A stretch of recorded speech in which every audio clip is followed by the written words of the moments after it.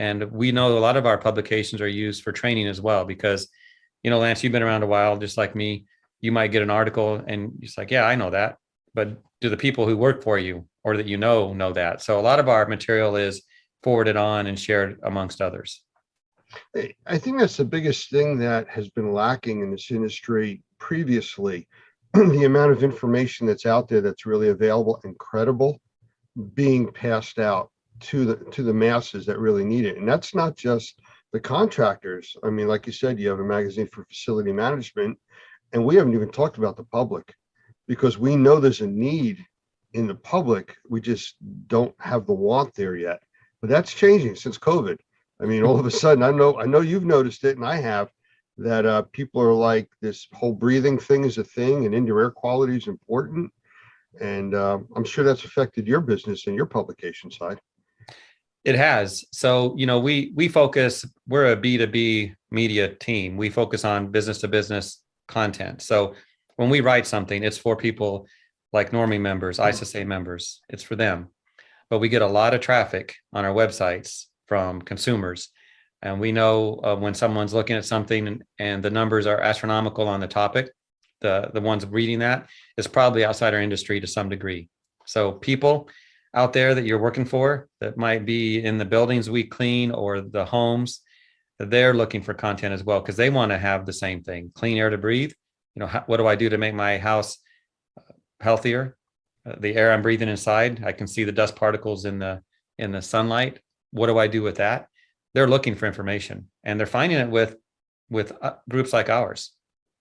Hey, we're constantly putting out the same message about how important breathing is, how to improve your environment, how to make it healthier, safer, cleaner. Those are the tag words that we go with. And that's really the direction that I think everybody here is really striving for.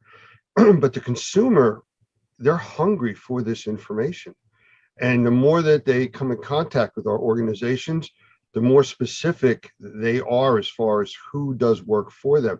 I get calls from contractors that are like, how do I get certified with you? I said, well, we have our No, I got to do it right away. Well, what's the rush? I'm working with the customer and they won't let us do the work unless we're Normie certified. Well, good for Normie. Well, the word's getting out there, and that wasn't a shameless plug for us. That's just the way the phone calls come in. You're allowed 3. 3? Oh, okay, 3. That's one. Keep score. But the reality of it is, people are seeing that there are stable and reputable methods out there, and they're starting to learn that. And they're learning it because now the want is there. People want this type of environment to be in. And it's publications like yours, it's the training classes that are going out there from all these different organizations pushing the same message. I think that's making the biggest thing. Mm-hmm.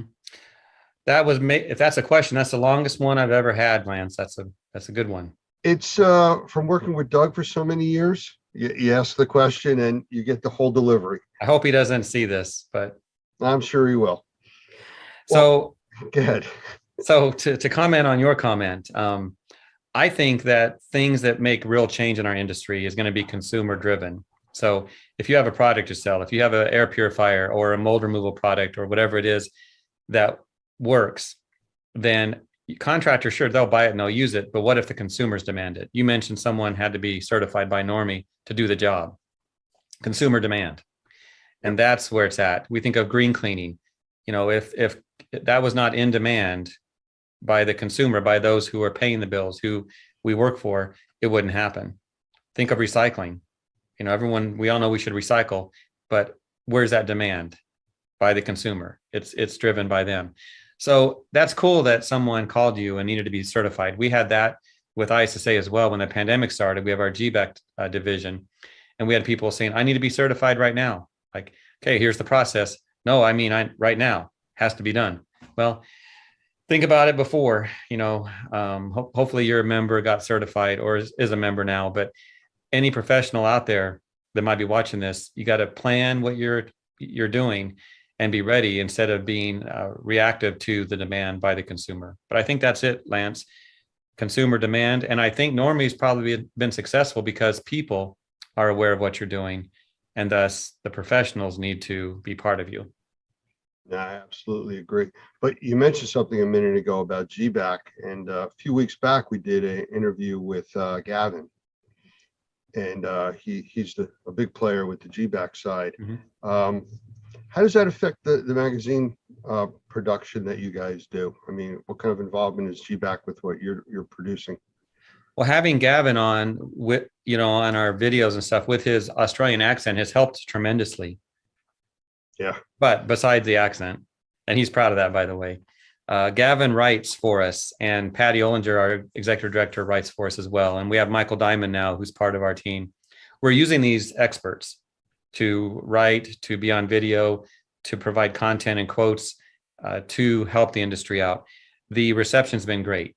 They know what they're talking about. I'm not the expert. I'm the journalist. I'm asking the questions, and a journalist who doesn't know the answers is probably a better one. So that's where I'm at. I asked them to provide the content, like that interview I did with Doug and Gavin for the article that's coming out.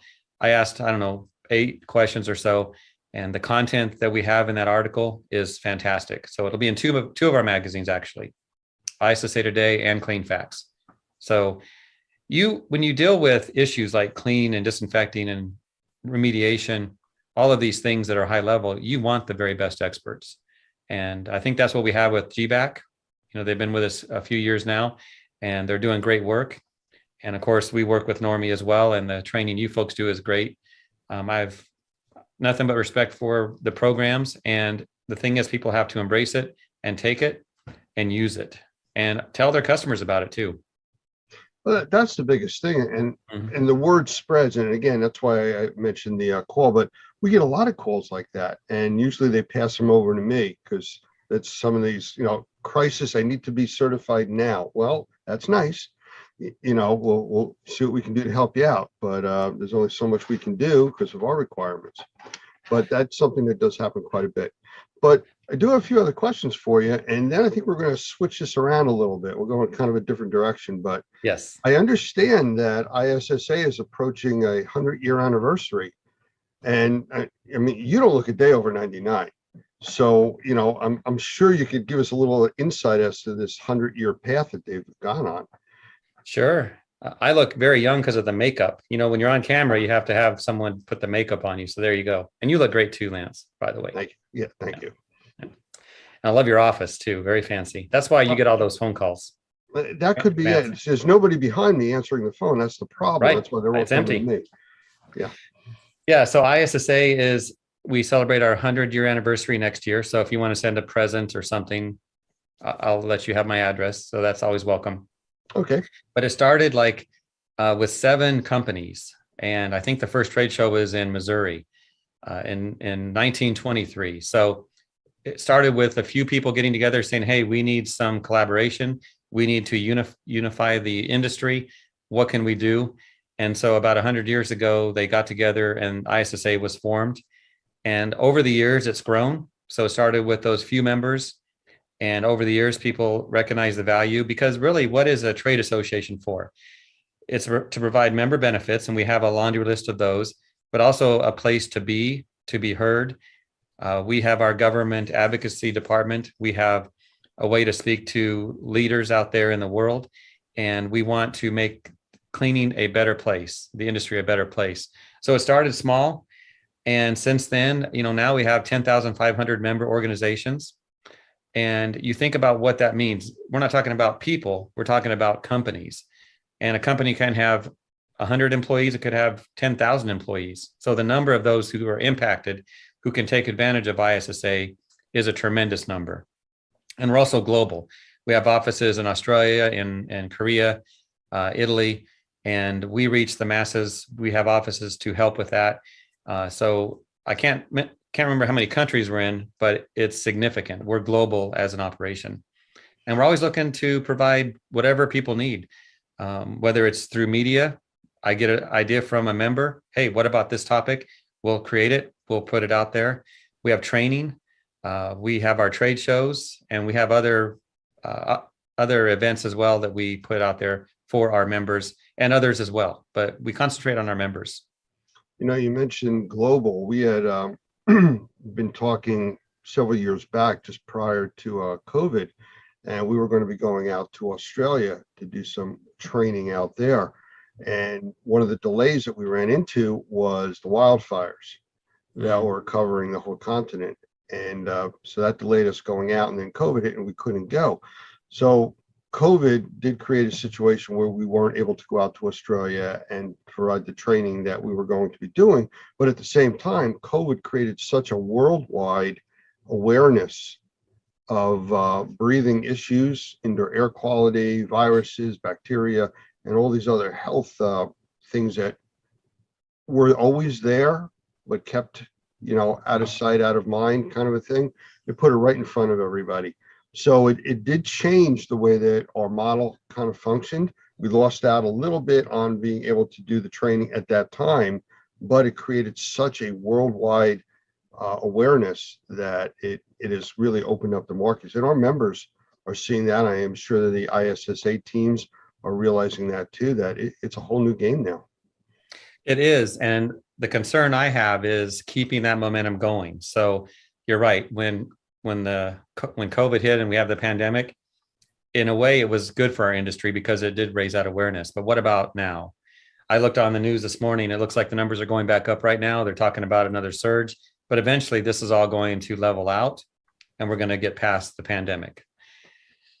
What do we do with the awareness? You mentioned indoor air quality and breathing. I know that's a big component of what you do at Normie. What are you going to do to keep it going, Lance? What are you going to do? Well, theoretically, people can't stop breathing. So, it's kind of like even in real depressions, food services continue because people need to eat. So, the other industries slow down. So there's certain things that you can't stop. So the breathing industry can't go away. It's just whether it becomes something that's reachable for people to be able to decide whether they're going to have less quality of the air they breathe so they can afford food, depending how bad the times get. And hopefully we never reach a situation like that. But with the awareness, I don't think that's going away anytime soon, at least for a generation. People have a generational memory, I think is the way I've heard it used, that, as the next group grows up, they have different things to focus on, and the previous generation's issues and problems, well, it's not theirs. Yeah. So, like I mentioned earlier, things are driven by consumers or people who use buildings who are breathing that air that's so necessary, as you mentioned. And I've seen cases where in technology where people can monitor what they're doing, monitor what they're breathing. I think that's going to be a game changer because your generation coming up, they like the data, they like the assurance. So you think about someone in the past, they just look at the surfaces, they say it's clean or it's not clean. Does it smell good? It smells good, so it must be clean. But now we can look at the data, we can look at the testing. And I think that's going to drive things. So consumer awareness is going to help. And I see your point about it's going to be around for a generation, but how quickly we can forget when things are put aside. That's my concern. We don't want to lose that momentum. So we got to keep that going. You're absolutely right. And you mentioned about the technology and the data. And, we had talked, previously that we're in the process of rolling out an entire monitoring program on a nationwide platform, and eventually it'll go international. But it's about monitoring data at locations and making that data available to the people that make adjustments and decisions monetarily as to what they do with their indoor air quality, plus the public. I mean, the short version is all this data that's being captured can be put on a very simple 60-inch TV at the front door of a big corporation as you walk in. Your current indoor air quality conditions are, and people see it walking in. So, and they might walk out. And walk out. Yeah. Mm-hmm. No, that's absolutely correct. It's kind of like the restaurant that you go into that all of a sudden the health department's gone in and given them a C rating instead of that A+ rating. It's like, maybe I'll go eat next door. It's another way of showing confidence in your facility and your ability to keep it clean to the consumer. And again, it's all consumer driven, like you said. Mm-hmm. So, I mean, this stuff is what's going to keep this going, for some time. Our monitoring program will be launching next month. That is something we've had a lot of excitement about. And I know we haven't talked in a lot of detail with you about that, but it's something that's going to break quickly. The people involved in our beta testing right now, I mean, I've gotten nothing but favorable remarks about it. There's a lot of excitement around it. So I think that's part of what's going to help this education going forward continue. So it's a cool project you're working on. And I have to think that anyone walking into a building and they see the air quality. I mean, when you're on the interstate and you're driving and there's an alert on the sign that says air quality is whatever, you pay attention to that. Absolutely. You know, why is it low? And what is that fog I'm driving into? So I know you're talking about a higher level product that's going to really show the data, but we do want to know where we're going. And when we get there, what's it going to be like? We have to breathe, as you mentioned, but what are we going to be breathing? Well, that's a funny statement, because you mentioned before about, having the air smell better, and there's things we can do to make the air smell better in our environments. But what you're doing is actually adding VOCs, or volatile organic compounds, chemicals, to that breathable air to give it that smell. You're not really smelling roses. You're smelling something that's artificially creating that smell, and you're inhaling chemicals. Are you a myth buster or what? It's just that whole reality check thing. Yeah, it smells good, but what are you really smelling? And is that affecting the air you're breathing? Are you saying in my orange Gatorade, there's no real oranges in there? Doug uses the example of, I'm trying to think, I think it's the FDA that puts limits on contaminants in water. And they say that water containing 50 parts per million of arsenic is acceptable. Mm-hmm. I don't know. I just leave that question out there. Is that acceptable? You're drinking arsenic? You good with that? Only a little bit. Only a little bit. So, it's that kind of stuff. If you have a choice, I'm sure you would want to drink the water without the arsenic. I would vote for that. Yes. Right. So with indoor air quality, if you have a choice of breathing air that doesn't have the chemistries in it to make it smell better, covering up a real problem, that might be something you would choose. Yes. Agreed. So and come put one of those machines in my house and I'll look at the signs and I'll know if I'm safe or not. Okay. Well, we'll talk about that after. I think it's something that this is the right time. That's the only way I can describe it for this type of technology. About 15 years ago, I worked with a company that we had tried to bring a similar technology to the marketplace. Actually, it was using Motorola equipment at the time, and it was using telemetry. That's how far back we're going with the way it communicated. The internet wasn't stable enough. There wasn't enough speed. The technology wasn't there. It was ahead of its time, but the technology wasn't there to support it. 15 years later, wow, now, computers and everything, as far as they've gotten advanced, can handle all this with everything cloud-based. So this now would be the time for this type of deployment. And I think that's where we're at. Mm-hmm. So I'm trying to remember, there was a few things that I did want to talk to you about, other than, basically, the magazines. It's kind of like, what else you got in the works? Any surprises you can kind of like let out or not let out that you can accidentally let out? Yeah, well, if there were surprises, it wouldn't be if I let it out. But no, I can't think of any big secrets to share with you, Lance. But looking forward to trade shows coming up and getting out and meeting people. We've been doing that. We've done a couple of trade shows already, and it was nice seeing people in person. So that's good. No, every day is fun, and I'm always looking for some angle for media. Our video program is doing great. We're approaching 1 million views on that in the past couple of years. So we're no Justin Bieber or some famous rock star that gets millions and millions for each video we do, but we're happy with what we're doing. People are watching just like they do with yours.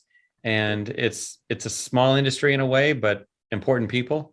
And so we're trying to make sure we give them what they need.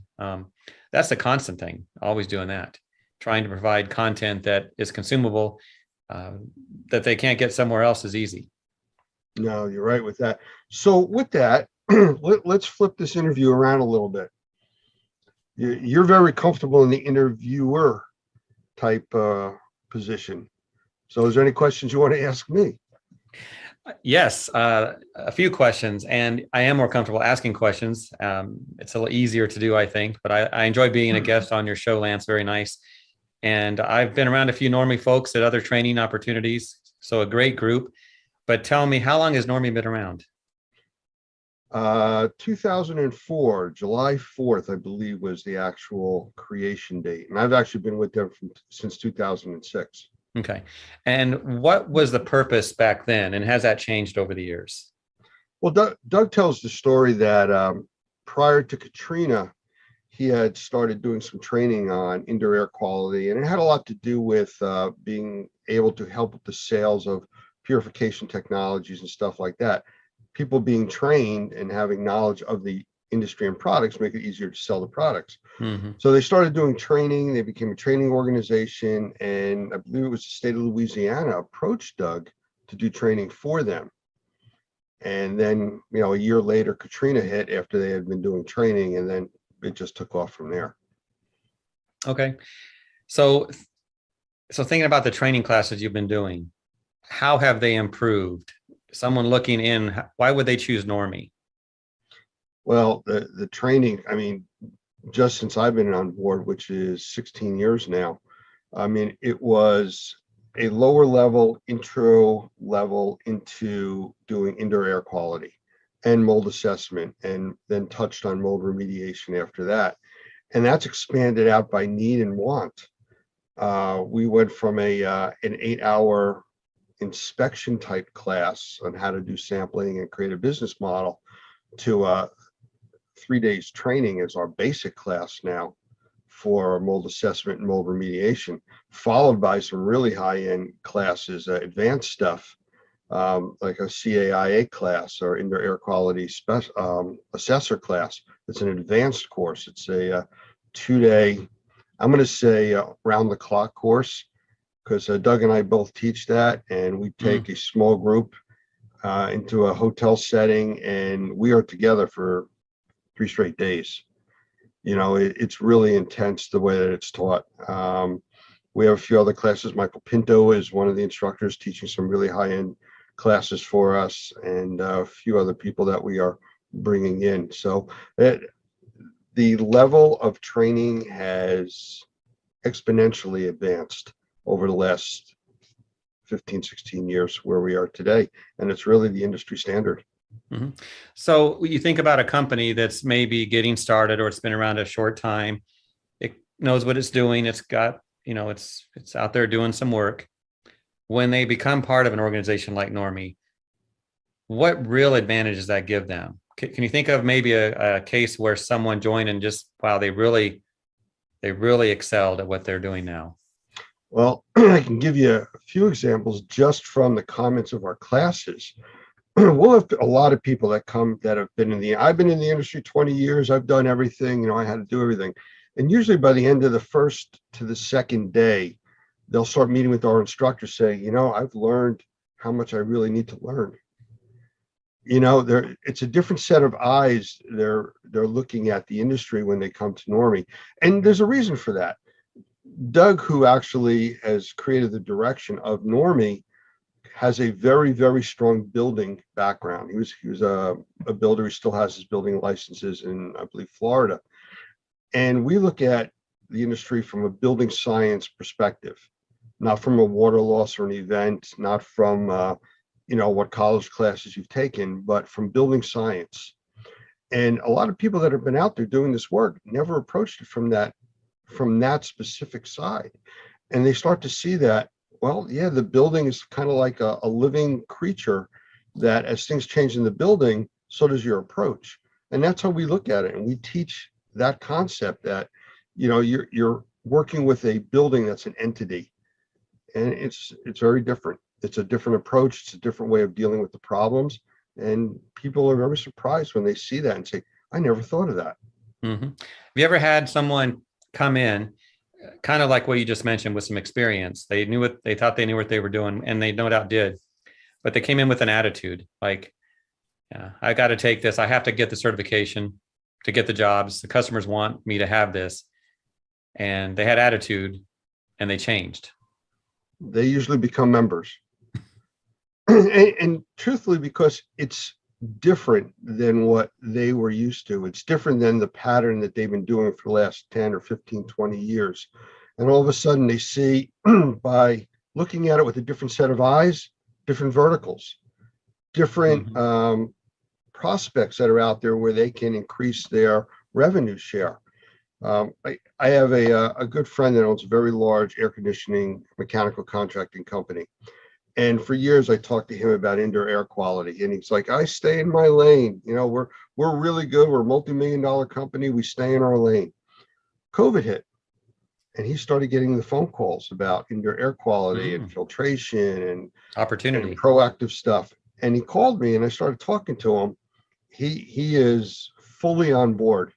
He sees that there's an entire new market out there for indoor air quality, and it changed his perspective of what they do, which they do very well. And now they've added to it. They've enhanced their product offerings because of looking at it differently. So, I mean, yeah, it's very positive when people come to us like that. Yeah. Indoor air quality as an acronym has been around a while, but it's really meant something with the pandemic. Let's talk about mold. Mold is in your name. Yeah. Normie. Mold. Water damage is not. What do you do with those who want water damage training? At the moment, we're actually approved to teach the WRT class. So we do offer that. We have the instructors from the IICRC. They actually come in, they teach that. And we just take that and we go from there with building science to the next step and go, well, your next option would be mold remediation. You've done your water drying, you know, mold is another aspect of that, but so is bacteria. You get all different types of water losses that create all types of, I'll just say in general, pollution problems within the environment. So you go from the water drying to the next piece of mold to bacteria, then you get into more, again, back to the indoor air quality, the bigger umbrella. Just the starting point that you're at. So my last question is, what is going to happen next? What's the next big thing for Normie? You're doing training. You have products coming out. What's going to move the needle for you folks? Well, it's already moving, and again, I'm beating the same drum, but as we're educating, we do that sometimes. Yeah, we're educating the public that it's not just about seeing mold on the wall. I've been asked the question, is that good mold or bad mold? I said, do you want it there? They go, no. So then it's bad. It's that simple. Yeah, there are different types, but we're dealing a lot now with sensitized individuals. That's become a very, very large piece of the market share. It's estimated about 20% of the population is reaching that classification of sensitized individuals. 350 million people in the US, it's about 70 million people that fall into that category. It's a very large piece, and it requires a higher end of training. You need to know how to deal with these customers and their projects differently than you would from a regular mold assessment or remediation project. That's a big change that's coming. This monitoring program, very big change to the industry. It's going to be awareness. It's the awareness shock factor, I guess, equivalent to asking somebody, how many times a day do you take a breath? Well, I don't know, a few hundred times. I said, how about 20,000 is the average? No, and you see that shock factor on them, that all of a sudden the reality of what is really happening is there. So the monitoring is giving them a live view, an understandable knowledge base of what's going on in their environment. And now they have the ability to control it. So like that shock value of we spray chemicals to cover up the smell, to how many breaths a day do you take, to now having control over your environment and managing how many breaths you take and the quality of air. That's big, and that's going to continue. So circle back to the sensitivity issue. Sensitivities to what? Well, the The 70 biologicals, million. the biologicals are the common thing. Oh, I'm allergic to pollen. I'm allergic to dust and dander, mold, The things like triggers. that. I'm sorry? The triggers. Those Yes, that. the basic triggers. But now with the awareness of everything else that's going on, you had mentioned earlier about, spraying something or using chemicals to make it smell better. People are as reactive to that as they are to the biologicals.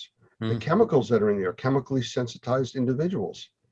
And that's also part of the sensitized program of how do you clean somebody's environment or make it better without making it toxic on the chemical side.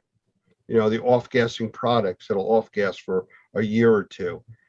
Formaldehyde increased in all the products that we're bringing into our homes, furniture, carpeting, things like that. That does affect people. And, it's how to help them, which is this whole new industry. I've heard of formaldehyde in products, and I've heard some say that that's not true. Are are formaldehyde used in products that will off gas in our homes? Heavily, Okay. especially products that are coming from overseas. There was Hmm. a big recall several years back on flooring that came from China.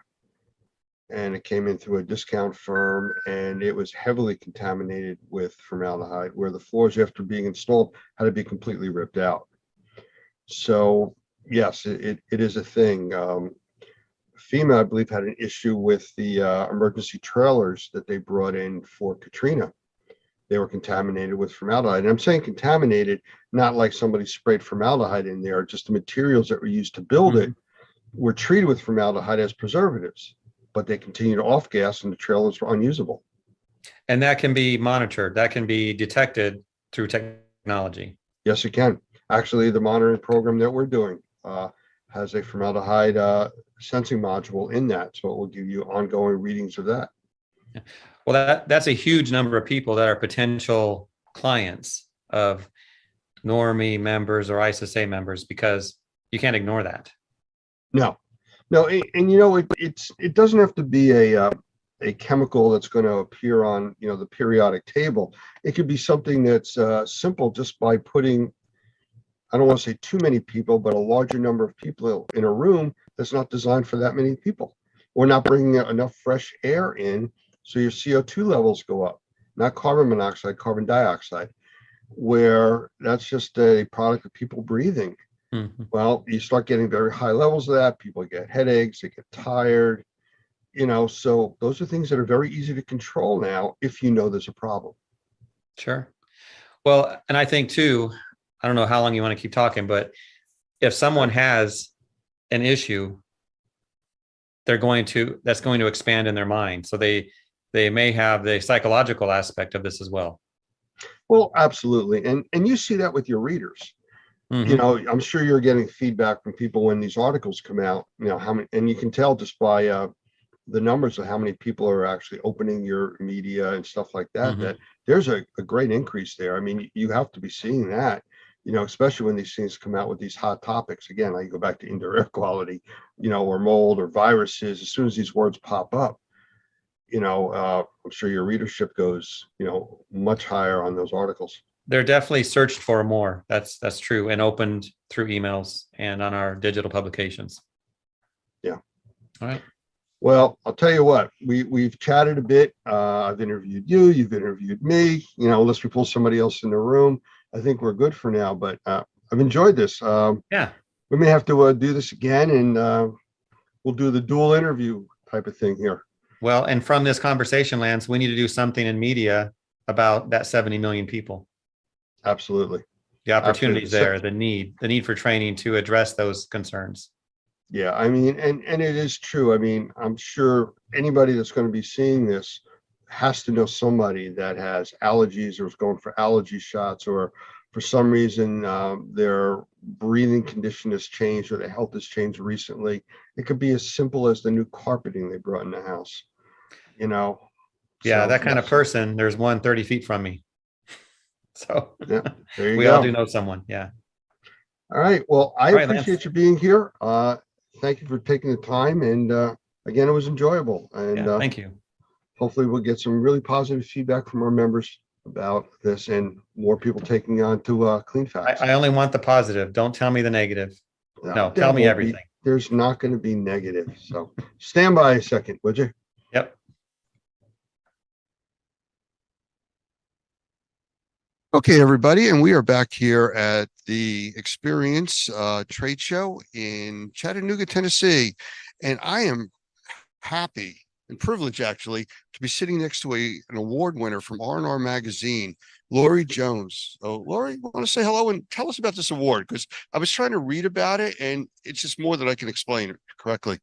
It's actually the Women in Restoration, and you are nominated by colleagues, friends, family even, and they open it up for about a month. And there's usually a couple of hundred people that get nominated, and they go through a judging cycle, and they read everything about everybody, and then they choose from there. And I won. Well, I was reading through the article, and let me just hold this up for everybody. Big article. That's her. That's her. You can see her. There's some pretty heady runner-ups that were in the group here. They're amazing women. I was reading about that, and so it's pretty impressive that you were chosen over them. I'm very honored to be chosen. I'm very surprised. I mean, really? Yes, because I don't think since I'm doing something that I love to do, I don't think it's outside of the norm. So to me, it's just every day. And then to be recognized for it, it was just like, really? Thank you. Oh, wow. And you just, whenever I was saying thank you last night, I got really emotional because it just hit me how important this award was, or is, I should say. Well, congratulations. Thank you. So tell us about the business that you're in and what you actually do, because again, I was trying to read through some of the titles, and there's a long list here of things that you're certified in and the type of work you do, forensic restoration. Let's start with that. Tell people what that actually is. Forensic restoration. I'm actually a certified bioforensic restoration specialist. And what I can do is I clean up after crime and trauma scenes and hoarding, mass casualties, WMDs. And I'm also a trainer with my husband, Jeff. And so we teach people how to do these things too. And it's the Microbial Warrior. And that's basically what we do. We treat our business back home in Oklahoma as a business or as a ministry, because it's what it is to us. It's a ministry. And so we're going out to help people. So when they call us, they're not having a good day. I understand that, and I've come across a lot of that, from my past and everything. Yes. But it's funny because sitting here talking to you, it's kind of like the mild-mannered reporter that rips off the mask and is now the superhero in forensic cleanup, crime scene cleanup, meth lab, stuff like that. You also do, right? We're just now starting to dip our toes in the meth, but we were staying away from it because we wanted to specialize specifically on the forensic restoration right now, because we wanted to be able to get everything under our coats and be able to teach what we do and explain it the way it needs to be explained and train people so that they will be safe when they do it. Well, I know that you deal with a lot of high-end equipment too. And earlier I was over by your booth talking with you and Jeff, and somehow you guys got me to put on one of the helmets and breathing kits that you have. And this thing was pretty impressive. I mean, I've done a lot of work through the medical side and through the restoration side, where you're wearing N95 masks, half face masks, all kinds of PPE, but this is like next level stuff. What is that thing I was wearing? It's a helmet and breathing apparatus all in one? It is a Max Air unit, and what it is, it's a PAPR, and it's powered air purifying apparatus. Resuscitator or something? Yeah, something like that. My brain's not working right now, but it literally takes air and puts it in through the filter, and it goes over your face, so it's positive air, so you don't have to have a fit test. You can wear your glasses and you can have facial hair, so the men love it. And I understand that because it's positive pressure, you can be in fairly contaminated environments, actually more contaminated than wearing just a regular N95 mask or even a half face mask. Correct. Because it's protecting your eyes and everything else. Correct. this is stuff that when we're talking, you said is also used in the medical community. Yes. See, I've never seen that, but how do they use it there? Same way. They put them on. And if anybody were to sneeze at them, it wouldn't matter because they have a cuff over their face. And so that would protect their three holes, or eyes, ears, or eyes, nose, and mouth. So it protects your three orifices. Mhm. And so you're protected. And like I said, it goes through a high efficiency filter. So it won't go through that filter. So medical grade type filtration, for all the nasty stuff that's out, even like when COVID was Correct. really a thing, it would be Yes. protective for that. Yes. Well, that's interesting because I know that a lot of our people through emergency services, medical services, I mean, they were wearing 2 and 3 masks at a time, Hmm. trying to protect themselves. And it sounds like this is something that does it all by itself. Yes. And plus with those masks, people were getting rashes around their faces because it would irritate their skin. You don't have to worry about that with this. Okay. Well, again, I was wearing it. I know Doug took some pictures of me. I'm afraid to see what he did with those, but I'm sure we'll find out in the near time. So what do you have planned next? You already won the guess the Woman of the Year in Restoration Award here. What's next? Just get more and more people trained to do their job safely. That's our goal. And where are you located? Oklahoma City, Oklahoma. Is that where you teach, or do you guys teach No, all we over? teach pretty much everywhere that has Okay. a facility that can actually accommodate what we do, because there's some facilities we use real blood and real brains from the people that the butchers, not butchers, but the places. Talking about where- animals, Yes, Yeah. animals. not people. You're not digging No, up graves. no, right. Okay.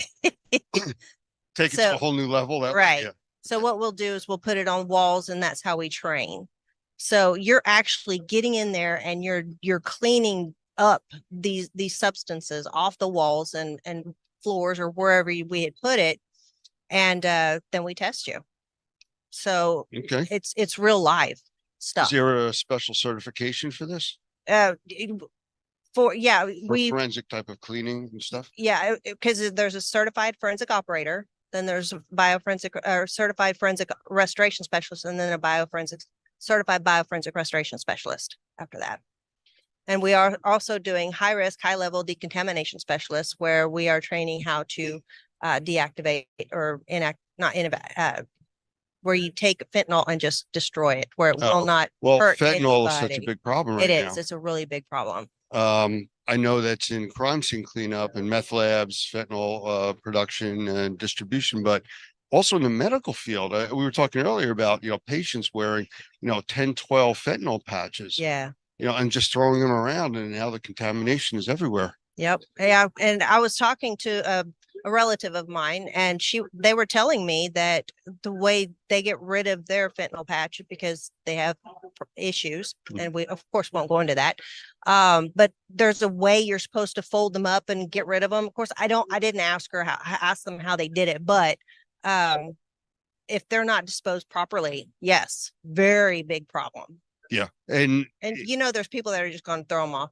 oh, absolutely. And it's absorbed through your skin. So Yes. just accidentally coming in contact with it, picking it up, you can affect a lot of people. Yes.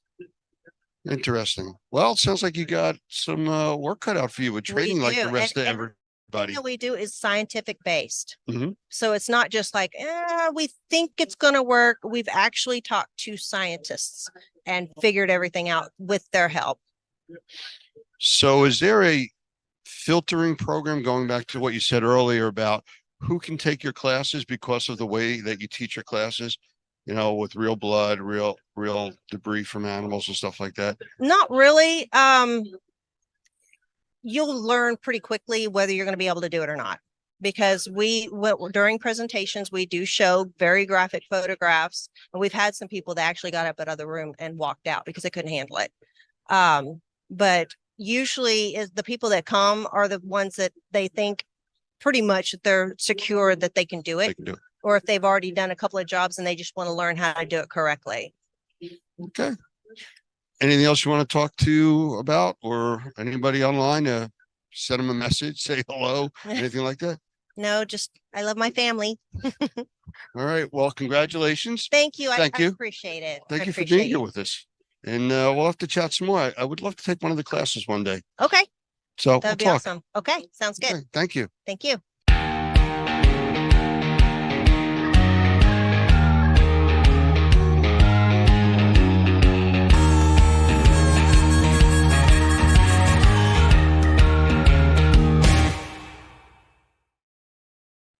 The following broadcast is made possible by supporters of the Normie Environmental Task Force, the Experience Trade Show and Convention, Reusip, EnviroScreening Lab, and Best Living Systems.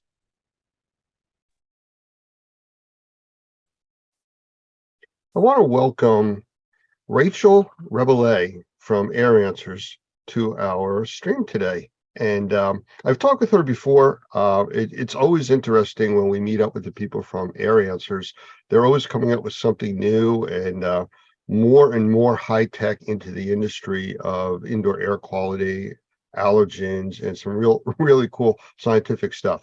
So, Rachel, how about a quick hello and we'll start chatting. Hi. Well, thanks for having me, Lance. Really happy to be here. And hello to everyone out there in the Normie universe. Well, it's funny you say that. We're broadcasting this on all kinds of channels through social media, and it's going to be out there in a lot of places. Well, that's exciting. You know, again, it's technology, and it's there to be used, just like the stuff you guys are coming out with. So, with that, I got a few questions for you. Of course. So, first of all, I heard that you guys have some kind of newsletter coming out. What's that all about? Yes, we're going to have a quarterly newsletter we send out with all of our updates, update on our testing that we're offering, information about partnerships or conferences that we're going to. And there'll be a link on there to set up a consultation with us. It'll be a short 15-minute free consultation to learn more about the technology. Can anybody sign up for that newsletter? The newsletter goes out to all of our customers, all Normie members. So yeah, I mean, anyone who's interested in it, go to our website and fill out the contact us for more information link, and we'll provide you with a newsletter. That's what I was looking for. So yes. Okay. Because I know a lot of our members, even if they're not using your services as yet, and may still want to get that newsletter. Oh yeah. Great. Sure. Okay. I'm just curious, what prompted that? I mean, because you haven't done that in the past. Well, we thought it would just be, we always have so much going on, and we don't feel sometimes that we're getting that information out there. And this time around, we've decided we really wanted people to know what we're doing, new things that we're adding, things that would be potentially more interesting to different businesses. And, we just want people to know what's going on. Okay, very good. Well, I'll be signing up for that because I don't think I'm getting it yet. And No. I just found out that you're doing that. So, Oh, you'll get one. okay. It's important to stay up to date. And just so you know, I just want to segue into this really quick. I am using the official Air Answers coffee mug that I got at the last convention with you guys. It's an amazing coffee cup. I'll talk about that later. It's the best coffee cup. Yes, it is. All right. So as far as technology, and the coffee cup is a lot of technology because it keeps stuff warm for hours. Exactly. I know you have new tests coming up. I mean, we've talked quite a bit recently, and you keep describing new processes that are coming. Can you talk about some of the newer ones and the old ones too, but definitely the newer ones? Okay. Well, one of the things that we have coming out this week for anyone who's working with, cannabis grow facilities, we're adding botrytis onto our menu. We have powdery mildew, and then we're going to be adding botrytis to that. That is going to come out by the end of this week. It's going to be available for purchase. I know from what we've done in the IAQ industry, the grow houses are really concerned about the different powdery funguses and stuff. Oh yeah. And I'm assuming that's what you're talking about here. I didn't know the specific name before, but I know that they have to submit samples to different government entities for testing purposes, and that's one of the things they're really concerned about because they could lose an entire crop if that's out of control. Oh yeah, the whole crop can go because of, botrytis or bud rot and, powdery mildew issues. But also for people who are working with those cannabis growers, one of the state requirements for a lot of different places is aspergillus. So we do have that aspergillus option as part of our mold genera testing as well, which could be helpful. And then we have one of our other panels, opportunistic fungal pathogen panel. There's two species of aspergillus on that one as well that could be helpful in this area, Aspergillus niger and Aspergillus fumigatus, which are two of the four aspergillus species that are problematic for people who want to pass their state requirements. Are those the specific species that affect people with aspergillosis, I believe it's called? Yes. It's people who are immunocompromised, or Yeah. it makes perfect sense. I mean, if you're going to be inhaling something or you're going to be using something for human consumption, you don't want them to inhale a bunch of different spores or kinds of molds that could potentially cause serious respiratory problems. Well, I know you've been expanding out all the different types of testing, and I know we've talked over the last 2 or 3 years about this, especially when COVID came out, because you do testing for COVID also. Oh, yeah. What else are you testing for, or can you let us know that you'll be testing for in the coming future? All right. Well, this is all new information, so I'll give you just like a little sneak peek, but we are going to be expanding our viral panel. And so we will be adding more viruses to that, and viruses that would be potentially interesting to, people in schools and people in buildings and everything else. So we're working to expand that. So we're going to be adding not just COVID, we're going to be having other viruses as well. I mean, it sounds specifically the way you're talking, like it's also targeting a little bit more into the medical industry. I mean, we obviously know the indoor air quality is a desperate need for all of this testing, but it sounds like the medical industry may have a bigger interest in this. Could be. Yeah. I could see the medical industry being interested in this as well. Yeah, I know that, we've run into issues over the years with the medical industry has been resistant to deal with more of the environmental issues affecting people, but I think that's changing now. And I think stuff like your technology is making a big difference where it's accessible and understandable to the layperson and the doctors. Mm-hmm. I completely agree. All right, cool. All right. Well, if you think of anything else while we're chatting here that's coming out that you can share with us, please do. That's what I have right now. All right, But, well, let's that see. one will be coming soon. I know we were at, I believe it was the ISSA convention was the Yeah. last time. And Yeah. I think you guys are going to be at the IAQA convention also. That's correct. We will have a booth at the IAQA, and I will be participating in a panel conversation moderated by Michael Pinto on mycotoxins. So there'll be a group of us in that panel discussion, and that'll take place at the I think it's I forget what night of the I think it's like 4:30 or 5 o'clock on Tuesday, but it's during the IAQA. So keep an eye out for that panel discussion, and it should be really interesting. I know Doug Hoffman is going to be at the IAQA show. I'm not sure if I am or not yet. I have a few things coming up, so I may not be able to get there, but I know Doug is going to be there, so you'll be probably chatting with him. Oh yeah. Michael Pinto, is one of our senior instructors. I mean, he runs some classes for us that are really specific to sensitized individuals. And one of the important things in his teachings is also your technology, Mhm. because the people that are sensitized, which I believe now is they're considering between 20 and 25% of the population out there. It's like 1 in 4 people are considered crazy. sensitized. Oh yeah. And it's not that it's really been that different over the last several years. It's just become an awareness now. And now people want to know what's going on in their environment. And that's really where your type of technology really comes in. Oh, yeah. You know, I keep calling it technology, and I don't want it to sound science fiction like, but You don't want to say electrokinetic capture technology? no, it's too early in the day for that. Haven't had enough coffee yet? Yeah, pretty much. No, I don't want to do that, but I do want to say that, you know, we had talked, a few months back about the teaching of your technology to like our members and the public.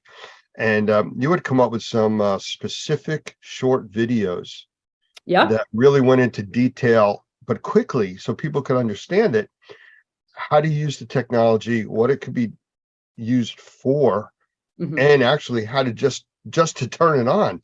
You know, Yep. we found with a lot of the technology that's out there that people don't want to read instructions any longer. Yeah. You know, I'm guilty of it myself. You know, you open up that furniture you want to put together, you know, no, we don't need these. And some of the companies now have been putting out just pictures, no more words, instructions. But you went to the next step and actually did videos showing people how to manipulate the cartridges, how to turn things on and off and reset, which was extremely helpful. And we Well, actually if there's have a anyone number- else who needs, I mean, if there's any other videos you can think of, we're gladly put those together as well, if they will help to provide more information. be careful what you offer to do. I know. You know, because we never know. I mean, we're dealing with several different generations of assessors, inspectors, remediators, and the general public, and they all learn differently. You know, some people have to read directions, other people have to look at pictures, other people need to just have a video explaining it to them. And Yeah, having all these different ways out there really makes a difference. So yeah, we may be asking you to do a few more of those things. great. I understand. I'm very visual myself. So, I mean, I put together I got a table from Amazon the other day and it went right to YouTube and it had a whole video on how to put it together. So, you know, I completely understand. Can you talk a little bit more about the types of allergens that you guys can test for? Sure. I get a lot of questions from people about, you know, I know I have allergies, but I don't know what I'm allergic to. Or I Mhm. went to a doctor and he said I'm allergic to these 4 things, but I don't know. I don't think I have, you know, anything in the house related to a cat, but they say I'm allergic to cats. That type of testing. Yeah. Yep.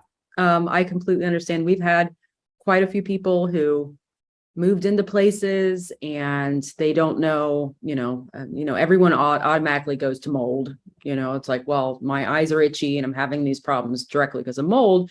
And then you find out that, we find cat allergen in the home. So what we specifically test for is we have a cat allergen, dog allergen, dust mite, cockroach, mouse, and 3 different types of pollens. So we do tree pollen, grass pollen, and ragweed pollen. I got to go back to the dogs and cats for a moment. Okay. Is it testing, because this is a question I get all the time about the allergen portion of it, is it testing basically the saliva aspect of it or the dander, or what is it looking at? It's actually testing for a particular protein, and that protein is what the allergen is. And that allergen can be found in saliva, it can be found in urine, and it can be found on the animal dander. So it can be in any of those things. So we're specifically targeting the actual allergen. That's interesting because when I've talked with people that have dog allergies, cat allergies, they're always worried about the fur and the dander that's all over the place. That's what they think they're allergic to, but it's basically the proteins. It's the that exist proteins. on that, Mhm. from them licking themselves or whatever. And that's what we found with, people think, oh, I got a hypoallergenic dog or hypoallergenic pet. And they say, well, it doesn't have any allergens. Oh, yes, it does. It still has allergens. It's not going to lose its fur as much, But I mean, there's still allergens in its saliva. There's still allergens in the urine. There's still allergens coming from that are, on the skin. So, I mean, it still has allergens. They just don't shed as much. So when we do testing in homes where people have hypoallergenic animals, we're still going to find those allergens because they're still going to be there. Let's change the subject here for a minute. We're in the process of working with several entities in different parts of the world, Uh-huh. and they're very interested in using the technology from Air Answers. Mhm. Is there a time limit on shipping? Because it does take a little bit longer to send stuff into the lab here in the US if they were overseas. Is there any concerns there? With time of shipping, or well, the stability of the sample is fine. So there's no concern if you're sending it into the laboratory and it takes a week or so that there's going to be any kind of issue with stability. So that's really not a concern. So Okay, very good. Because that was one of the discussions I was involved with about using the Air Answers lab, was concerned about it taking several extra days to get in, and if it was a concern, just like a regular swab sample of mold, mhm. it could incubate and stuff like that. So Yeah, very good. yeah. So let's see. Could we ask you to run through a list, if you can, of all the different things that you test for, and then maybe summarize it by how long these tests take? Because I know there's different Sure. time periods. Is a day, 3 days, 5 days? I mean, there's all different time periods for different types of testing. Great. And I'll go through this list and I'll actually provide you with that information as well. So if any Normie member has questions about that, you'll have that information to help them with as well. Okay, well, I will start with our beta-glucan testing. Our beta-glucan testing is our marker for actively growing mold. So, for anyone who wants to know if mold is actually growing in the environment that you're assessing, then, beta-glucan would be the test to do. Beta-glucan, you would run beta-glucan for either 24 hours or a 5-day run. And the turnaround time for beta-glucan in the laboratory is a 24-hour turnaround time. So once we receive the cartridge in the laboratory, it's going to be 24 hours, to get that sample, to get the results. Sorry. The next one, I will go through the mold genera. The mold genera is 8 different types of molds. I'll try to name them all. Didn't want to Penicillium. put you on the spot, but Oh, you're fine. yes, I did. Aspergillus, Penicillium, Stachybotrys, Fusarium, Catonium, I said Fusarium, Cladosporium, Trichoderma, Memnunella, and I think that was 8. Was it 8? I don't know. Well, Well, you definitely hit our 5 no tolerance molds. Exactly. I hit your 0 tolerance molds there. So those are indicative of severe water damage, correct? Correct. Great. So that test, you could run it again for either 24 hours or 5 days. And then the turnaround time in the laboratory is 24 hours for that one as well. Before you go on, just real quick, on those tests where you said between 24 hours and 5 days, can it be run for shorter periods in there, like 3 days, if that was only the accessible time? Or does that cause a The problem? reason why we tell people either 24 hours or 5 days is because part of the calculation that we provide the results, part of that calculation has to do with time and volume. And all of that is kind of worked into our laboratory information management system. So it's to provide people with information. And then also what we're doing is building out a database so that we're able to develop our own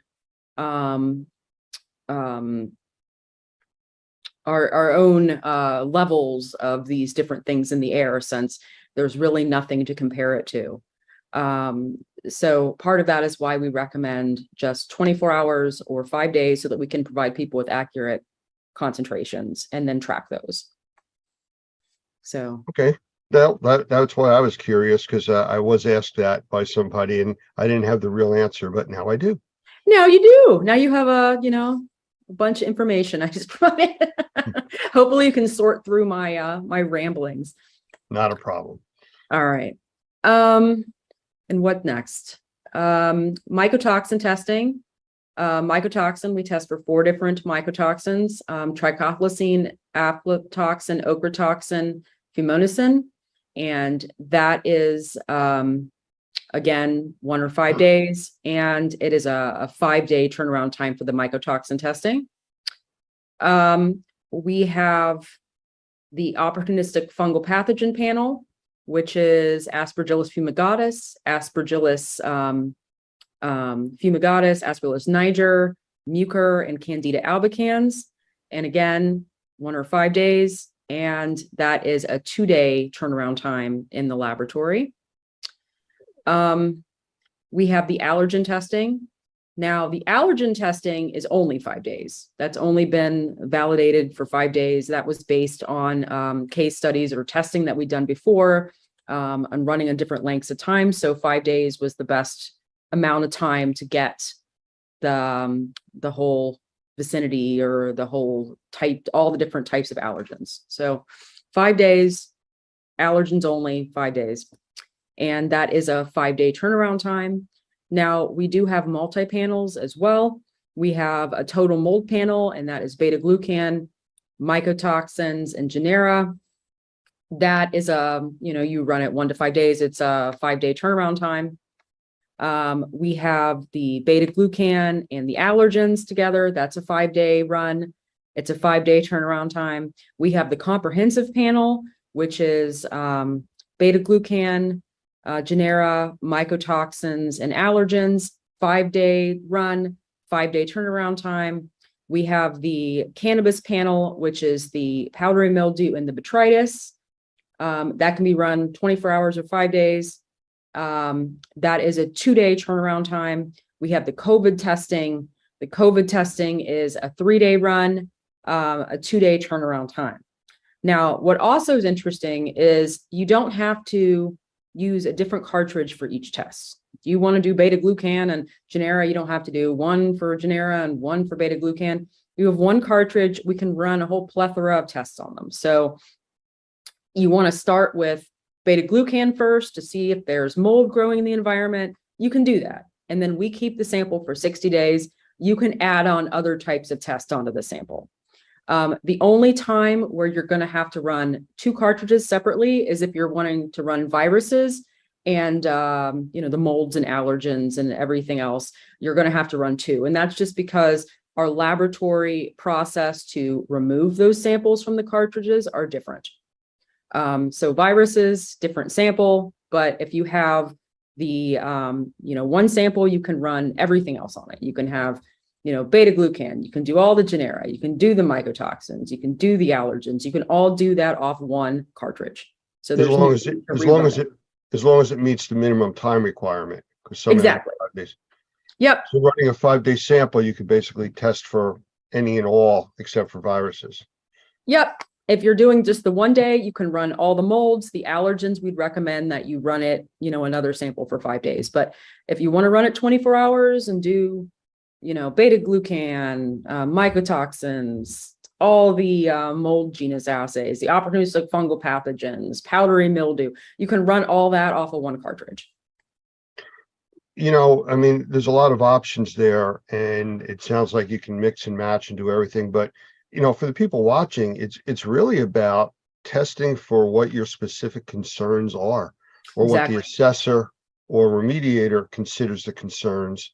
Yep. And it's getting you data. It's getting you information to help you come up with a plan. Yep, definitely is. So we do provide a lot of different options. One of the other things is we love to hear what customers want to test for, because with the molecular type testing we do in our laboratory, we can build out our menu quite a bit. So if there's anything that we aren't offering right now that we could potentially offer in the future, please just let us know. Well, you know that we use the Air Answers device in the training for our NCEAA program, which is the NORME certified environmental allergen testing and assessment program. And it's one of the pieces that we teach about using. Mhm. just for that reason, because of all the allergens that you do. And we just encourage people to do that. I do want to stress, and I talk about this in all the trainings that we do, if you have the technology, if you have the Air Answers device or any other piece of equipment, use it in your home or office first. Don't go out to a customer's location and use it for the first time. Any piece of equipment, sitting there reading the instructions is not the place to do that, or calling me and saying, how do I do this? Because that does happen. So please, I always say, please use it in your own home. Find out what's in your environment, become a believer in the technology. Or sit in your office, watch those short videos, and those are just, how to put the cartridge in, take it out, where to send it, it's just some information. So it is really helpful to try it first before you take it in somewhere. Absolutely. Good advice. Well, is there anything else that we haven't chatted about that you would like to talk about? I always put it out there, like, do you have questions for me? If not, that's okay. I'm good with that. Well, what's new with Normie? Well, we're busy. We're going to be at the different conventions. We're going to see you guys hopefully there. I might even have to get another coffee mug. Again, amazing coffee mugs. If you guys have them again, I encourage everybody to go to your booth and try to get one, because they keep things hot forever. Oh, well, great. We'll make sure that we have those at the next conference then. Well, I'm just putting it out there. I'd like to use another one. Well, I do want to thank you for your time. It's greatly appreciated. I know you guys are busy. Oh, well, thank you so much for having me. I really appreciate it. No, it's our pleasure. We enjoy getting the information from you guys and working closely with you.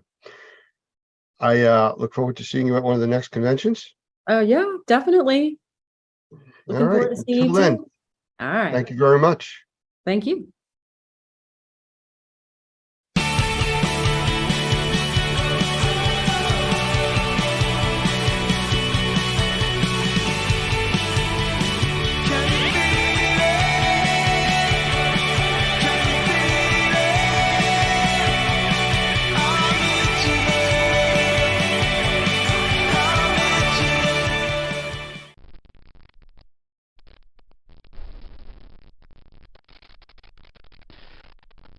August 2005.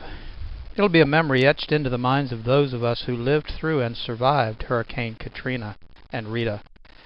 As devastating as the 150 miles per hour winds were, no one could imagine the inconceivable costs in terms of loss of human life and property that the failure of the levees caused when it flooded nearly 1/3 of the city of New Orleans. With over 275,000 homes lost on the Gulf Coast as a result of the hurricane, 10 times as many as any other natural disaster in U.S. history, the city of New Orleans continues to deal with the results of homes flooded to the rooftop, unparalleled mold infestation, and potential health issues for the residents who remained to salvage what they could. Information and misinformation has been mixed together, and vulnerable property owners have been faced with the daunting task of trying to sort out the truth. And so the lessons are clear. Prepare when you can for whatever flooding might occur, not only for the potential, but for the aftermath. And whether a natural disaster or the result of someone's mistake, anyone and everyone can suffer the devastating effects of flooding.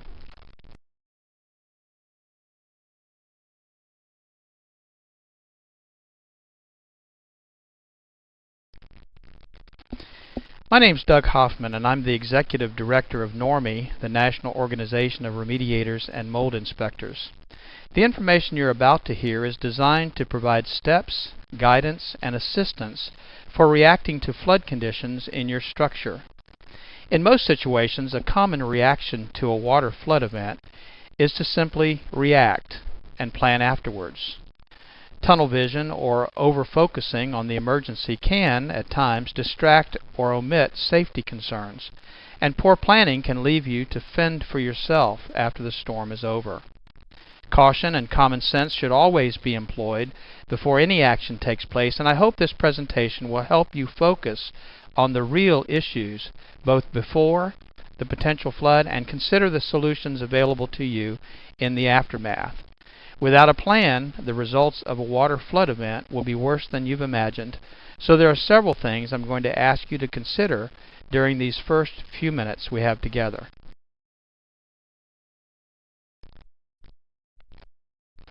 The integrity of the structural systems may have been compromised depending on the nature and degree of the event. In all cases, if you are unsure of how to proceed or to create a safe environment to work in, contact a professional to assist you. A major concern in flooding situations are the utility services. Wet or submerged electrical devices, outlets, and wires can energize the area you're working in. The risk of electrical shock, burns, or even death must be eliminated before proceeding. This may require the power company to deactivate your service. And of course, natural gas and propane sources should also be protected, secured, or deactivated. This would include pilot lights, heat sources, and gas storage tanks.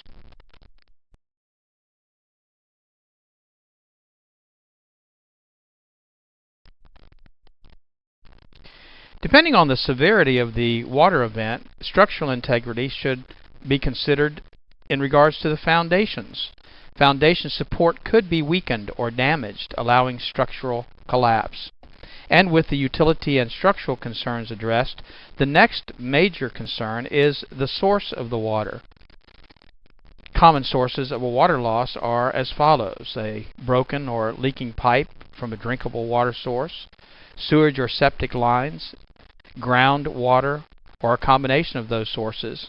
And of course, you have to be concerned about the sewage and septic lines when you consider some of not only the sources, but the problems that could result after a flood. A general rule of thumb would be to consider any water that you would not drink as being contaminated. This would include water coming in contact with chemicals, human and animal waste, debris, and other unknowns.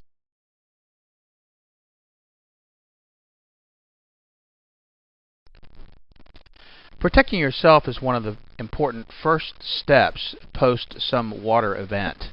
Exposing your skin, your eyes, your lungs, your nose, even your throat to contaminated water can create a wide range of health issues that may not appear for days after the exposure. I want to talk about personal protection equipment because that should be used while you are in the contaminated environment.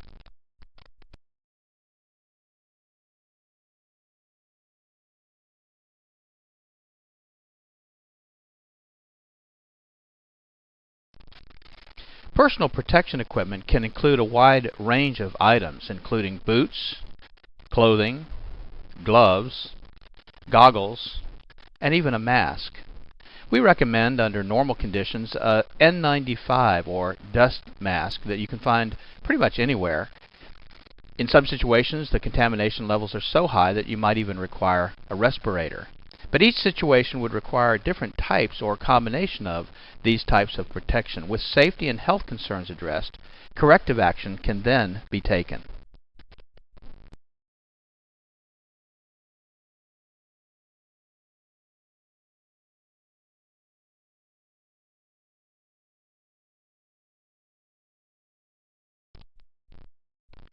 One of the most important things to consider with respect to corrective action is time. Time is your enemy. Once materials get wet or contaminated, damage and additional contamination growth is exponential. A clean water loss, if not corrected, can promote mold growth in as little as 24 to 48 hours. And contaminations due to sewage or unknown water sources will simply exacerbate the problem.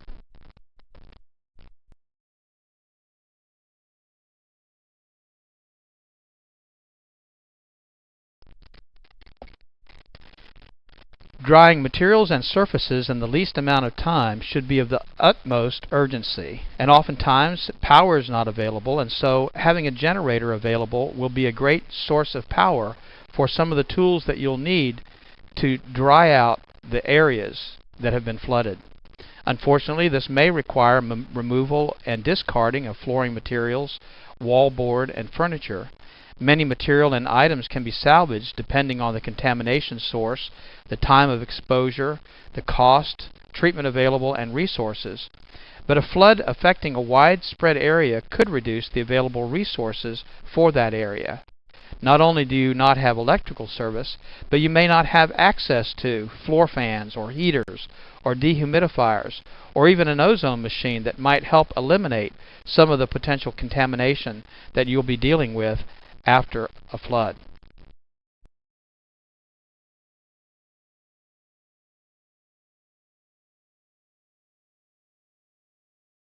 The following suggestions may not be appropriate in all situations. However, in all situations, safety must be the primary concern. Prior to or during a developing flood condition, remove any movable items, at least as many as you can, to higher ground and secure those locations if possible. Of course, the order in which those items should be removed is a personal decision, but things to consider are the cost of that item, the sentimental value, proximity to the flood, maybe the ability for it to be moved and the practicality of it. Removing items such as furniture and floor coverings prior to getting saturated will make the cleanup process, of course, much easier. Structural and decorative materials such as wallboard and carpeting are a major problem once they get wet. Most of these materials absorb moisture and can expand the damage beyond the water level. Wallboard and other materials such as pressboard or OSB oriented strand board allow water to travel in an upward direction well above the water line. An example would be wallboard in as little as 1 inch of water can wick or draw moisture upward several feet. This also creates a problem inside the wall cavity which cannot be reached or cleaned. The rule of thumb is to remove the wallboard a foot to a foot and a half above the highest identified wet area of the wall. This will allow access for drying and cleaning building materials in the wall cavities. Up to this point, we've described different conditions, causes, and precautions. In the next section, we want to describe pre-planning and corrective measures.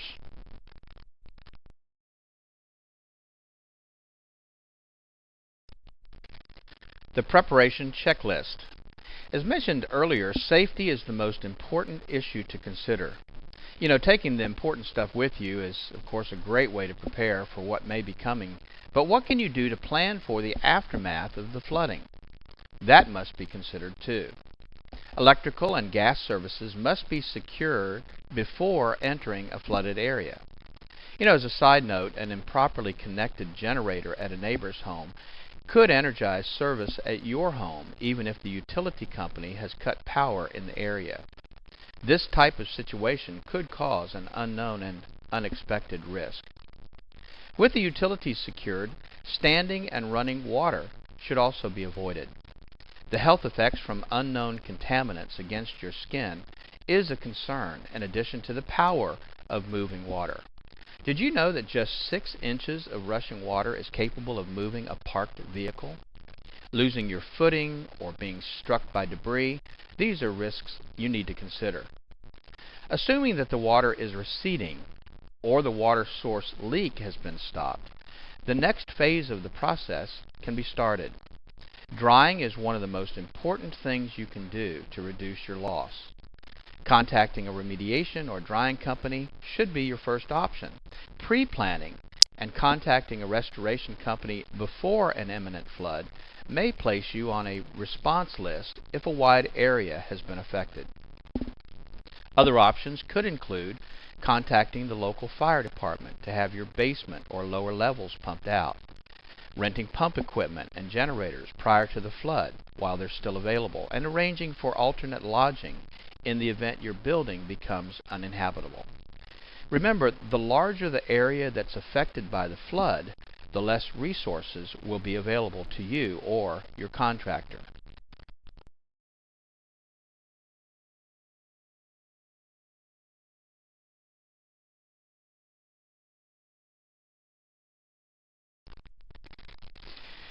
Here are a few internet resources for finding qualified contractors and some definitions we think you should know to protect yourself. NormiePro.com certified.com is a great resource for you to find certified mold assessors, inspectors, remediators, and other indoor air quality specialists, and you can find those certified contractors by your zip code.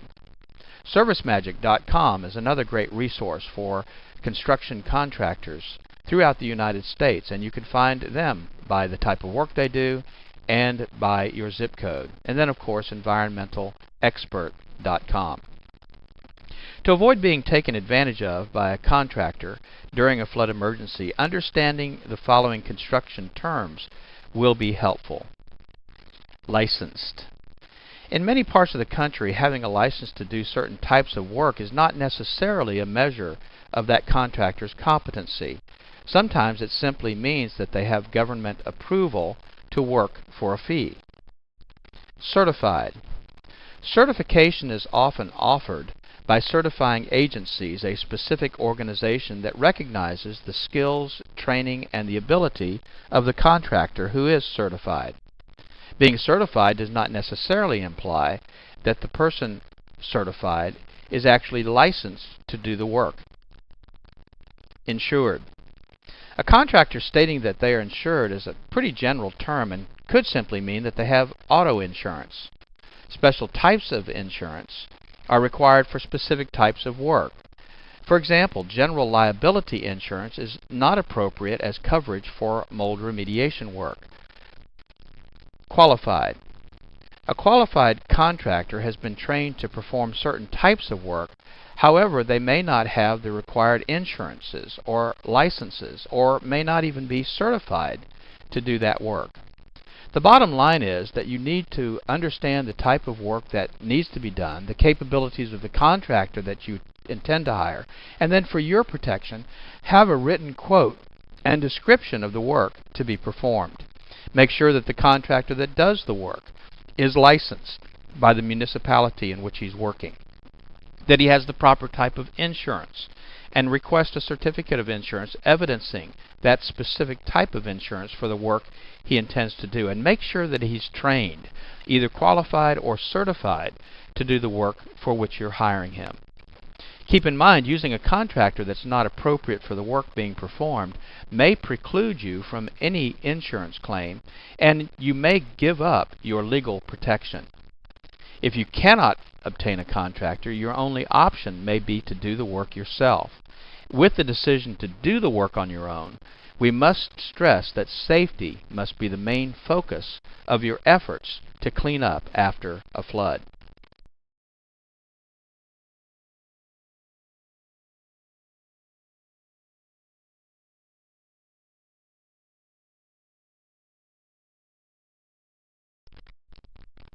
So let's talk about doing it yourself. While working in a safe environment, using the proper protective tools and equipment, water removal becomes the main priority. Pumps for pooling water and wet-dry vacs provide a good start to remove the majority of water. Rugs and carpeting and padding, if saturated or contaminated by an unknown water source, should be removed to allow drying of the subflooring. Sheetrock or wallboard materials and insulation that have been submerged should be removed 12 to 18 inches above the highest wet area. As a hint, removing 4 feet of wallboard is easier to replace with a 4 foot by 8 foot sheet of material. It's easier to do that than to try to cut and fit in smaller pieces. Once the bulk of wet materials have been removed, air movement and turning on your air conditioner, if the power is available, should be provided. And this would include running the HVAC, heat, or forced air systems, using dehumidifiers and fans to increase air movement, and applying sanitizers like ozone machines to help prevent mold and bacteria growth. Sanitizers are extremely important when dealing with sewage and water from unknown sources. Heat drying systems can also be used by trained professionals to dry the environment. However, improper use could result in fire or permanent damage to materials by drying them too quickly. Remember that the drying process may take several days to more than a week, depending on the extent of the exposure. Secondary or collateral damage may start to occur in that time. Mold and other microbial growth may start to appear on surfaces exposed to moisture or elevated humidity levels. And if you have a situation where you start to have large areas of microbial growth, the drying process in most cases was not done adequately or fast enough. There is available at enviroscreening.com, for instance, do-it-yourself testing kits to find out if the mold that's been growing in your environment is the type of mold that might need to be removed or dealt with differently than common molds. In this case, it's recommended that you seek the assistance of a professional mold inspector, a qualified sampling technician, or a remediator. Health concerns become additionally critical as the environment conditions deteriorate.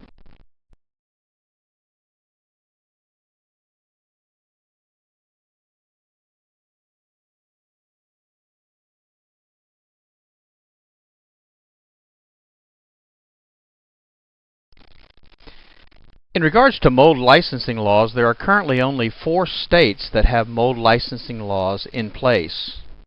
Texas and Louisiana, of course, have their mold licensing laws in place. Florida has their licensing law in place, but it doesn't go into effect until 2010. And then just this year, the state of Maryland put in place their mold licensing law.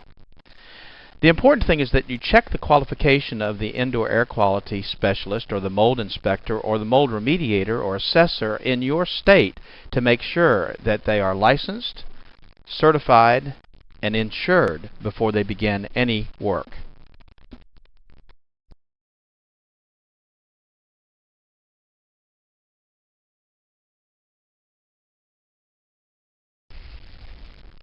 Let's talk about some common misconceptions and myths pertaining to flood and mold and indoor air quality.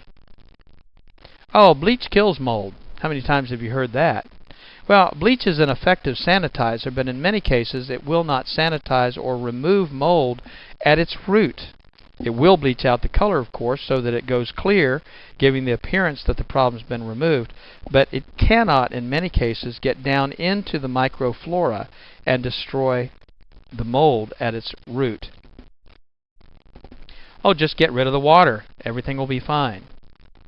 Well, that's not always enough to protect your property. Most of the affected materials do have the ability to retain moisture, and elevated moisture levels are the main cause of much of the residual damage from flooding. Well, lots of air fresheners, that'll help. Well, that's not true. In actuality, most air fresheners only attempt to mask the odors. The odors are an indication that moisture, contamination, or growth still exist. And the chemicals in those fresheners can also be a source of indoor air quality contamination. Well, your insurance company is going to take care of the problem. Don't worry about it. Well, of course, insurance companies are not always quick to respond because of the heavy workloads, the emergency claims that bog things down and delay payments. Many homeowner insurance policies have exclusions that limit or exempt the insurance company from paying a claim. An example would be a claim to an insurance company for water damage from, say, groundwater intrusion. In most cases, the claim could not be covered unless you had flood insurance and the area that you're in was declared a disaster area by some government agency.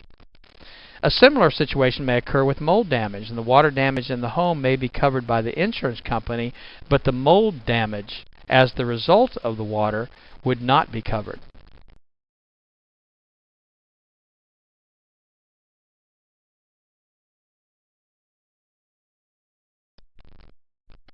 Here are several resources that may provide you with some additional assistance. Of course, the FEMA and the EPA government websites are good resources for more information about how to contact those agencies in an emergency. And also at the normie.org website, we've located a lot of resources for you, articles in regards to antimicrobials, information about mold screening kits, and other things that we feel will be helpful to you. We highly recommend that you seek professional assistance when dealing with a flood, mold, or indoor air quality issue. And please remember that the information that we have been providing to you is really for your information and not intended to replace professional training and assistance. I want to personally thank you for taking the time to listen to this overview. I am hoping that you will benefit from the resources we've made available to you, but also from the training that we offer industry professionals to help you through the process of getting things back to normal. It's my hope that you will never be faced with the issues we've discussed, but if you are, you will now be better prepared. Thank you.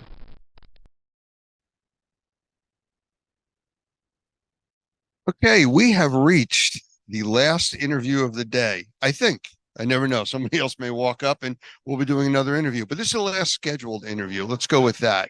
So I want to introduce Vlad, and I'm going to let you completely introduce and tell everybody about yourself because you have kind of a unique business model. So Yeah. go for it. Thank you, Lance. Yeah, my company is called Restoration Inbound. We started working with mold remediation companies years ago, like 5 years ago, actually. It's when I got my first mold client, and I didn't know nothing about the industry. And then basically after a while, I discovered actually there's a bigger industry than just mold, and it's restoration. And there's something I call the big four, which is mold, water, fire, and bio are kind of the main four people do, and there's all sorts. And yeah, I've just been learning as much as I could. And we've tried all sorts of different models, everything from pay per lead to, monthly agency models in terms of marketing. And we're just here to help people grow. I like to say I want to be a scientist of helping restoration companies grow. And so I'm always looking to learn. So you more of a marketing company? Yes, sir. Yep. Marketing. We like to consult people on the sales side. We like to connect people to estimators, et cetera, but marketing is where we specialize in, So especially you're Google. like facilitating the whole process. Mhm. But on the marketing side, are you actually taking over the marketing and doing it for individual companies so they become your clients? Correct. Yep. We go in and we optimize the website. We've actually built some AI to help optimize the websites even now, which is exciting. We can get to that. And then, we run the ads, we, write the content, social media, all that kind of stuff. Yeah. Okay. Well, we talked just before we went on here about right now we're broadcasting live over 11 different platforms, Mm-hmm. several social media platforms, and the rest is streaming TV. Mm-hmm. And we found that works, putting it out all over the place so people can get it in the flavor they want it. And I'm assuming that's kind of what you're doing. That's exactly it, actually. What I've noticed, Lance, and I'm sure you've experienced this as well, right? There's different audiences, and also state to state, depending on the restoration remediation business, different marketing channels will have different levels of success. So, even in some regions, some people like to use Angie's more. In other regions, they like to use more Google, Service Direct, et cetera. So we actually like to look at the whole gamut of options and then find what's best for the company in the region and the market as well. Do you work with reviews also? Yes. Reviews are so what's interesting is, right, you'll hear a lot of people talk about how they're a marketing company and how you should be marketing, et cetera. The biggest thing I think a lot of people don't talk about is how you got to position yourself to be marketable first. You gave, Lance, you gave a great presentation on how you've got to think about marketing outside the box, right? Mhm. One thing you got to think about is differentiation. And I think reviews are one of the best ways you can do that by getting as many reviews as you can. A lot of people don't talk about reviews enough, in my opinion. They just start the campaign and they don't have the groundwork set. Right. Well, the presentation I did the other day, I think you were in there for Yes. that. Yeah. Mhm. I talked about you can market to a population and you're going to get all kinds of clicks, but if you're not getting anything beyond the click, you're marketing to the wrong group. These aren't the buyers or the people really interested in your service. Something just caught their eye and they're going there. That costs you money. Yes, exactly. Right. And a lot of times people don't do the groundwork well enough to actually get ready to convert the buyer.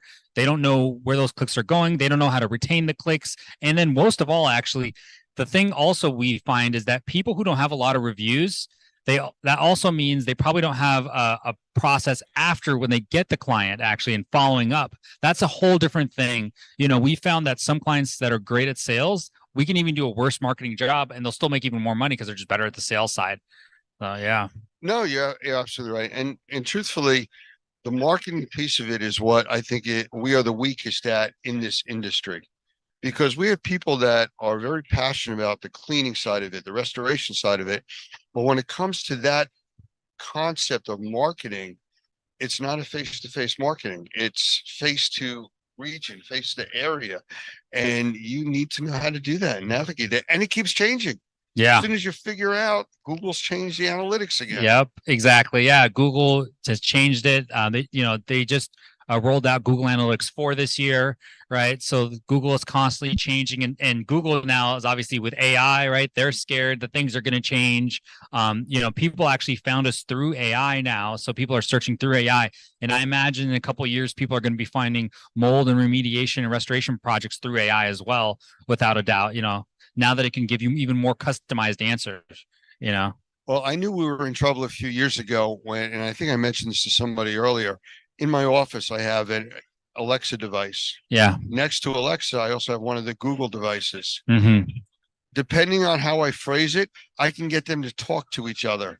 Oh, man. Google, say hello to Alexa. Hello, Yeah. Alexa. How are you? I'm fine. Yeah. And they start conversing. And I'm like, I got two robots talking in my office. I'm out of here. Yeah.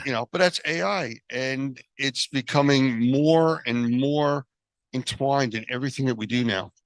Yeah, one of my favorite sayings about AI is if the internet was about information, AI is about action. And that's the one thing AI is going to get better and better at every year, is making everything more actionable when it comes to writing content, when it comes to people searching in a much more specified way, right? And it's scary for people like me who know Google so well and have mastered, getting, 10x, 20x returns on Google, because, the CEO, Sam Altman of OpenAI, he says, who wants to look at 10 blue links with advertising everywhere, right? People would rather have much more personalized searches. But that's part of the industry. It's part of the game. And it's actually what makes it exciting for me, believe it or not, is that things are changing and you can always get a more competitive advantage. So as far as the software and computer side, where do you see yourself? Are you like a front end guy? Are you a developer? Where are you in there? Yeah, when it comes to marketing, we're definitely more back end, right? So we're definitely more lead generation. We're definitely more building things out, right? So we actually use some of these AI softwares and we integrated it. In fact, I can show you after this podcast what we're working on. Pretty cool stuff. We're actually starting to use AI vision right now to go through a website and actually tell you, simple updates that you should be making, such as the phone number, is too small. There's no clear call to action. Maybe the copyright is out of date. Maybe there's bad texts, right? So like I said, AI is getting better and better at spotting areas of improvement, right? Eventually it's going to make, improvements for us. And eventually it's probably going to do everything for everybody, which is, the latest thing now in NVIDIA, yeah, the leading AI chip manufacturers out there are cards.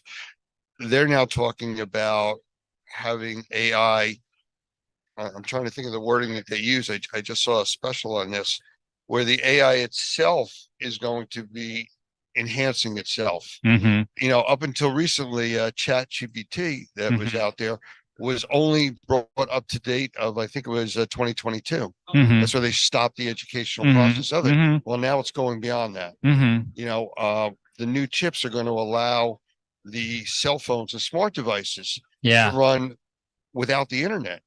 I mean, that's the scary part, to have that much information localized on your device. Yeah, they're going to be self-learning. And so, we just went from ChatGPT 3.5 to ChatGPT 4. Once we get to 5, so it's not official yet, but from some of the interviews I've watched, one thing that the CEO hinted at was actually having it memorize your previous prompts to customize it even further to what you're doing. So it's going to be self-learning both from everybody else, was what it's doing today, and then also on your past history. And it's going to be even more powerful. So it's these are exciting times, and also a little scary. It's exciting. I mean, I can see telling my phone to call my daughter, and it says, "No, I'm not going to do that now. She was angry with you at your last call." I said, "No, I really want to tell you, no, I think you should wait. I don't want to argue with my phone because AI is telling me things I should and shouldn't do." And we're not quite there yet, but that may not be such a leap from here. No, 100%. You can, even today you can use ChatGPT to talk to it and it will talk back to you. You can use it for all sorts of advice, right? And that's just 4.0. And if you guys haven't checked out 4.0 and paid for it, I recommend you check it out. It's only $20 a month. I'm not paid to say that, right? So, but it's a great version, and 3.5 is free. I'm using 4.0, so it's phenomenal. And then, so your listeners should check it out as well. And you can talk to it, and you can even start, you can give it a prompts, right? So you can give it a prompt of, hey, I'm thinking about X, right? keep responding until I say that I think we've covered the topic well. So you can say something like, I'm thinking about giving a speech at, the Experience Conference. I'm thinking about giving a speech on water remediation, right? What do you think the topic should be about? And then you just go back and forth with it. So there's all sorts of great stuff today where you can work with it. What we're talking about is, years later when it gets even more powerful, and who knows, right? It's going to go from software to hardware. And that's when things really become, Well, Yeah. it's already happening. Yeah. There's I just saw it on, I was watching something on TV, and they were showing a new AI robot that was actually built by one of the car manufacturers, not Honda. Mhm. It's a foreign one. not Tesla. No, wasn't Tesla. I can't remember the name, but it's one of the European car manufacturers. Mhm. And this thing was terrifying. Mhm. It had the look and movement of a person, Mhm. but it was making its own decisions. Mhm. Like if something was in its way, it would move it out of its way. Mhm. It would recognize what was happening, what the person talking to it wanted. And this was in real time. Yeah. And, no, we're not at the Arnold Schwarzenegger style. Not yet. Not yet. Everybody's talking about it. Of course they are. But, it's something that we can't hide from either. We need to embrace it. We need to understand it. And we need to make sure it doesn't get out of control. Yeah, 100%. I think embracing it is the first move, because once you embrace it, then you can understand it. And once you understand it, then you can make sure it doesn't get out of control. And I would recommend everybody out there you could use, first of all, you can use AI to write content for you, right? If you have different ideas, one of my favorite things is you write down the top 10 questions you wish your clients already had the answer to, right? You can have AI write all the answers, right? And then you edit it, right? But basically, once you get past those basics, right, we're talking about the next level, and it's just speeding up ahead. It's ChatGPT, by the way, officially is only 1 year old, right? So that's the crazy part. The good news is today, still sources like people are still Googling, right? So Google is still a very powerful source, right? And so this stuff is still fairly predictable, and you still can get great returns. I think what's going to happen is the competition level is going to start getting smaller and smaller, and it's just going to be a lot higher stakes, so to speak, as time goes on, because I don't think people want 10 different solutions, right? Right. People probably want maybe 1 or 2 or maybe 3 companies max, right? Well, I know I've talked with a lot of people, and even some of the people here from my presentation on marketing, and they're like, oh, I'm not dealing with AI. It doesn't get involved with what I do. They're so wrong. Yeah, 100%. A simple example is, again, an Alexa device. You ask it a question about snow blowers, and 10 minutes later, you pick up your phone and all you see is ads about snow blowers and shovels. Yep. We're targeting. Now, that's not a coincidence. No. That's happening because someplace out there in the mist, Alexa knew that information. It was translated or transferred someplace, and now you're being given that information based on what you were requesting. So it's all connected. Yeah, 100%. And you're talking about retargeting, right? And so most likely, right, you've been tagged on a pixel, and basically, Right. as time goes on, right, what's going to end up happening is hopefully these answers are going to get better and better and better. And that's what we're hoping for. We're hoping for the side of good, right? As these things become more customized for our preference, right? Not more customized for these AI companies, which have, insane amounts of power. But what's even cooler also now that I've just seen, because I go to some of these, I'm from Seattle, right? And ChatGPT, OpenAI actually is Microsoft's, from Seattle. So basically they have some AI conferences and tech events over there. They've even got smart devices now that will use AI to talk, like toys even, right? And they can talk to children, right? Forget about, having a little, Toys R Us Woody doll where you pull on a string and it says something. It just goes back and forth all day. So you can, this stuff you can integrate with whatever you want. You can have little marketing materials out there about your company, and it can educate people, right? So I'm excited for these types of things that are really on the cutting edge. Are you familiar with SoundHound? Tell me more. SoundHound is a company that is running all AI, but they just contracted with, I believe it was White Castle, Chick-fil-A, and Oh, yes, I have heard of them. Yes. and they are doing all of the now online, not online, on-site ordering at the drive-ups. Yes, for You're talking drive-throughs. to AI, Yes. and they're processing your orders. Yes. And that's just the latest thing that's out there. You don't have a choice. You're now Yeah. going to interact with artificial intelligence just to order a chicken sandwich. Yes, yes, yes. Yes. And there's another company called Donuts that's on the rise. That's something similar to that. Mhm. That's going to democratize it. They're also working on AI for just your front desk, just an admin, right? You call, right? They'll reroute different calls. So this stuff, I think, a year from now is going to be closer than ever. I think maybe even a couple of years we'll start seeing it more and more and more. So Yeah. now that you educated and terrified people watching this, how can they get in touch with you if they want to go to your website? Yeah, restorationinbound.com. You can see our clients' testimonial videos. You've got contact information on there, or you can find me, Vlad McCartimian on LinkedIn. I'm happy to help. The first thing I like to do is I really like to mastermind with other people and connect them to different resources. I don't think, we don't like a cookie cutter approach. So I really think that based on different people's goals, geographies of where they're located, that's how we like to tailor campaigns. Even Google ads are not for everybody, right? Sure. Et cetera. So yeah, that's how you can get in touch with me. Just go to restorationinbound.com. I appreciate you taking the time. Always an honor. Thank you Take so care. much.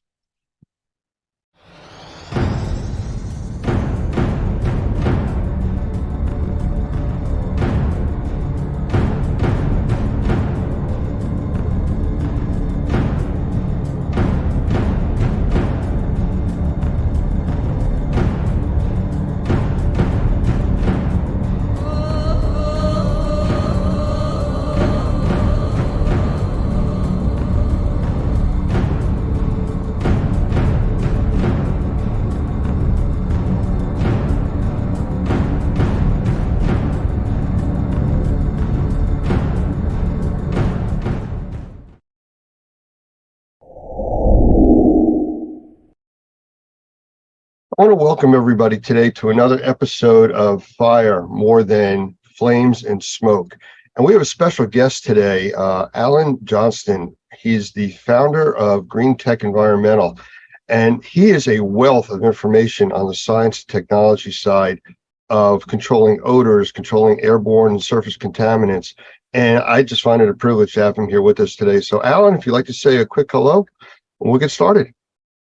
Hi, Lance. Privileged to be with you as well today. Thank you very much.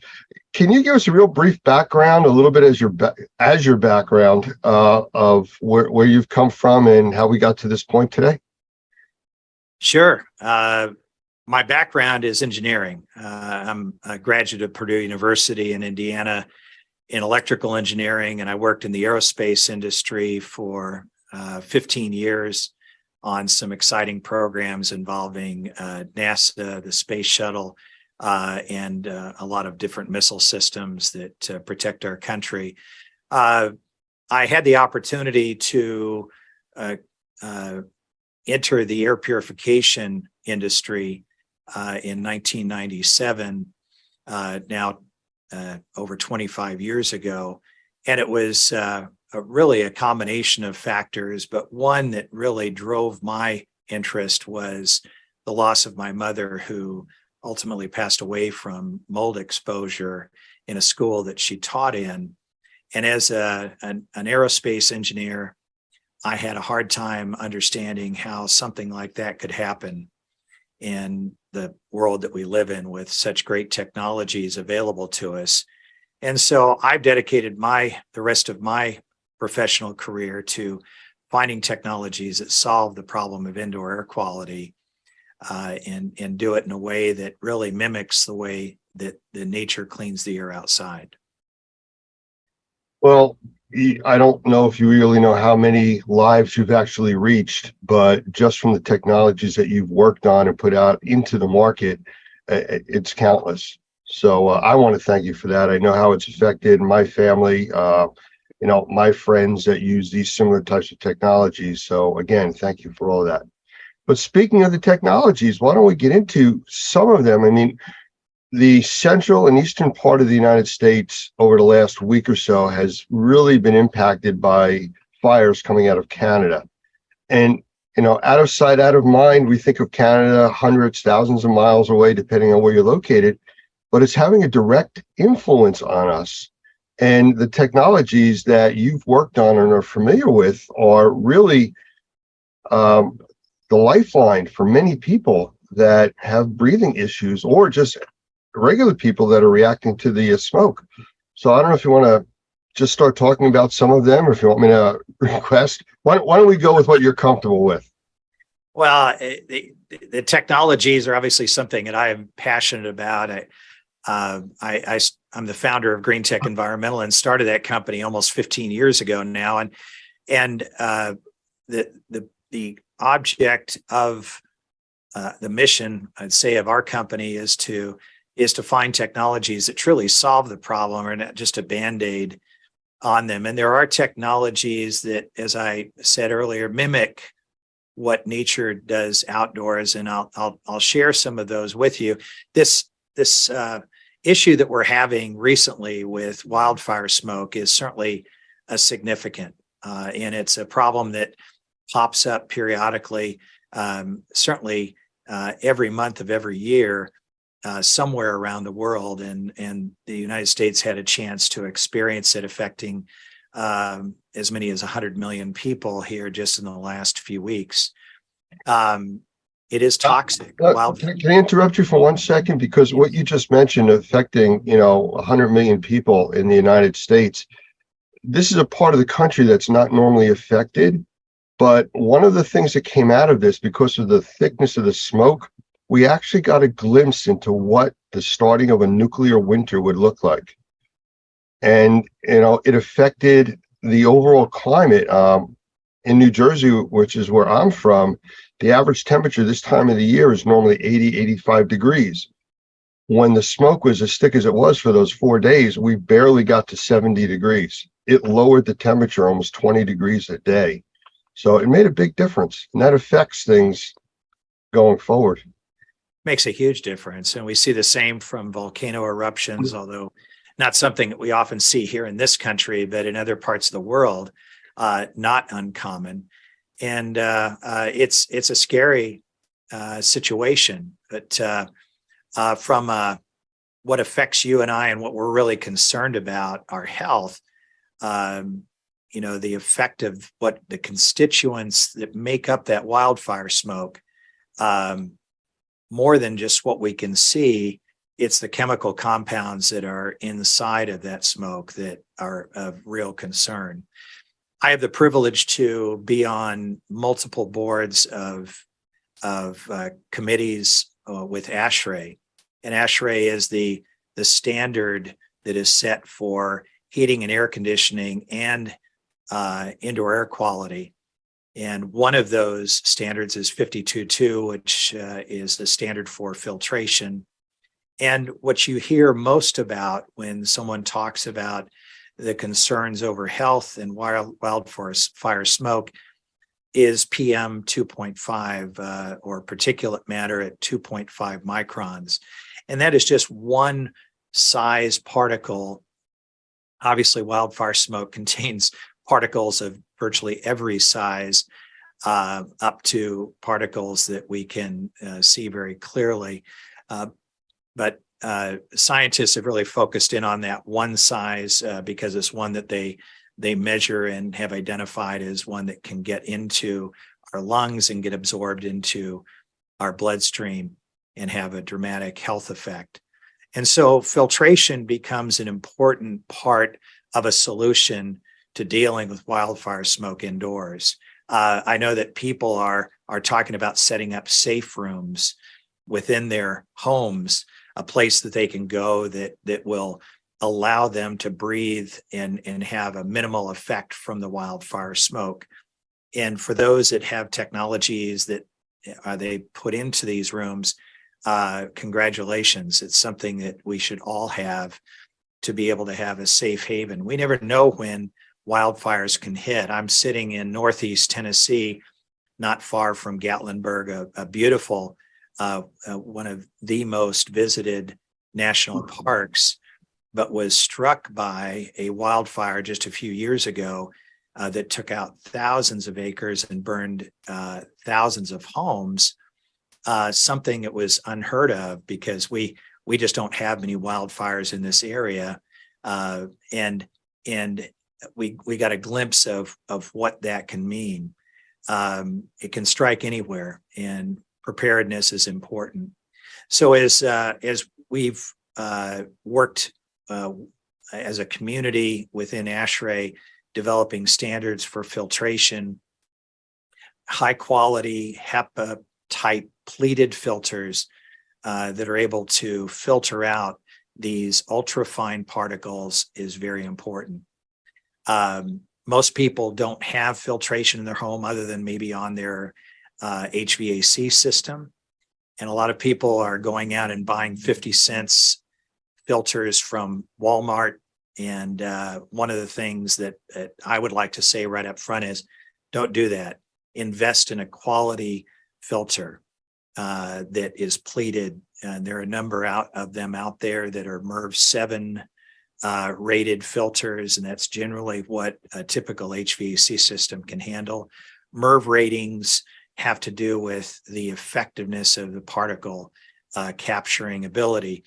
The higher the MERV rating, the tighter the weave, the less air flows through the filter. And one of the things that we can't do is typically on most systems put a HEPA type filter, which is MERV 13 and above.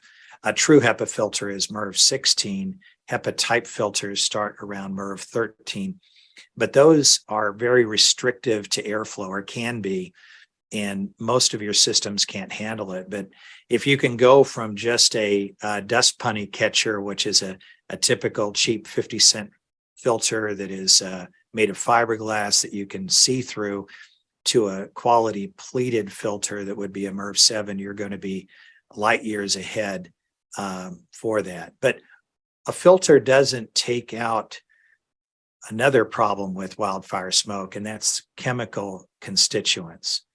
That's one of the things that we talked about, especially when COVID hit, that people were wearing masks, and the masks were fine for particulate, but it wasn't stopping something at the size of a virus. And the same thing with smoke. It'll stop the particulate, but nothing to do with the gases.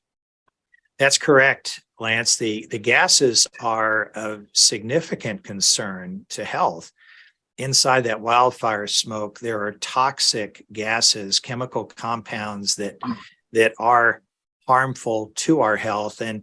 And for the most part, we're able to deal with lots of issues, lots of chemicals that we get faced with. Our bodies are wonderful at being able to deal with those. But as we get exposed to more and more chemicals, which we are, chemicals that come through our skin from laundry detergent, chemicals come from the cleaners that we use in the indoor environment to clean, to sanitize, which is great, but those chemicals get in the air and we breathe them in.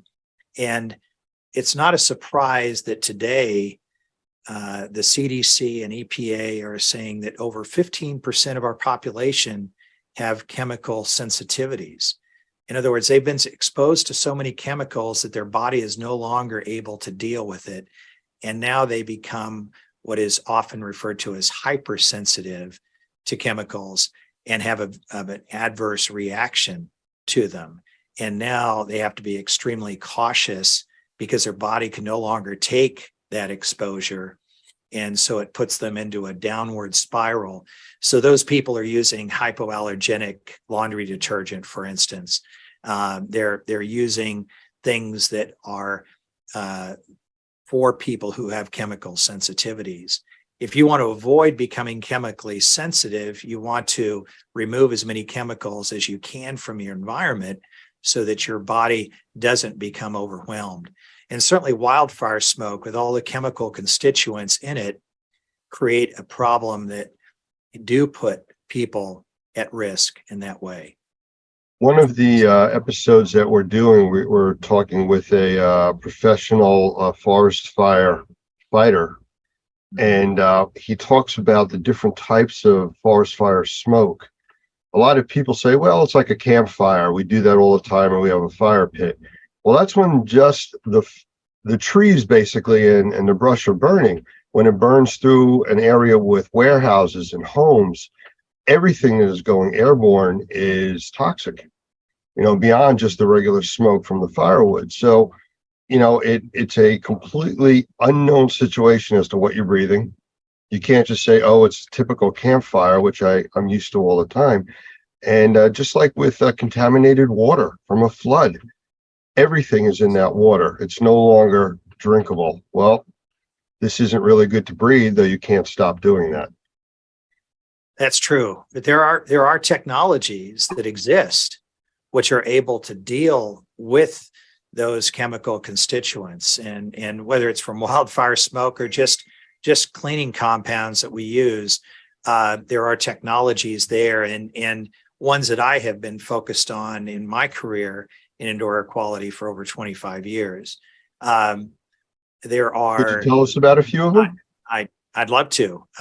One that I have focused on primarily is something called photocatalytic oxidation, or another term is photocatalysis. Photo refers to ultraviolet light. Catalytic refers to the catalyst, which the ultraviolet light activates, that creates a reaction.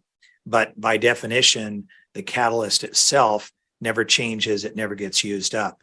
What's happening is the photocatalyst typically made of a compound that has a very high band gap energy, which titanium dioxide is the primary one that is used.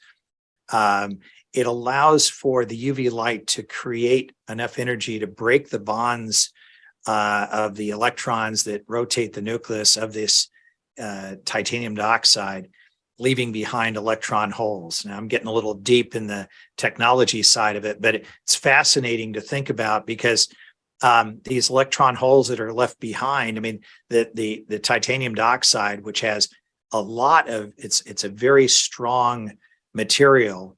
It has a lot of energy that holds the electrons to itself. So when it loses it, it has a strong pull to get them back.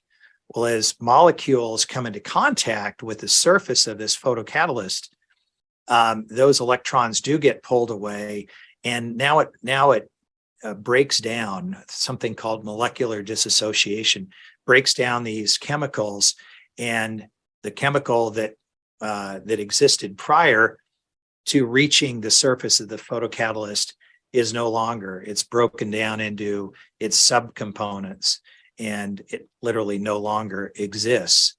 And that's the beauty of a photocatalytic system, is we can take things which are harmful in the atmosphere, put them through this system, and actually eliminate them. People do things like spray chemicals in the air to make the air smell better, because they don't like the smell of the wildfire smoke or other odors that may occur in the home. But that's just adding more chemicals on top of the chemicals that are already there. Photocatalysis is able to break those down. In addition to that, it also creates oxygen and hydrogen-based compounds like hydroxyls, HO, hydrogen peroxide, in a vapor form of H2O2, other types of compounds, hydroperoxides, HO2.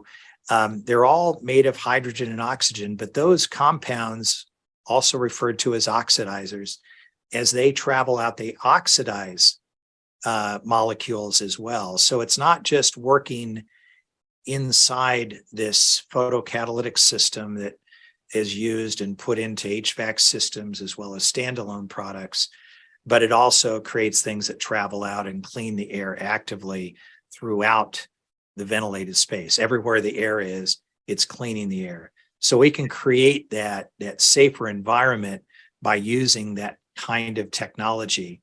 There are some other technologies in addition to photocatalytic oxidation, or also referred to as PCO, such as bipolar ionization. Now that can be used with needlepoint ionization, where you have both a positive and negative electrical charge, and it puts these electrical charges in the air that can come into contact with water vapor and break those down and create oxidizers in the same way that photocatalysis does. There are also DBI, dielectric barrier ionizers, which do not use needlepoint. They use a different kind of technology, but it creates this plasma of positive and negative electrical charges, which tend to last longer than just a bipolar ionization technology does. But these two travel out and are able to break down contaminants. So if we look at what all of these technologies I've just described do, it mimics what happens outdoors every day with the sun creating the energy that interacts with compounds that create this photocatalytic reaction, the sun creating these electrical charges that are in the air and cleaning the air actively. I often say there's no giant vacuum cleaner in the sky with a filter on it that purifies our air outside. And in spite of everything that we do outside, whether nature does with wildfires or we do with automobiles and cars and airplanes producing pollutants in the air, all the outdoor air is constantly being polluted, yet the outdoor air generally is 5 to 10 times cleaner than indoor air. And that's according to the US EPA. And the reason for that is nature has these systems in place that clean the air and create a healthier environment outdoors than we have indoors, in spite of what you might do to keep things clean. So our goal is to bring those technologies indoors. Alan, I got to interrupt you for a second. I mean, Sure. you had said about getting too technical. I don't think you did, but I want to point out that all of these technologies are available. This is what is commonplace today. And, you know, we've talked about in other trainings, I use the term science fiction becomes science fact. It may sound like science fiction, but this is all what's working nowadays, and it's affordable. It's something that everybody can get their hands on. You don't have to go to NASA to request something like this. You know, it's there. You just have to know what you're looking for and asking for. We get a lot of people that say, oh yeah, I have an air purifier. Well, what do you have? And they tell you, and it's a inexpensive filter. Mm-hmm. And, you know, we know with filters, the filters only filter what makes it to the filter. Correct. The proactive technologies you're talking about go out and find the problems and take care of it wherever it's at. So that's a big difference. And I applaud people for wanting to do something, but they really need to get the information to know what they're getting. Just like the people that wore masks when COVID hit. I mean, how many people did you see wearing masks made out of paper towels? I'm wearing a mask. Well, yes, you are. However, you know, whether it works or not. So where do you see this industry going with, like, the technologies that are there right now? They're not brand new. They've been enhanced. They've been combined together. But moving forward, especially with the changes in our environment, smoke conditions, temperature, relative humidity problems, where do you see we going, or us going with that? Well, the technologies are slowly being accepted. One of the reasons that I became heavily involved with ASHRAE and on a number of committees was there has been an overall resistance to electronic air purification, the technologies that I just described. And some of the testing that has been done on them, the way the tests have been set up, the results have not been positive. The problem with the test and their protocol was that they have done what is referred to as single pass testing. In other words, they'll put some kind of a challenge gas and put it through the photocatalytic reactor and measure what comes out the backside. And in this breaking down of the molecule, in some cases, the molecule that comes out the backside is worse than the molecule that came in. It's what is referred to as a cascading process. So you start with one molecule, it breaks to another, breaks to another. But if all you do is measure it after one pass, well, that's not really a good indication, because we don't put systems in our homes or businesses or factories that just go through once. We are constantly circulating the air through the room, through our devices. It's working continuously. And unfortunately, the people who can create these protocols for testing try and control it to a level that we end up with these protocols that make just a single pass. I'm very thankful at our international meeting in Atlanta in February.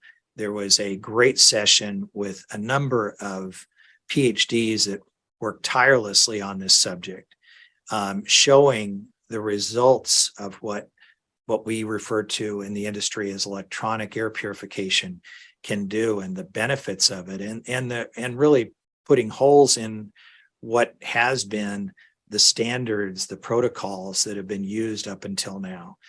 One of the other subjects I'll just throw in was that ASHRAE has a mandate to decarbonize, which means to save energy.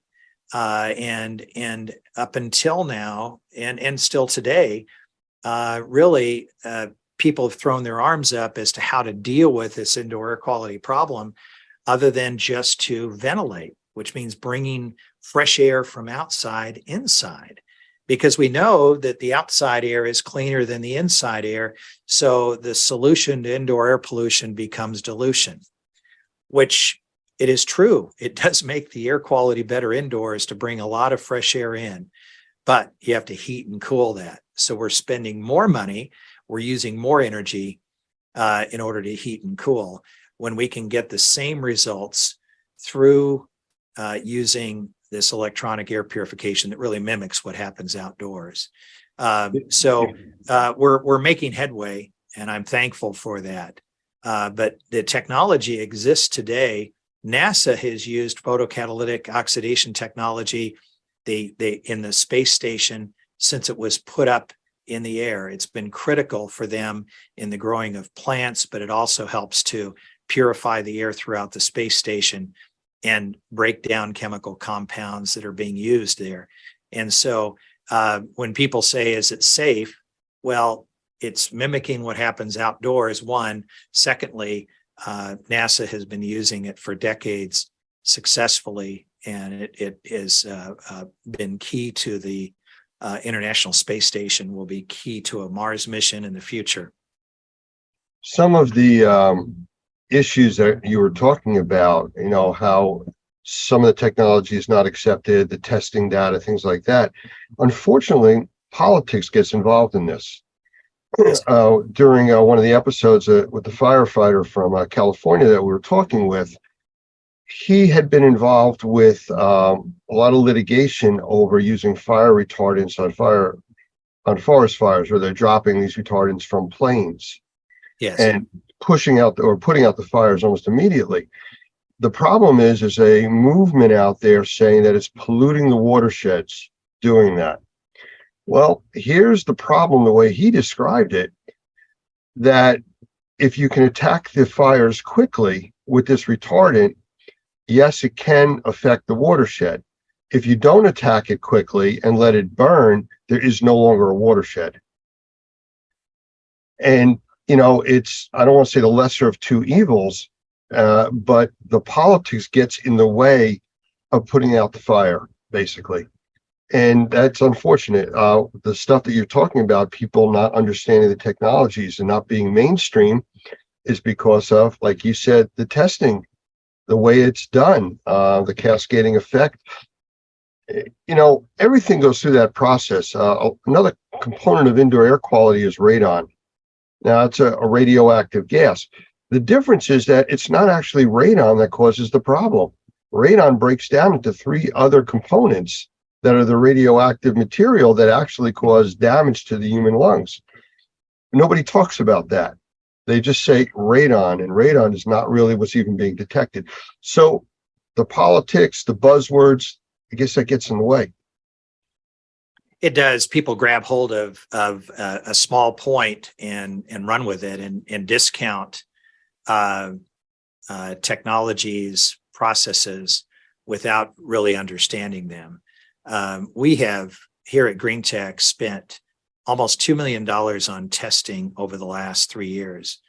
Some of that was on COVID, the SARS-CoV-2 virus, which was important, obviously, during the pandemic, but testing on mold, bacteria, on VOCs, looking at monitoring formaldehyde and toluene and some of these other chemicals that are harmful to human health, yet are found frequently in the indoor environment, and been able to show through the use of our photocatalytic technology, the use of dielectric barrier ionizers, bipolar ionization, unipolar ionization, that we're able to reduce the chemical load in the environment over a matter of hours and days, that even when we inoculate the space with compounds that, when they get broken down, create things like formaldehyde, that we actually don't even see an increase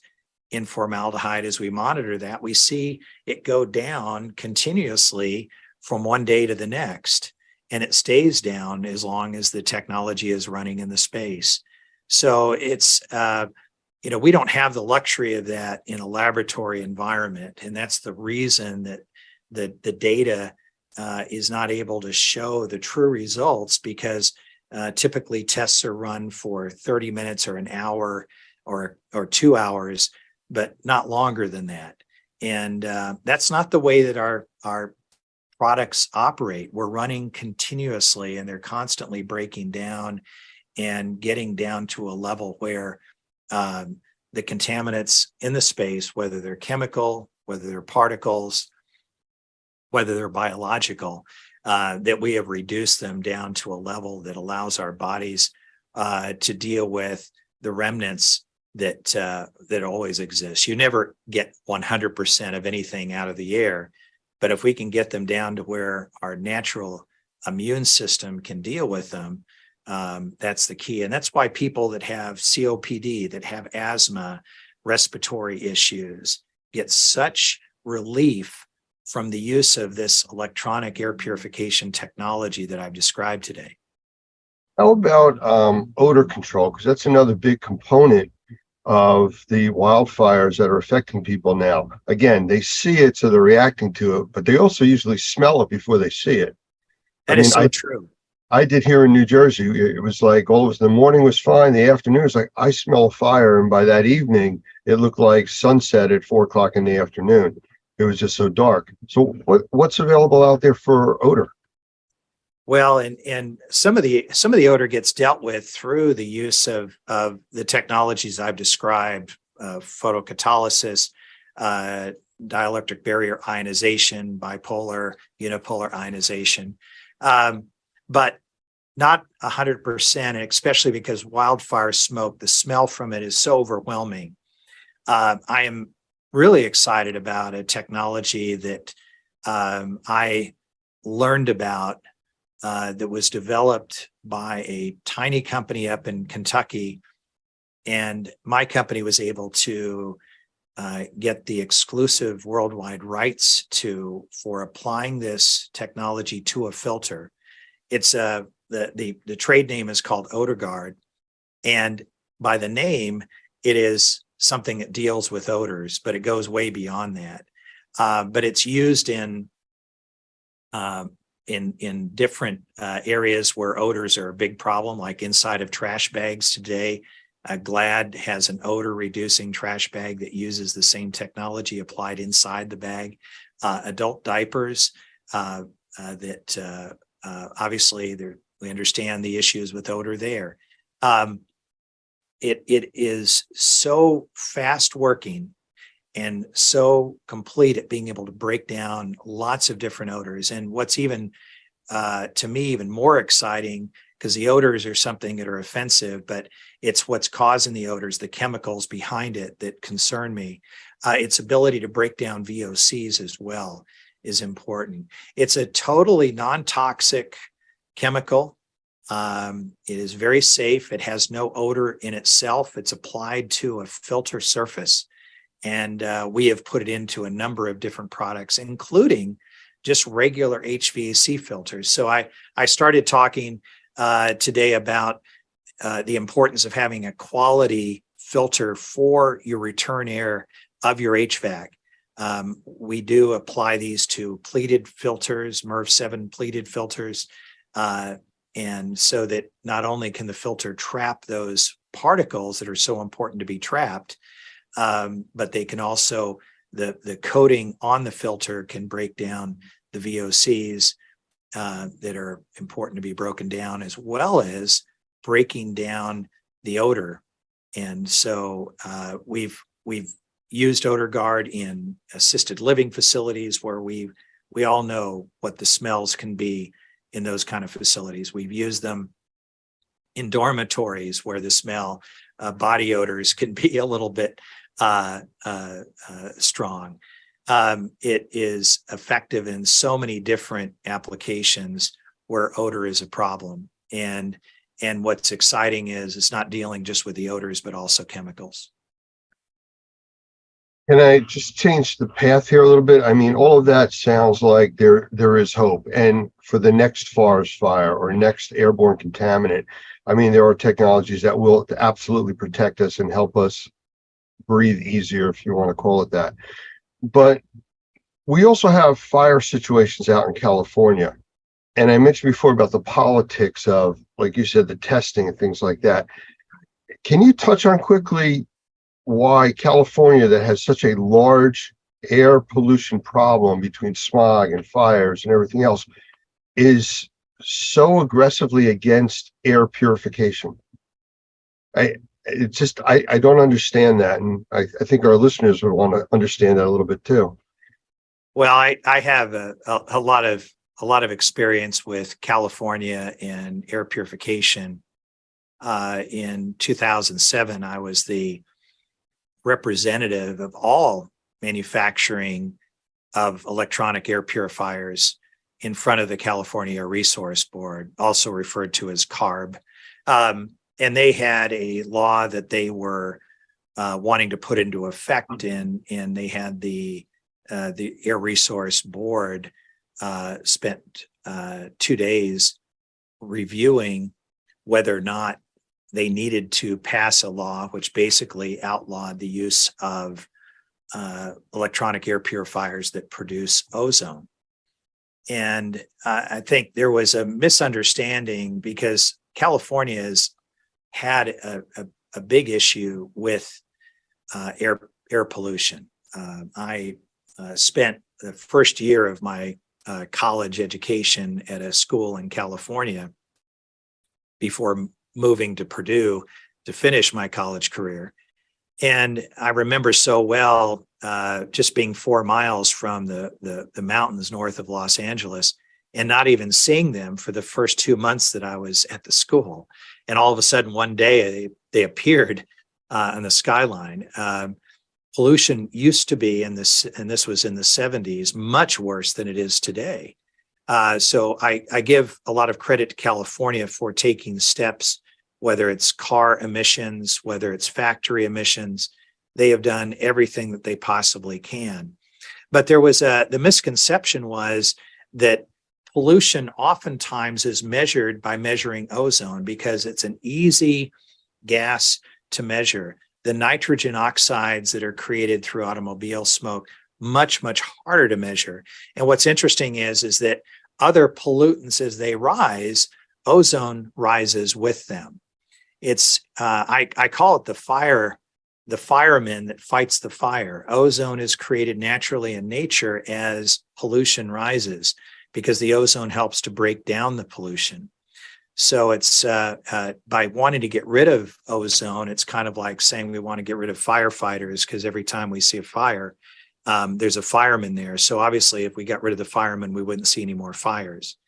But the comment that was made to me by a number of the Air Resource Board members, these are also government officials in the different areas of California, from San Diego to north of Sacramento. And I sat down with every single one of them in their offices to talk about this. One of them mentioned to me, I said, I don't understand why we would want to generate ozone when we've been working so hard to get ozone out of our state. And I had to correct him to say, you've been working to get pollution out of your state. Ozone is not the pollution. Elevated levels of ozone aren't good, but the elevated levels of ozone are there because of the pollution that you have. They ultimately decided to pass the law against air purifiers that generate ozone. And therefore, that is one low-level ozone. We're talking about levels that the EPA said are safe and natural, that are found outdoors in very pristine parts of the world every day. There's no place around the world that doesn't have a low level of ozone except indoors, that they would not allow ozone to be generated in air purifiers. And you know, as much as I disagreed with that, you know, we just looked for ways that we can still help people through other technologies to be able to purify their air. And our photocatalytic technology, bipolar ionization, dielectric barrier ionization, they're all able to do that without generating ozone. But the one thing that was a challenge was odors, because one thing that is really great about low level ozone, I'm not talking about high level, I'm talking about ozone that's so low you can't smell it, which and the levels that are safe and acceptable by the EPA and OSHA and WHO and any other health organization you can name. It's great at breaking down odors, and that's one of the things I loved about it. And not having access to it for people who live in California was disappointing. But that's one of the great things that we found with OdorGuard and the ability to break down odors.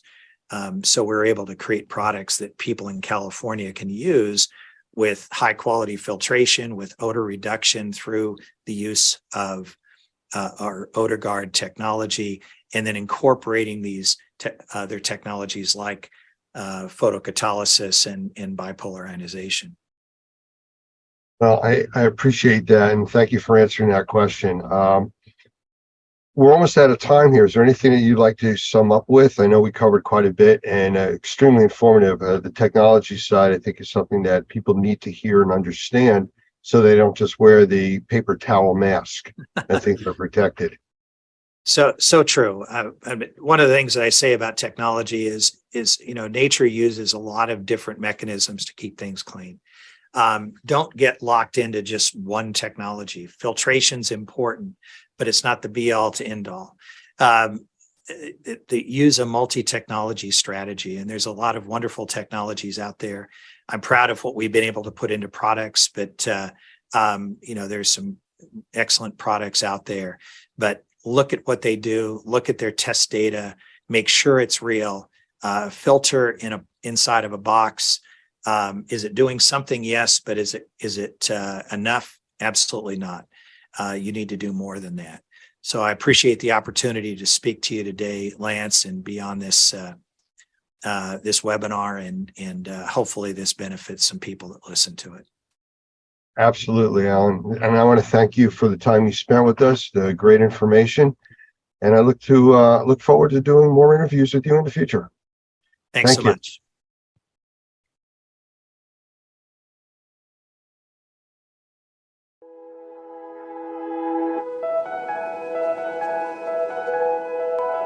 Good afternoon, or morning, I guess. Good morning. Yeah, so I'm sure that Mo told you when we created Normie in 2004, one of the interesting things was what we created it primarily for the Louisiana licensing law. And the Louisiana licensing law was the first law to go into effect for mold remediators in the country. So it was the first licensing law, and then what happened in 2005? Katrina. And so we were right there able to help, I think, a lot of people with some of the issues that were of a concern to us. I'm not sure if he talked about the difference between the IICRC and us, but they come from the business more from we're not competitors, by the way. As you know, if you're an IICRC person, you get continuing education credits off of this class. So we work together. We just look at the industry differently. They come from the water restoration side of the business. We come from the building side of the business. And one of the reasons why we do that is not just my background with my licensing, but the main reason we do that is because we try to look at the house and the problem that they're experiencing in terms of a mold issue as a holistic kind of problem, not just fix this problem and everything is great, but think in terms of how we can actually improve their indoor air quality. So when I was moved to New Orleans in 2002, I was actually doing some of the things that you guys are doing now and some of the things that we would recommend that you do in terms of ongoing IAQ management, which is what we call our sanitization protocol. How you create an environment in which mold won't grow. And that was really based on my book, Mold-Free Construction, which you have access to if you have the Normie app.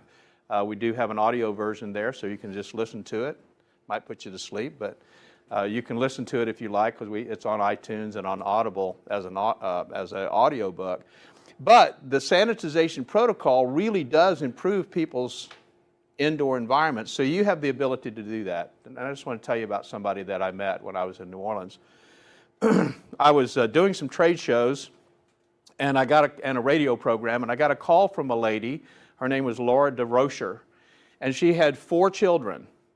And her youngest child, who was 8, had some very severe sinus issues. In fact, as she was talking to me, she had, of all 4 of her children, the other 3 had constantly been to the allergist every month. Now think about that for a second. Every month, for years, they had been to this allergy doctor. And she had found some mold up in the kitchen area over one of the cabinets, and she was concerned about how that might be affecting their kids, because she heard me on the radio and she knew that mold was an indoor air quality problem. She'd never really thought about that before. It's mold, how could it affect my children's health? But she was putting 2 and 2 together. She was saying, maybe there is a problem here with this mold that I'm seeing. So I went out there and I did the assessment. It took the sanitization protocol. It was not the amount of mold or the type of mold, or there wasn't a moisture problem that actually was causing the mold. It was actually a HVAC problem with the relative humidity. So we did the sanitization protocol, put it in place just like you see it today, exactly the same protocol.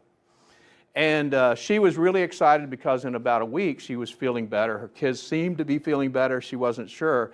But the interesting thing that she told me when I was there visiting her was that her little child, the one that was just a few months old, they had scheduled that baby for surgery, sinus surgery. And she said, we've decided to kind of put it off because things seem to be going better. We'll see how this goes. Well, interesting story to kind of shorten everything up. About 1.5 years later, maybe 2 years later, I got a call from her and she said, I got to tell you an interesting story. She said, first of all, I got a phone call from my pediatric physician, the allergist. He was concerned that we had switched doctors because I haven't taken my kids to the allergist in almost a year. We decided not to do surgery for the baby, and the baby is doing great.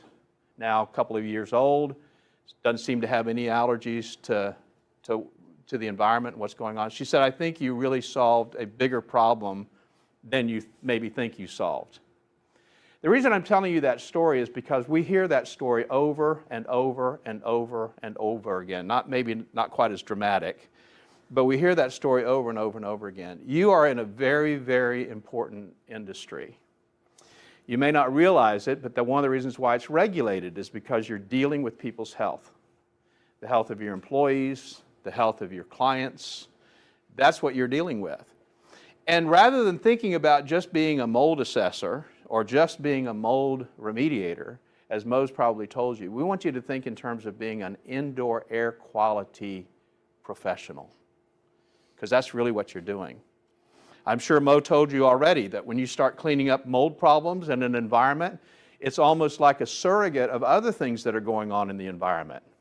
If you're reducing the mold, you're also reducing some of the other contaminants, the bacteria, the viruses, the particulates, some of the other stuff that's going on in the environment. So you can make a gigantic change to the environment. So our goal is for you to really think in terms of becoming an indoor air quality professional. And this is really the first step. If you haven't thought about that before, this is really the first step in that direction. And I'll tell you the other thing it'll do for you. I've been in business a very long time. I used to tell people I was unemployed in the construction industry. Been in business a really long time. And what you want is you want an edge in the market that makes you different from everybody else. And it's not about price, let me tell you.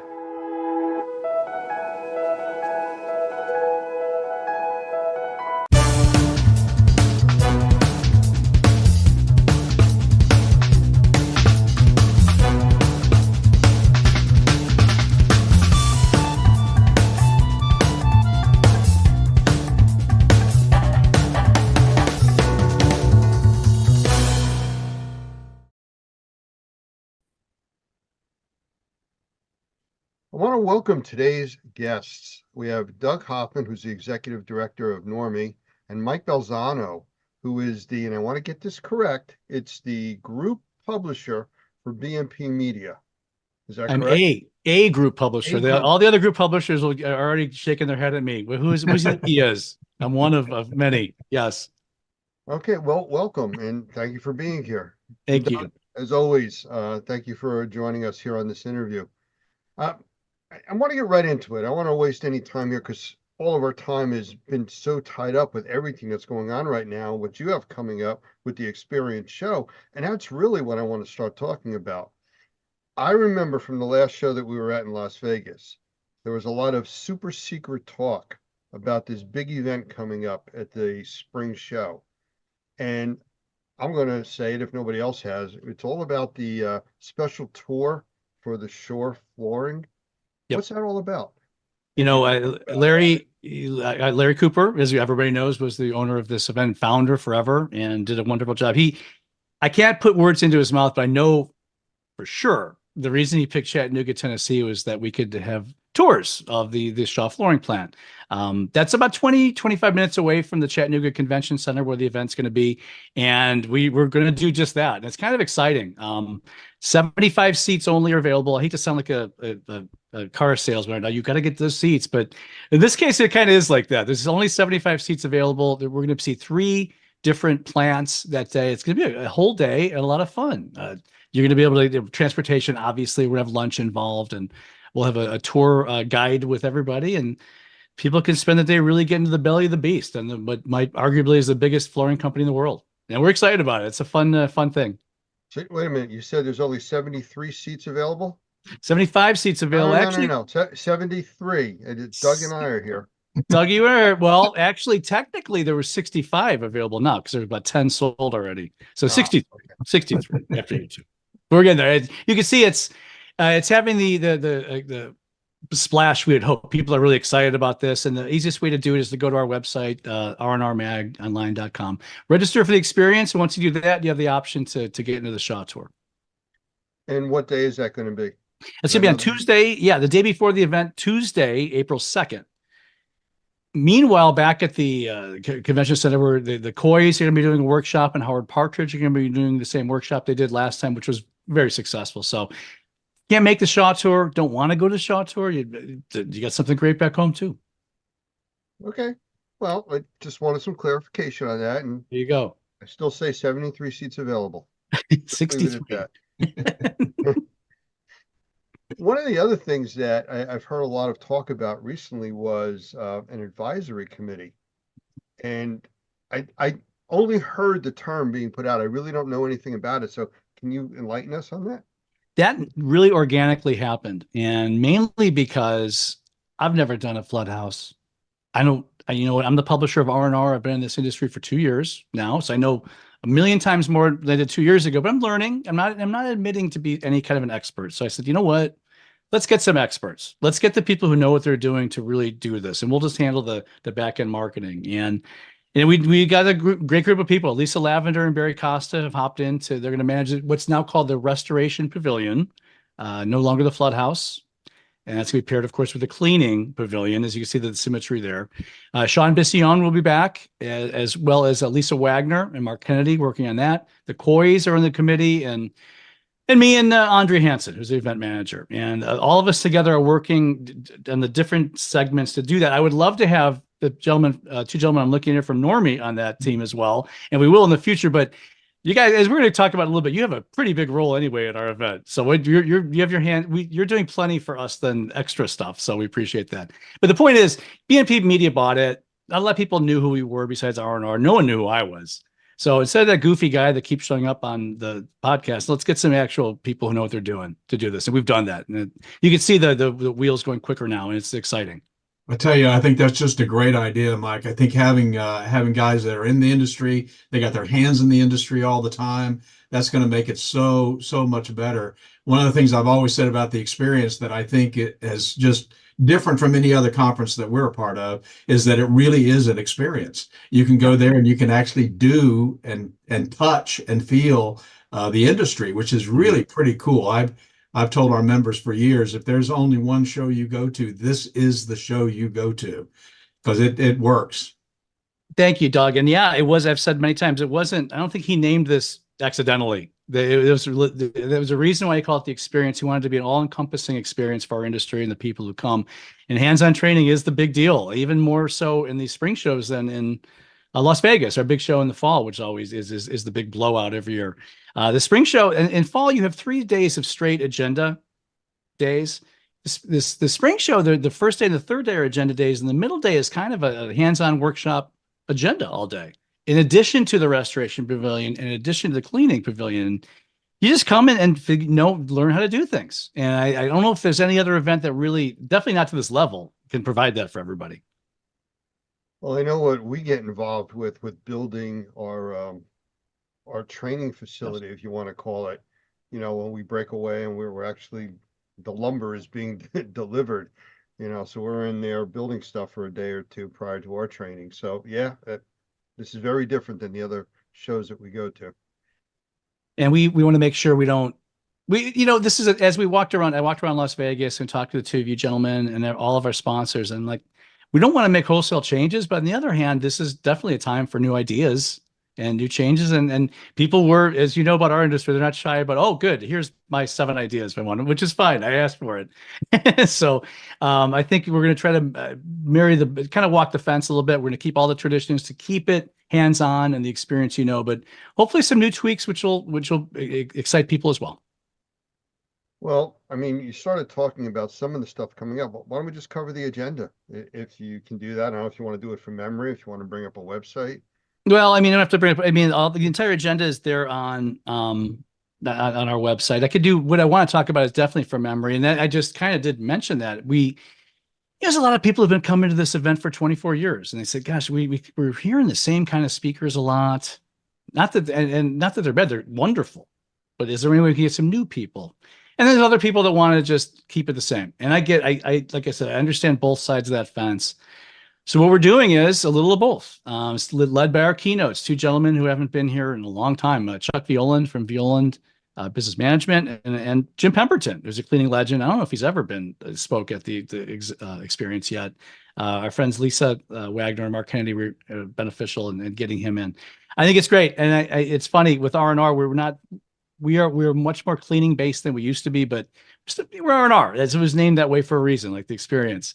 So I hear my wife Darlene talking to cleaning people in the other room, and she says, "Hey, Jim Pemberton's going to be a keynote," and they just all go bananas, like the Beatles are coming. So I can see how important this gentleman is. So we're really happy to have him. Eric Sprague from Super Tech and Katie Harris from Spot On Solutions, and a lot of other people. And we got the legends. I'm looking at 2 of them right now. Normie's got have a huge say in this event. I think you're doing with you and Mr. Pinto and the 2 of you at like 7 different sessions off and on. Right. And it's very important to us. Hart Partridge will be talking again. You see where we're going with that. I think the agenda is a little more diverse in the way of different speakers this time. Not is what I mean by diverse. And I think the people who come to the show are going to be surprised and excited about what they get. Well, I'll tell you something, Mike, about that's different from what we're bringing to the table. And we started this a few years ago with Larry, is, our industry and the mold industry is actually split into two professions, the assessment side and then the remediation side, which is the tradesmen who actually do the work.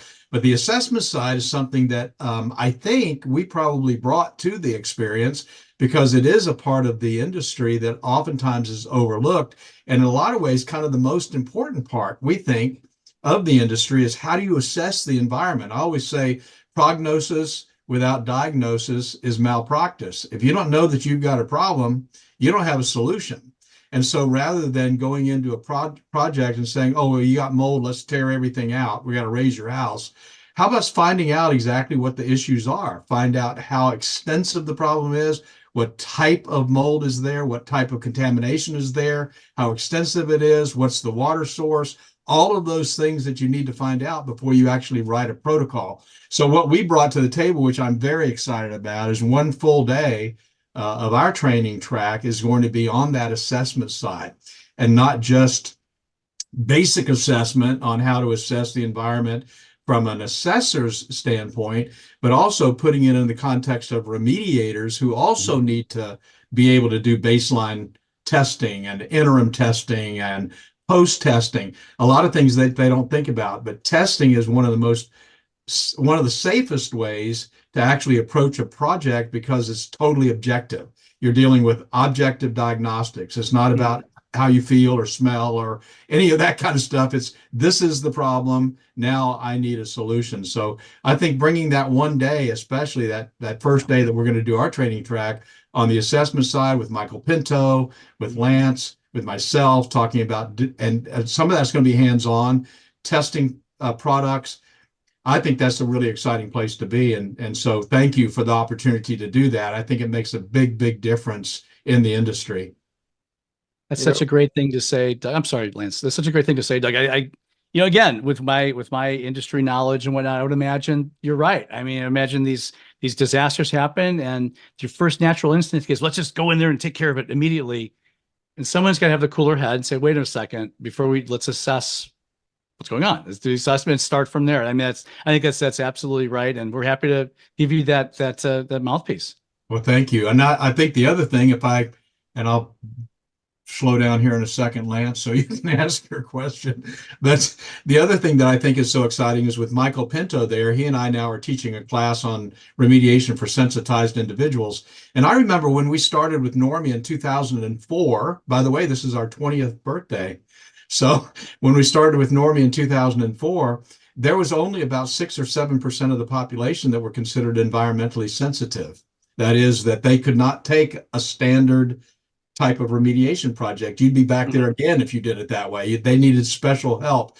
Now, the latest numbers, 20 to 25% of the population are considered environmentally sensitive. So one of the sessions that, of course, Michael's bringing to the table is a discussion about that and about mycotoxins and biotoxins and endotoxins and actinomyces and things that really have to be looked at, not just mold. So it's just interesting how the science has really broadened this whole discussion. Well, that was the point I was going to get to, where you had said about focus has changed slightly towards the cleaning industry of the experience. But the strange thing, or the interesting thing, strange isn't the right word, the interesting thing about it is all of these different vertical markets are all positioning themselves now under indoor air quality, which is what we're talking about. So even though you have carpet cleaners and you have regular cleaners and you have HVAC people, it all comes under indoor air quality. And that's what we're there for. It's all about the air you breathe. And every person out there is part of that niche market that has to breathe. We've talked about that a couple of times, Lance. And I remember talking to Jeff Jones, the microbial warrior himself. And he said, well, in his opinion, not to speak for Jeff, but what we learned from COVID was didn't have to do with touching things or surfaces. It had to do with what's floating through the air and the IAQ. And that makes what Normie's doing and your whole side of this industry and our whole industry so much more important because that's not going to be the last time something like that happens. And it doesn't necessarily have to be a big pandemic either. Just IAQ is important in so many ways. I'm preaching to the choir now. You know that. Well, that brings us to that second day that we're going to be talking about. Because when you start dealing with indoor air quality contaminants, things that are floating around in the air. Obviously, you disturb mold on a surface, it's going to become airborne. It's got to be dealt with. So we're big believers, obviously, in being able to create containment, setting up negative pressure, using an air filtration device in the correct way. Air washing, something that a lot of people don't even know what that is. And we talk a lot about that in our training on that second day. We're going to actually, that's going to be a hands-on kind of opportunity to get guys involved in putting up some poly and putting in zip doors and connecting the AFD to the PRV 24Ks and a lot of those technical things. It's going to be fun. We always have a big crowd. I think we had a standing room only crowd last year. Yes, you did. I remember that. I'd walk by there trying to watch, but there's nowhere to sit. It's so much going on, and it's great. And that's exactly right. That's what that day 2 is all about. We're extending the hands-on, and I love you for what you're doing for this. That's gonna be perfect. Doug, is there anything else about what we're going to be doing there? I know we're a sponsor, and I know that's part of what we're doing.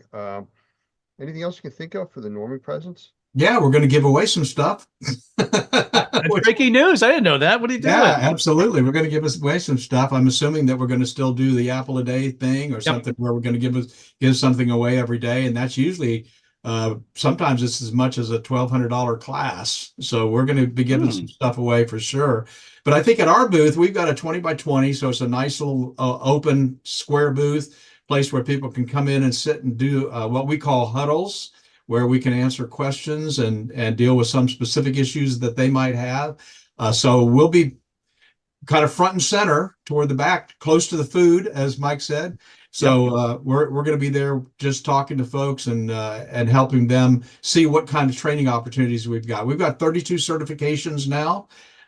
We've got obviously training for every single state that requires licensing.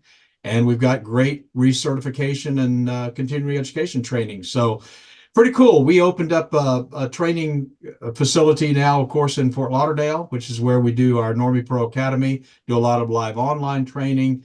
And so, yeah, we're going to be giving away some stuff to get people involved with what we're doing. We want folks connected to the industry.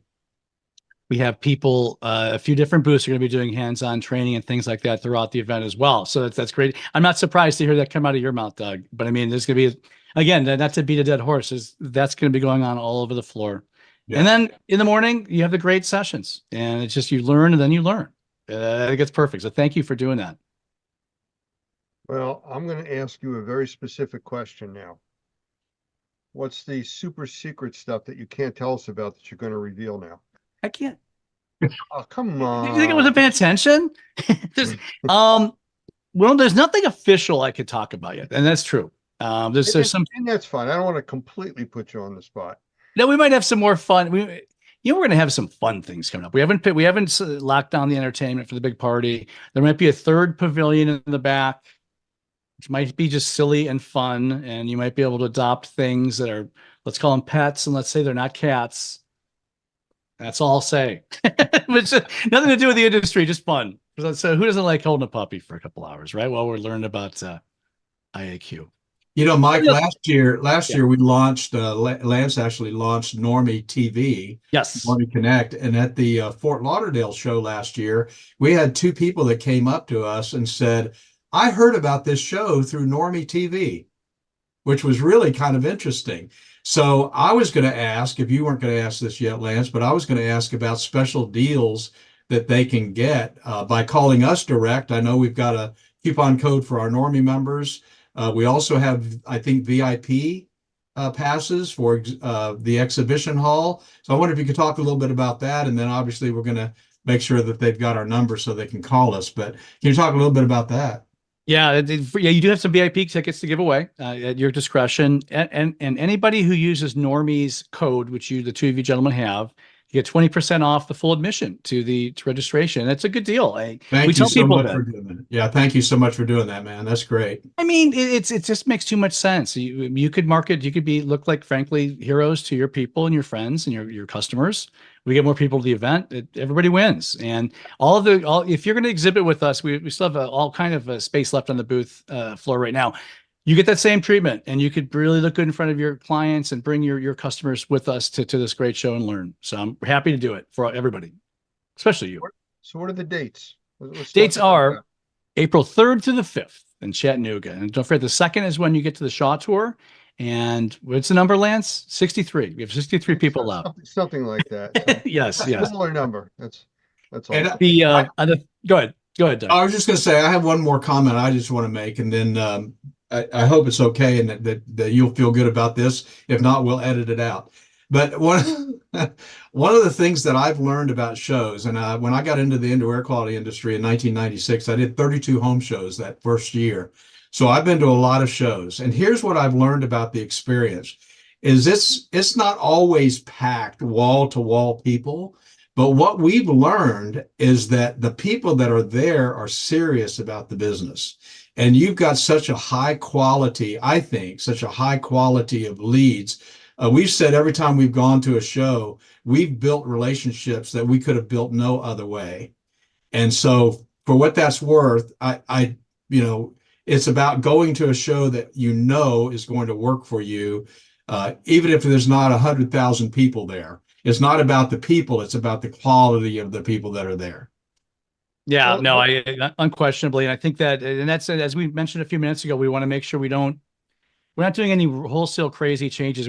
That's the vibe we want to keep. We want to keep the people coming. And I think that ties again back to the hands-on training, Doug. I think that's what the people, if people want to come and get your Frisbee tchotchkes and stuff are fine. But these are the people that come to learn something are the That's ones right. you want to know. And that's Right. That's right. They want to see the newest techniques, newest products, newest laws.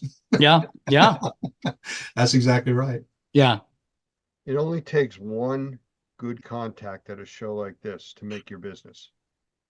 And that's to the point of, it doesn't have to be jammed. And the quality and level of the education that's there and the people that attend for those purposes are the people that you want to meet. And those are the contacts that you want to make.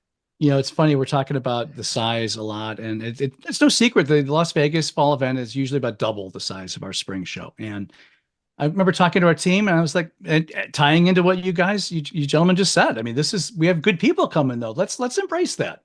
Let's embrace this. This is more of a, I'm not going to use the word boutique, but it's more of a targeted, smaller show. But you could talk to the exhibitors, you could talk to the speakers, you talk to the attendees, and we have all kind of great opportunities to do that. And this is an opportunity you may not have in any other event. And Vegas is going to be great. Everybody always goes to Vegas. It's fun. There's going to be twice as many people there too, which is on paper wonderful. But to your point, Doug, I mean, this show might have a lot more value. It may not, but it might. So get there and find out, right? Well, it pulls people on the East Coast that can't go all the way to Vegas. I mean, that's what I think that's been a really smart thing about the experience, is having that show in the spring on the East Coast and then on the West Coast in the fall. It's brilliant. Whoever thought of that, kudos. Well, I'm sure there's Mr. Cooper. I think that one thing I can say, Lance and Doug, to next year, not official yet, but it's about as official as you can get. I've heard from everybody and their mother who ever attended this event, and they want to go to Florida. They want to go back to Florida again. And it's okay. Well, we can do that. Okay. I live in Florida now, so that's easy for me. And so the RFPs went out throughout the state last week. So we're going to be, in the next month, we'll be able to announce where the next spring event is. And the state, though, it'd have to be a miracle not to be down there. So people could bring their families down to the beach and have fun. And while they're doing that, come and learn. And I think that's a good recipe. I hope. All right. Well, did you give out the website? I don't remember hearing that. It is r&rmagonline.com. And I mean, all these podcasts I'm on, I'm continue to say I really can't stand our URL, and I keep saying it over and over again. So my company will say, "Fine, Mike, stop bad mouthing our URL. It's a mouthful." randrmagonline.com, and you go there, click through there. Go ahead. Well, I was just going to say, for those old guys like me who can't forget websites, experiencetheevents.com still gets there, right? It gets there too. If you click on our website, it pops up. The first thing you see is you'll see experience ads all over the place. So click on any of them and get right to it. And experience the events too. That's an easy one. Is there anything else you'd like to say about the show coming up? I mean, this is it. Here's your shot. Yes, there's one thing I want to say. I'm going to ask you this question. I asked you, Lance, specifically about a month ago. Are your fans The Normaniacs going to come. Are they coming to Chattanooga? The Normaniac. The Normaniacs. We discussed There's a this. new word. That's your fan club, this section. How many Normaniacs are coming? Yeah, We need- we're getting the word out, and Okay. I think we're going to have a very good showing there, no doubt. Okay, I have no doubt. I just, that's another silly term. Sorry. Like Well, that. you know, They it should- actually, it works because it's in the center of the country and we get to see a lot of people that we don't Yeah. normally get, that don't come to our Florida training facility or out to the west coast of Vegas. So it's a good meeting place also for a lot of our members in the center part of the country. It is, and I know that he did that in Cincinnati a few years ago with the same thought, and it went pretty well as well. So I think that there's a good chance, drivable for a lot of people. A lot of people from Detroit and Ohio are just driving down. I've talked to them already. Some of my people from Ohio. So it's easy. It's easy to get to. It's going to be. There might have to a connecting flight, but it's not that bad. It's you're not flying to Maui. You know, I mean, it's just a Chattanooga. But a lot of fun things. I was supposed to be on a site tour today. Unfortunately, our event manager got COVID, so we couldn't go. So we're gonna have some fun things to do outside once we break out of the learning, and we'll loudly announce that when we have that too. Doug, did you hear him say something about a trip to Maui? I think that's what I heard. Yeah. You know, my old magazine Snips used to have I shouldn't give them free publicity, but there's a association called SMACNA, very much the normie of that industry. And they, every 3 or 4 years, they have their annual event in Maui. And it's a big fight to see who gets to go to work that week, you know? But it's, bless their hearts, people go, they figure it out and they get over there across the pond and do it. But this is, I don't know. I'm happy where we're going. We have a big training event coming up in Mexico, Puerto Vallarta. Yes. Same type of thing with the interest of people wanting to go there. I know a little about this. I know the people involved intimately. And besides, I think, I'm sure you'll have a tremendous amount of learning there. The people who go to that, and I'll let you promote that, Lance. That one. Well, yes, we will. And Okay. that's for another time. But, you know, I understand what you're saying about, you know, a Maui type event, Puerto Vallarta. Yes, there is a romanticism around those locations. Sure. Doug, Well- you have anything else to follow up with here? I really don't. I want to thank Mike for him and his team and how hard they work to make this thing happen. I'm very excited about it. It's going to be a great few days with you guys. And if there's anything we can do to help facilitate, you know, we're at your beck and call. Thank you very much, Doug. I know. And it's just, we love having you as partners, and we are working very hard. The whole team, I could speak for him, because told Larry last year in Vegas when we left, like, I don't know if I'm going to be here for 6 months or 60 years, but I'll do the best I possibly can. And we're holding that promise. And come to Chattanooga. You're going to love what you get. The agenda's good. The Normaniacs will be there. I'll hope to say that again. And you learn a lot. And I appreciate the time today, guys. Really. Thank you. Thanks for your partnership. Thank you, Mike. Doug, thanks for being here with us. And we'll have to do this again soon. Look forward to it. Take care.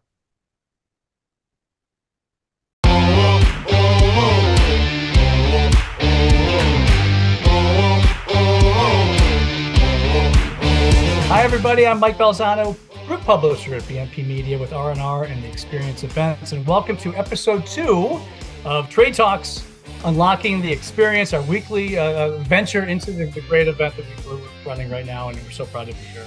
Joining me is my partner in crime, the editor-in-chief of R&R, the lovely Mildred Ingram, as always. And I'm so proud. Our guest today, he's an educator, a business owner, a speaker, a leader, a husband, a father. He's a microbial warrior. He is a gymnast, I just found out. What? And a Let's writer. get started. Hold on. He's a 50-year industry veteran. He's been to more experiences than I ever will, and he's just a good guy. Please welcome Barry Costa. All right. Hey! I know. Well, you know, gymnast, that's in my a long time ago. Now rounds in official shape, not found on a Wheaties box, and that's me now. Hey, once you have it in you, you can still do it. Oh, yeah. That's the joke, right? What do you mean? I am in shape. I'm round, right? Yeah, there you go. There we go. And Mildred, you will visit me in the hospital if I try to do it again. Oh, no. Barry, thanks for thanks for being here. We appreciate it. You know what? I want to, we're gonna get to talk about the experience in depth, I promise. But I was looking back at your career. For the three people who don't know, is amazing. You've really done so much. When did you get started with the Costa Group? With a cost group. Well, actually, I had a cost group in Peterborough, New Hampshire, when Carol and I lived out on the East Coast. And then about 11 years ago, we moved to Arizona. And so it's been in existence for quite a few years. Prior to that, I had the Carpet and Cleaning Craftsman, a carpet cleaning, restoration, carpet installation company that I was doing right along as well. And prior to that, it was my dad's company, Costa Group. Let's see, no, Costa Carpet Company Incorporated. You got to have your C's in order, right? And learn how to walk, keep back on my knees again. And that's how it all started when I was 12 years old. That's amazing. Then you were a public school teacher as well for 10 years. Yeah. 10 years. I taught at the elementary school in Peterborough, New Hampshire, and very proud to say I was a teacher of the year with the New Hampshire Physical Education Association. So it's kind of nice. I really enjoyed it. The kids were great and the parents were awesome. That's wonderful. And then eventually you joined like you said, your dad's company. Yeah. And here we are. It's 2023, just like that, right? It seems well, it was amazing. We smashed the atoms together. I was a school teacher, but I had been doing this my whole life. And in fact, I talked to my sister this past week. She came to Thanksgiving with us here in Arizona. And she said, Mom was so upset. We spent all that money to put you through Springfield College to be a school teacher. Then you started a carpet cleaning company again. I said, but look what I did to it. I smashed the atoms together. Now I'm teaching in the industry that I love. And absolutely, it's not even work, it's play, as Nick Palella used to say. So we've talked to a couple people on this interview. Yeah, indeed. We've talked to a few people on this interview and off the interview for sure. And they always seem to have the same. I said, well, gosh, you had a different background. What led you to restoration and all this? And they said, it's just the industry. We're helping people and we love doing it. And you can just see from your facial expression how passionate. Well, yeah, I helping people, that's what it's all about. I look at society today and I'm going, this is not the society I want for my son. Why aren't people really coming together and helping? Even Lincoln said a house divided will fall. And look at how much further we could be if everybody just helped a little bit and supported each other rather than step on each other. But so I'm not going to be a victim. I want to try to lead and hopefully get a lot of people along with me and others that are already doing it and make a difference. That's what, I'm not surprised to hear that. It's wonderful. And that's the kind of guy. I've known you for a year. And honestly, you're one of the best people I know already. Then you don't know very many people, do you, Michael? I mean, I feel lucky. You're in the top 5 for sure. No, very great. Now, how many experience events have you been to? All of them except the very first, which was the Luxor, way back in 1999. And that was actually when it was Connections, and 4 associations came together to create that first meeting of connecting people together. And but every experience I've been to. That's amazing. And your role it's probably changed quite a bit throughout the years, I would think. Oh gosh, it really has. And working with Larry Cooper all those years, Larry and I have been best friends for so long, and I'm really happy to see him move now in another direction. He's going to build some new things. He wants the baby that they grew, obviously, to grow, and it's in great hands with you guys. That's why I said when you asked, hey Barry, would you mind helping us? Absolutely. I mean, it's all about the event. And part of that event was being with your friends and doing things with your friends. But yeah, I've been involved in every one of them, the experiences, and each one is its own unique energy. It's hard to describe. And it's so funny how themes begin to grow out of them with each one. Almost naturally. And I've only been to 2, like absolutely. They do naturally grow. Yeah. It's the people. It's the people. It really is. And it's the energy that develops within the event all in itself. And seeing people you haven't seen for at least 6 months or a year. And some of the best education happens literally when people get together and they start sharing, hey, this is happening. Have you ever had that happen? And, what do you do? And it isn't just the events that are organized by the organizers of the event. It's the side events that go on that really make it worthwhile as well. This year, as everybody knows, there are 2 experience events each year. The first next one coming up April 3rd through the 5th at the Chattanooga Convention Center in lovely Chattanooga, Tennessee. Registration is open now. Sign up to be an attendee and be at this event. Early bird rates go until the 31st of January. rnrmagonline.com, our website. That's where you can find all the event information and sign up yourself. So let's talk about some memories, Barry. I know we talked a little bit off camera. Any things you want to discuss or point out that we should know to the people? Oh gosh. Well, let's see. I'm going to look at it. I put some trivia questions here and stuff. In fact, like I said, in 1999, the first show that happened was, well, let's step back even further than that. Prior to the connections and or the experience being developed, associations used to have their own mini conventions.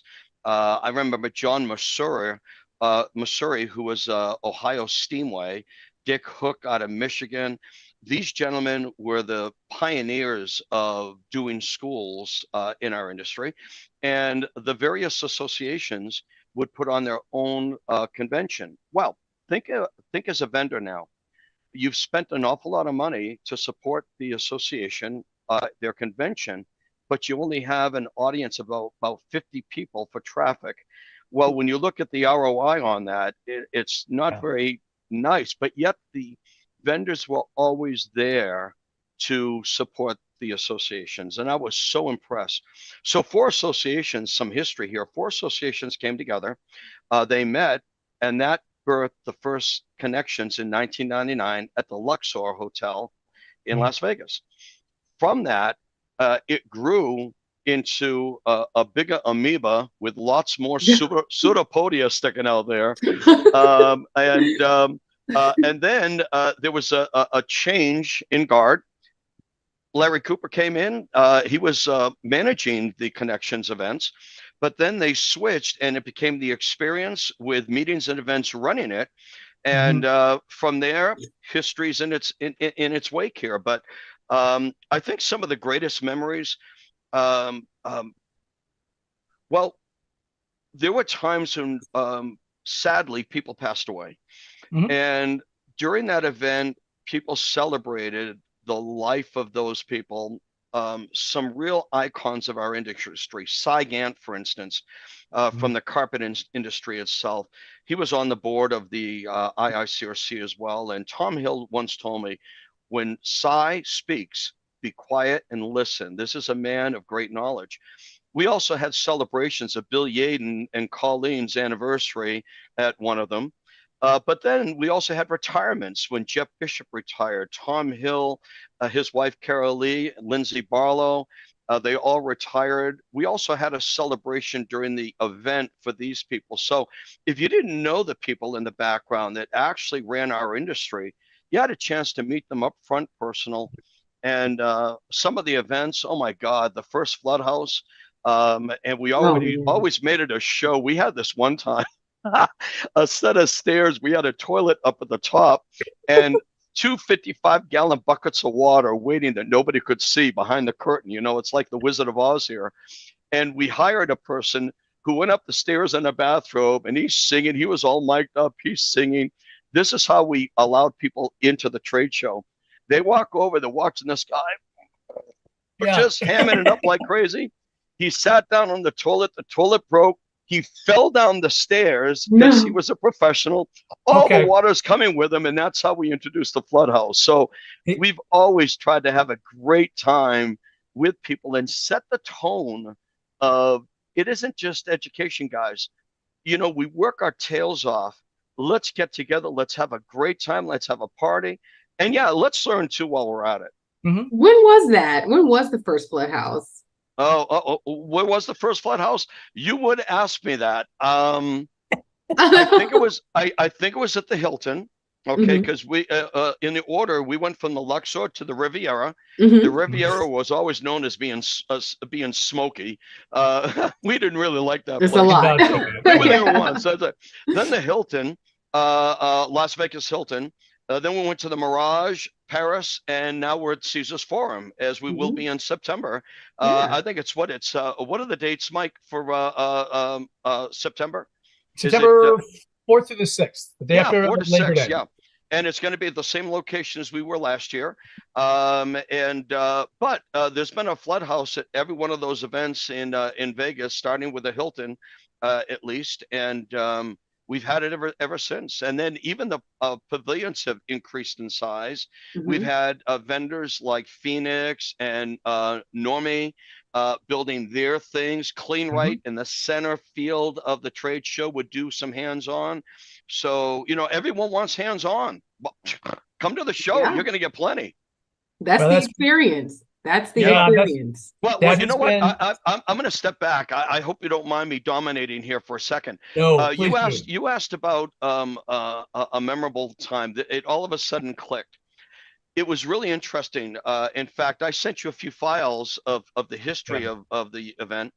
At the Hilton, up on the 28th floor, there were 3, huge rooms. They were the best rooms in the hotel. And we didn't I interviewed the Hilton staff to find out if they had some problems with their carpets that could be fixed. So they sent me a bunch, and we actually took a crew of people during the event, went up and did live repairs on their carpet. And I had people who have never touched the tools before doing these repairs, sweating bullets, but I told them, no matter what you do, I can undo it and fix it. So I'm not worried about that. But the Hilton got a couple $1,000s worth of free repairs by allowing us to use their facility live.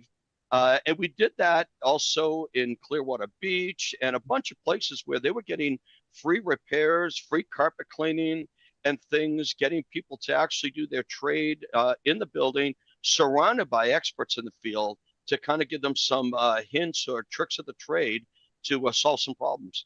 So that was really fun. Amazing. That was really fun. That's cool. Yeah. Yeah. Off camera, before we started, you were telling me a story about Clearwater also about, and we were discussing how it was just everybody loved going there, but we just got too big. And but you said something about when the flood was going to happen, but it's going to happen. Oh, Clearwater Beach, Florida. Everybody loved the white sand and the camaraderie ship. And isn't it great that a show outgrows the venue? But every single year, we knew that at some time during the event, we were going to have a water damage in the trade show because Florida, obviously, towels required 24/7, but you always had rain in the early afternoon, late afternoon, and we would have a crew every year have to dry out a portion of the trade show, which was in the garage below the hotel, and it would flood out annually. So we already, by the second time it happened, we already lined up, okay, you're going to supply the air movers, you're bringing the truck. But we had a crew ready to go. Yeah, if only there were people that knew how to dry and clean and restore here. Oh wait, you might think there'd be a few, but go figure. We're going to teach about this, and we got live activity with it. But the sign of a good show is when things go on in the background that aren't planned for, but the participants never know about it. So you're hearing about it now because we never let people know that the place got water damage. You had a crew down there drying it up overnight and things like this, but because that happens in shows. And R&R, you guys are going to do awesome. Look, little tidbits of things are going to come up, and you just deal with them. You move on, and you always have a smile on your face. We appreciate that, Barry. Yeah, thank you, Barry. We went into this whole situation. It's been about a year now since we've been working with the Coopers and now our own. And with our team, we instruct everybody. We don't even know close to everything. In fact, let's learn everything we can as long as we can and keep learning. And that's not just an experience thing. That's in life, right? You know what? You never stop learning. The moment you do, you should be 6 feet under. Yeah, and exactly. But what's exciting about this, Mike and Mildred, is that Larry, Trina, Jennifer, Jill, the whole staff, they were a phenomenal group, a phenomenal team, fun friends. They're more my family than sometimes my family. And we absolutely enjoyed working together. But Ralph Bloss said, change is inevitable, growth is optional. And I think Walt Disney was quoted as saying the same thing. Of course, I'll give Ralph credit. Yeah. But Yeah. but bottom line, folks, now that R&R has the show, I can't wait to see what's going to come now. I mean, new ideas, expansion of what R&R brings to the show. The sky's like the limit of how this can evolve into something that, like every year, kept evolving to get better and better and better. I think the Coopers simply handed the baton to you and said, keep it going, baby, because we worked hard to bring it to here, and no one wants to see their baby fall apart. Fair. Even in business, when you sell your company, you don't want to see it to go in the hole. You want to see it grow. And that's why I'm here helping. Sean's helping. A lot of the people that have helped the Coopers are here helping because it's about the show. Yep. We loved working with our friends, but it's about the show. It's about giving back to the industry, which is the first statement you said about giving back. So let's keep this puppy rolling, and I can't wait to see the ideas you guys come up with. We're doing our best. It's definitely, we're walking a tightrope on. We want some new ideas. We definitely want to continue with the great traditions that were given to us too. And that's right. And then that's okay. And that's why, as you mentioned, every year was new ideas coming from the Coopers and whatnot. We're going to try things like that as well. But yeah, you'll see floods. You'll see cleaning areas. We'll see the whole. Trust me. Like I remember talking to Normie last year on the floor, and people are like, "Oh, they're going to change the name." They're like, no, come on, we're not going to do any of that. We're just going to take what's working and go. Let me ask you something, Barry. It's been ingrained into me for last year that hands-on is the key to this, and that's the one thing that differentiates the experience from everything else. What are other reasons that you would know people would be, in addition to that people need to get to experience events, either of them? Well, you know what? It's actually great that you asked that, because when you look back at the days of the Riviera, the first shows, it was mainly about cleaning. And then restoration, especially water, with the writing of S500. In fact, we had a session where we had the consensus body members at the show, and a good 3-hour program reviewing the new standard. And people in the audience could ask questions to the actual writers of why it says what it says, blah, blah, blah, blah, blah. And the doors were wide open. Well, at that point, the show then expanded from cleaning to add a lot of restoration. And then it kept adding more and more and more until Larry came up with the tracks of management, cleaning, restoration, remediation. Jeff Jones comes in. Abra came in before Jeff many years ago to do a biohazard situation, but Jeff came in and just wowed everyone with a Microbial Warrior presentation. And then we tried the cage. And it sounds like the cage. Yeah, not familiar. We need to hear about this. In this cage, we had like a 3-ring circus, a center area, like a circus, outside areas, and there were multiple activities going on at the same time. Then we added contests to it. So yeah, the continual evolution, but hands-on is what everyone wants to have. And what R&R is going to be able to bring, I believe, is you're connected with many more industries outside of cleaning, restoration. You're connected with the installation community. You're connected in so many venues that, and a lot of us, like I said, I grew up installing carpet, not cleaning it. We started cleaning in 1970. So what I think R&R is going to be able to do, like Larry and Trina were doing, and Jennifer, expanding the tracks, is you're going to theoretically be able to continue to expand the tracks as to what is hot in the industry right now. Case in point, World Floor Covering Association and CFI. Their number one challenge is getting people to become carpet installers, flooring installers. You can make all the greatest materials in the world, but if you don't have a workforce to install it, what good is making it? So CFI, I just noticed again, they've got for 100 people, they're putting out they're giving people tuition to training for the first 100 people. So that's an example. And you guys with your magazine, you're so connected with so many groups and people. Larry's big thing was he always wanted to keep expanding the science, expanding the knowledge, and look at the opportunities R&R has right now with the connections you have with people that have never been to the experience. So it's always nice to have new speakers, new concepts, new thoughts. And that's why I'm so excited about the baton being handed to you guys, that it's going to be successful. It can't fail. With that positive energy and the outreach you have, let's make it happen. Yeah, that's great. Won't let it. You know, it's all year long. Mildred and I have been talking, and we've been talking to our coworkers and the industry about, you know, we got to find a way to usher in the next generation. And every time I start talking about that, I feel like some of our veteran people give me, "What do you mean?" I go, and I have to pull out my AARP card. I go, "No, I don't need to." That's what I'm saying. I'm saying we need to be the mentor to the next generation. Bring them in. And I talked to Jeff Jones and some other people who speak almost every time about our experiences, and said maybe we'll wait till Las Vegas. Let's get a couple new people, and there's new ideas and new things in here, and I want to make sure they're not offended, and they get it completely. We need them around, like you and me and Jeff and all those people. Well, like you said, the constant expansion. Normie brought in a Spanish track for those that Espanol is their primary language. And you're absolutely correct, Michael. We have new people come in that aren't seasoned veterans in the industry. This show to them is one huge, I'm lost.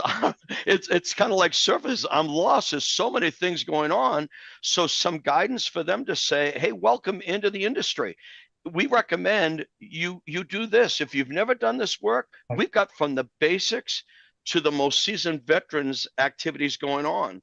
And where do you fit? And maybe a mentor program where you have people that'll tag along with these people to get them introduced to other people out there. I mean, it goes with the name, connections initially, and what an experience.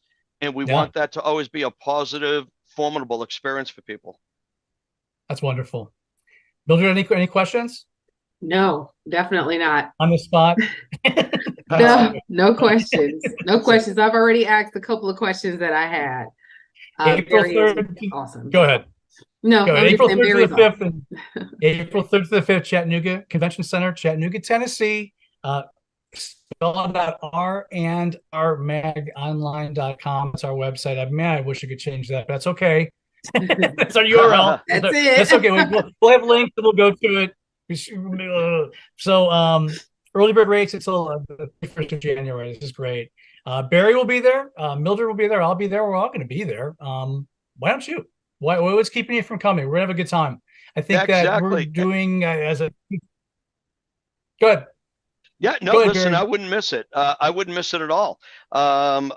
It should be a great time. And for everyone listening to this podcast, unless you've been involved at this level of organizing an event like this, you have no clue the energy and work that goes in. So it's exciting to work with this new family that I'm with right now.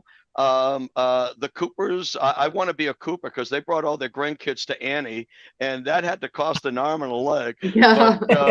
But you know what? I love Larry and Trina. Larry's like my brother, and it's so nice because look, we're not getting younger, we're getting older. His focus right now is on his kids, his grandkids, where it should be.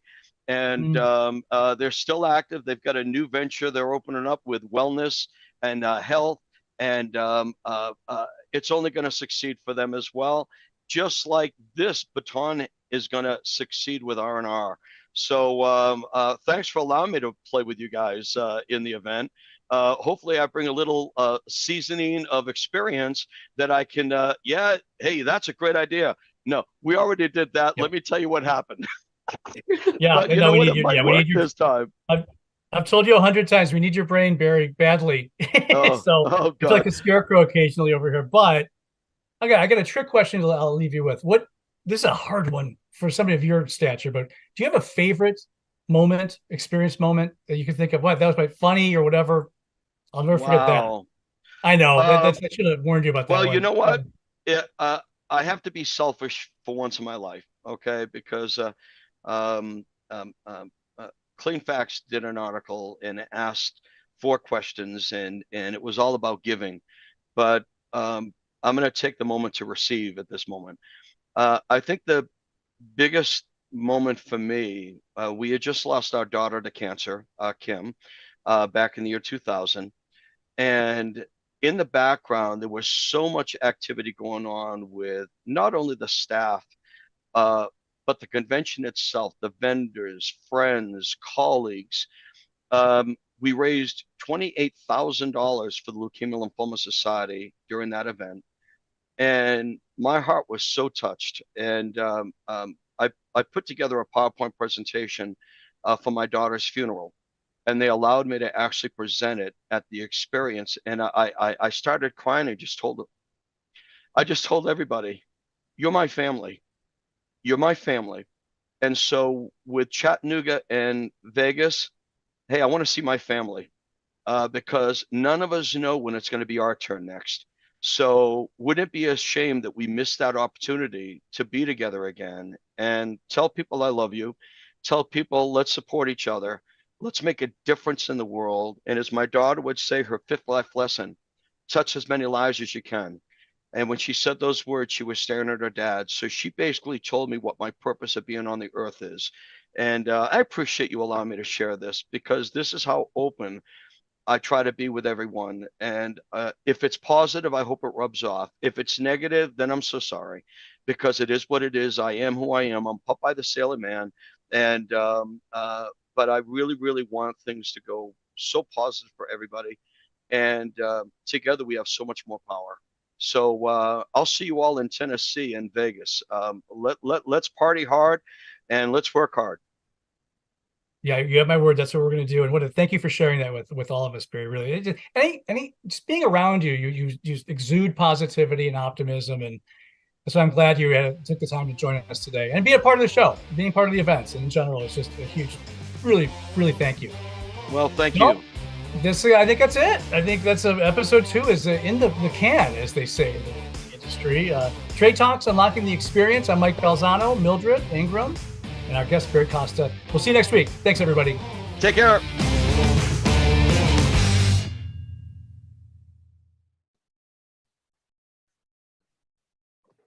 Well, tonight we have a special guest with us, Robert Pettyjohn. Now I met Robert, I don't know, several months back. I believe it was in Treasure Island at a class that we had going, and very, very interesting gentleman. And you'll see as we start talking tonight, just the experience that he brings with him to the table here. But I can't do him justice. I was actually reading through some of his I guess designations and certifications, and there's so many of them. I gave up trying to figure out what some of them even were. So I'm going to let him tell you a little bit about himself. But Robert, I just want to bring you into the room and say, just kind of let everybody know who you are and a little bit about your background, and we'll go from there.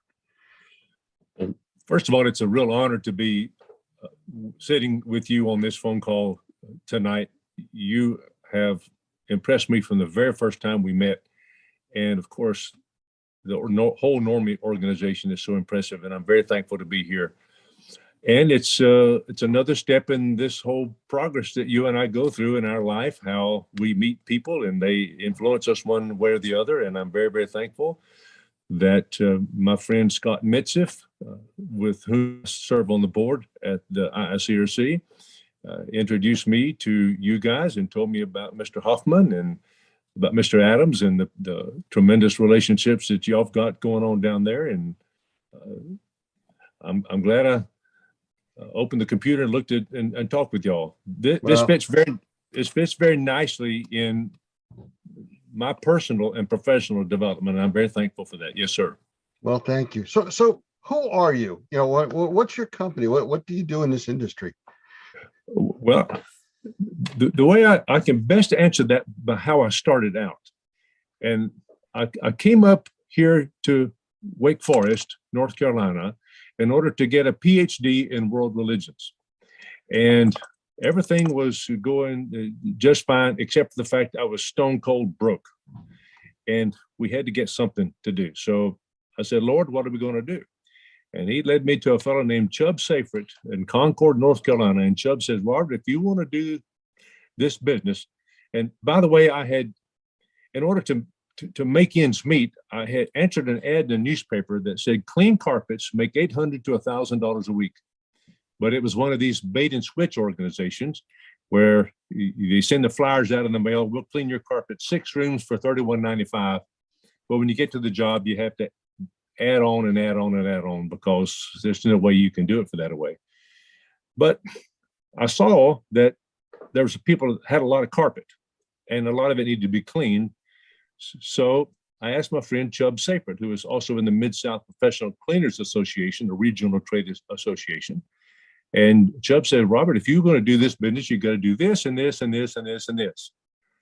And thankfully I did that and that and that and that and that.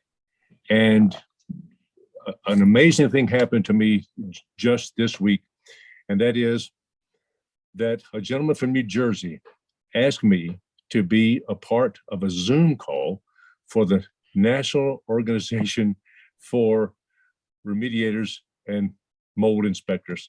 And I could not believe that this happened. So what an honor to be here and to see how things have progressed from one stage to the other. And now I'm in a Zoom call with you. Who would ever have believed this 31 years ago? I'm so honored to be here. You are most welcome, and thank you for that. We appreciate you being here and talking with us, and just bring the wealth of knowledge that you have, for our members to hear the things that you've done. I know you talked about the carpet cleaning industry, and I know you specialize, I believe, in like Oriental rugs and stuff like that. But I think there's also something out there about you with the infection control also. So it's like, this is a big gambit that you cover of, things for the cleaning industry and restoration side. Well, you know everything about me, don't you? What? Well, there you go. Okay, thanks a lot. No. Oh, you're too cool, buddy. I like you. You ask very good questions. Yes, sir. Thankfully, my mom and daddy instilled me with a huge curiosity. My professor at graduate school said, learning is disciplined curiosity. And that means that once the spark goes off, you still got to get up and grab the encyclopedia or whatever, wherever you get your information from, and then learn it and digest it. And I've been very, very fortunate that I've been placed in front of the right people at the right time. My very first IICRC class was with Lee Pemberton, the great Lee Pemberton from McKeesport, Pennsylvania.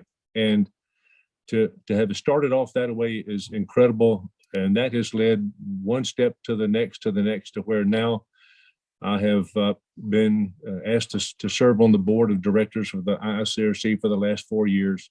I'm secretary of the executive committee, and what an honor that is.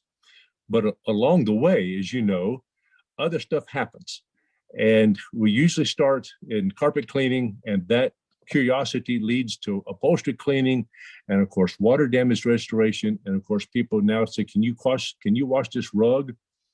Oh, yes. And I'm sitting in a home office out here in Wake Forest, and I can look out in the backyard where we used to wash Oriental rugs in my daughter's swimming pool, a little bitty plastic swimming pool.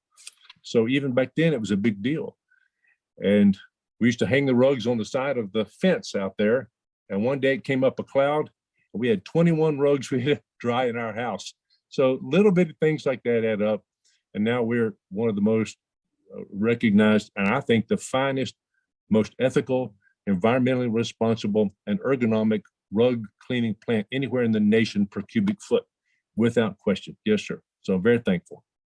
Well, that is impressive. I mean, yes, this industry, unfortunately, especially in unregulated states on the mold side, there's a lot of problems with people being out there. Like you started off saying, a bait and switch type of an ad that you took, and I'm sure that runs rampant through a lot of the cleaning industry also, like it does in the mold industry.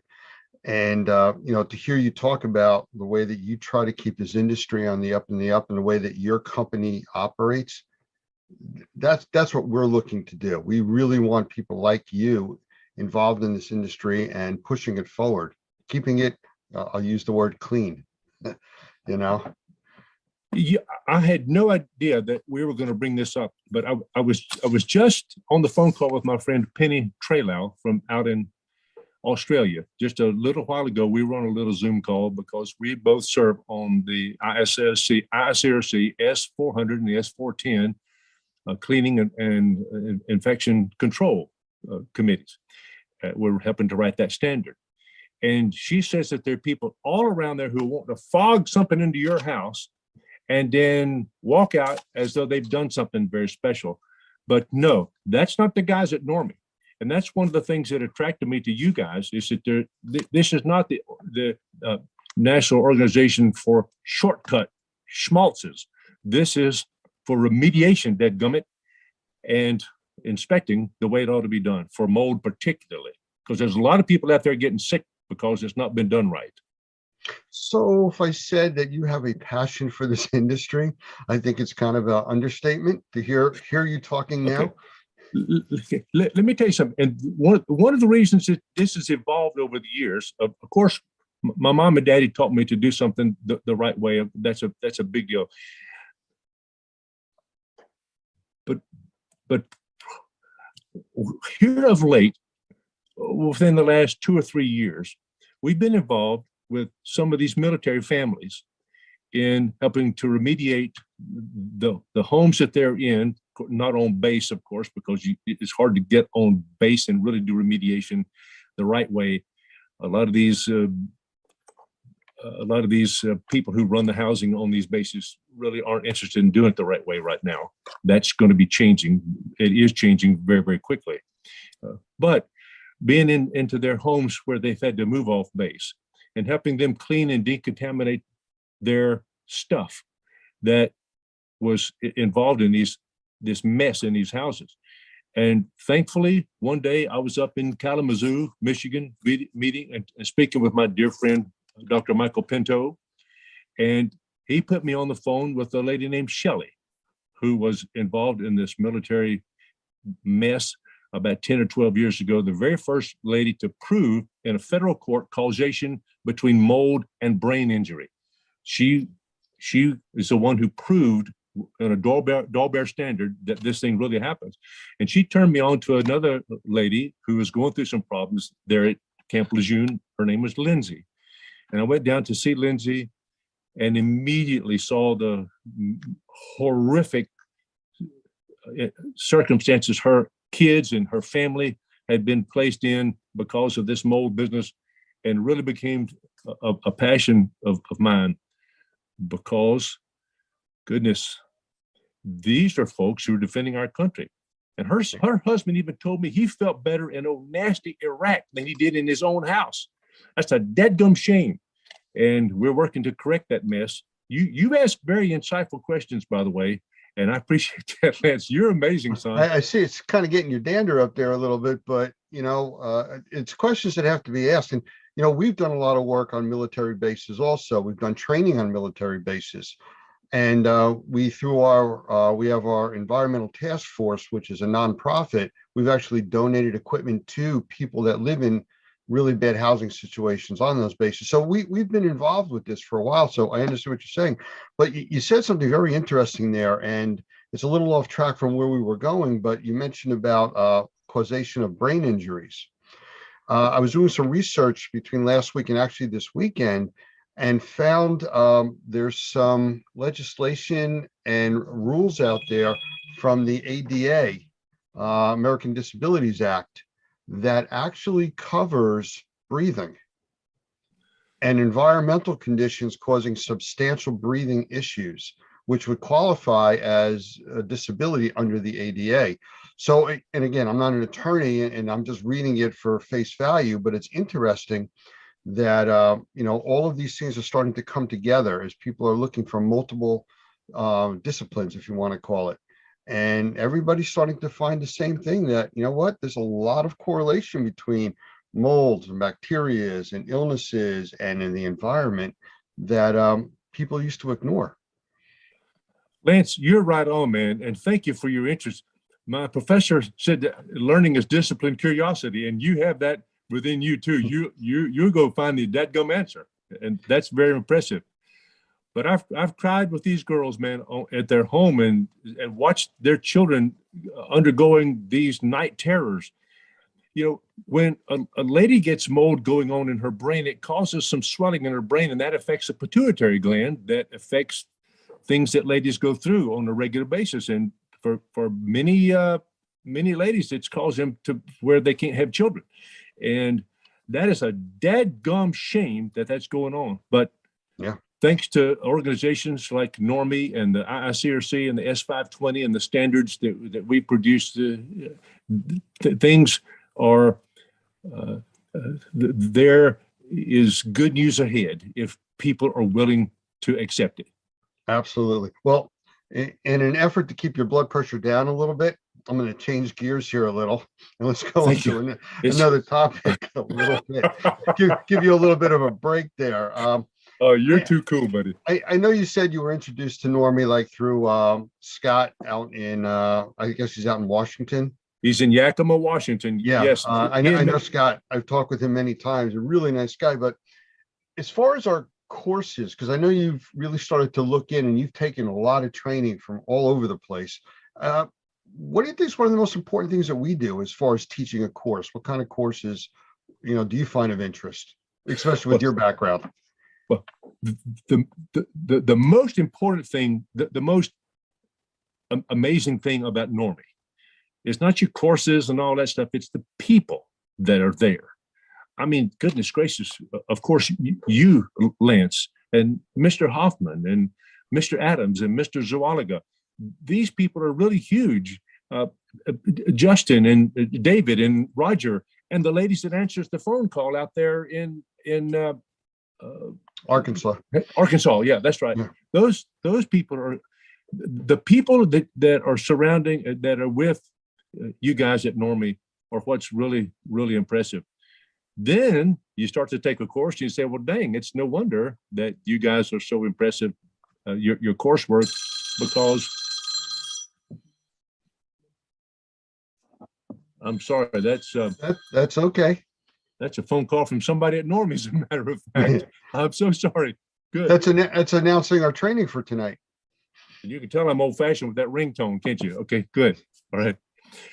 But you mentioned the courses, and to me, the most important course you guys teach down there, I'm sorry, but this is my opinion, is this mold remediation for sensitized individuals. Why is that? Because if you can do it for the sensitized people, you can do it for anybody. So if you can gear your program up in such a way that you're cleaning now for the most sensitized individual out there, then you're going to pass every clearance test. You're going to pass every important evaluation that goes on in somebody else's home. Plus, you don't know whether somebody is carrying that dreaded HLA gene in their body. We don't even know that. So if we take a chance and we miss something that we should have gotten, well, shame on us. That means you've not done it properly, and you've not done it according to Normie standards and regulations. And that's what's impressive about you guys. So to have somebody like Dr. Pinto, Michael Pinto, come down and lead that course is just unbelievable. That's pivotal course. It is a good course. It's a very good course. I've seen him teach it, and I know it's not cheap. I know that. This is one of the most expensive courses y'all have got. But if you can do this, you can do anything. Well, you got the two rock stars teaching it. You got Michael and Doug both teaching that course. Unbelievable. Yes, sir. Yes, sir. Wow. So, what a thrill. Well, let's talk about certifications. Like I started when I was introducing you at the beginning about, the different things that you have, and education wise, there's a ton of stuff that you do and that you're trained in. And I don't know if you want to ramble off a few of those, just kind of some of your background enhancements. I know you said you were first starting for a PhD in religious studies, but you've like morphed into a whole nother direction. Well, when you,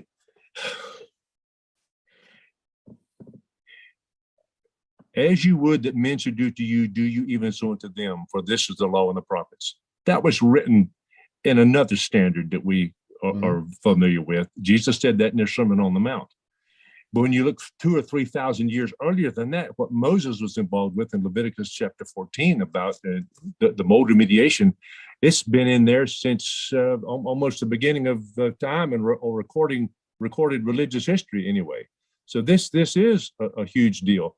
And thankfully, I've got a proper background for this mold business in our cleaning. Of course, we're certified triple master cleaner at the ISRC, but that's a big deal. I'm also a certified rug specialist. We're the only certified rug specialist in the state of North Carolina. We wash the governor's rugs and all that stuff. No, they're not his rugs, dadgummit. They're the citizens. They belong to the citizens of North Carolina. So I'm taking care of. Hey, I'm taking care of your rugs out there. Don't worry about that. We're also certified water law specialists, one of about 125, 150 in the country of that. If you're gonna do a flood on water, you better know what you're doing. So getting involved with the Restoration Industry Association, Pete Consigli and these guys who taught this class the way it ought to be done. I mean, that was tantamount to a college level thesis we had to present to get our certified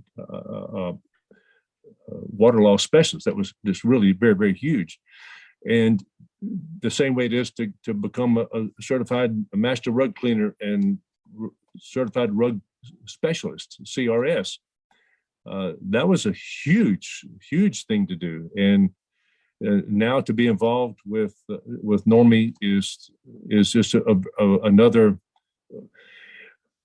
It is said birds of a feather flock together, and it's nice to be involved in a group like Normie that takes things to the highest level possible, and I'm very, very thankful for that. Yes, sir. You know, I like to I bring it down to a very, very simple level when I talk with people and we start talking about, you know, how things work and everything like that. And to me, the basic philosophy is, and I've said this before on many trainings that I've been to, we try to do the right thing because it's the right thing to do. It's that simple. You know, you don't have to go any further than that. I mean, you can't set a higher bar, and you know, it's something that's practical and understandable to almost everybody out there. And thankfully, the courses that you and I have been through weed out the folks who are not living by that standard. Yeah. And any schmaltz, any bedwetter can go out and take a course. We know that, but they're not going to stick with it to the end, to where the results that they're looking for is a cleaner rug, a healthier environment, a more responsible way to treat. We're not just fogging something in somebody's dadgum house. No, we're really getting it clean the way it ought to be clean, and documenting it and proving it with our field tests and third-party confirmation of verification of what we're doing. Yes, sir. Well, there you go. Back to do the right thing because it's the right thing to do, and the results speak for themselves. They really do. I'm going to put you on the spot now. Sorry about that. All right. And I know you've kind of alluded to it, but if you were going to sum up what really you like about Normie, and you know, if you were going to tell somebody about us, where do you think you would go with that? Well, as I mentioned a while ago, the people are number one. You've got to trust somebody. You don't trust a book unless it's a Bible or something. But you don't. And even the Bible says that its purpose is to reflect what Jesus did on earth. So the same way it is with Normie. You guys, man, are from the ladies that answered the phone call all the way to Mr. Hoffman. That's what's so impressive. Not only that, but you base your course material on standards that have already been in place. And it's no secret that whenever you teach a course, you show up there on your screen the IICRC S520 standard for professional mold remediation, for example. You don't try to appear to people that it's y'all's idea. You're the first one to come up with it. No. You know that you're a part, as as the poet said, I'm a part of all that I have met, yet all experiences and arts where through gleams that untraveled world whose margin or whose horizon fades forever and forever as I move. Long, I'll think of who did that in just a second. It's a 17th century poet. But you realize that you're a part of a long chain. You're handling, the baton has already been passed and is handing off to other people like you and me. And we cannot drop it because so many people's lives, so many people's well-being, and even our companies depend on it. And for crying out, our reputation. And the thing that has been my greatest asset in life is been that I know how to pick my in-laws properly. A lot of people get stuck with bad mothers and fathers-in-law, but my daddy and my father-in-law was the finest real estate agent in Northwest South Carolina. And my mother-in-law ran a credit bureau up there in Easley, South Carolina. And Dad never, ever said, is this the best you can do, Robert? You've got a master's degree. Is this the best you can do? No, no, no. He would come in and he would say, whatever you're doing, let's just be the best at it. And from my mother and father-in-law, it's been that way. And to be a part of an organization like that, that is like Normie, that is consistent with my values, is really, really huge to me, because I don't have to wonder about some schmuck trying to tell me something that's not right, or some bedwetter lead me into down some road that's not going to lead to anything. No, that's why I like Normie. Okay. Again, we have to work on your blood pressure. You're getting all passionate about this, which is great. I really, as Cheech and Chong says, this is a big dope deal. And my neighbor across the street was their lawyer, so he was busy for a long time. So there you have it. And, yes, sir. But these are big deals, and we've got for crying out loud, people's lives and their future children depend on what we're doing. Yeah. Well, you know, I was just at a lady's house, a dear friend of mine outside of St. Louis the other day. We have an Instascope machine, and of course we've been trained by you guys how to assess a building indoor air quality, and being able to go in there and know that when we leave and after we prescribe what needs to happen, that they're going to be living in a nice, clean, healthy home. And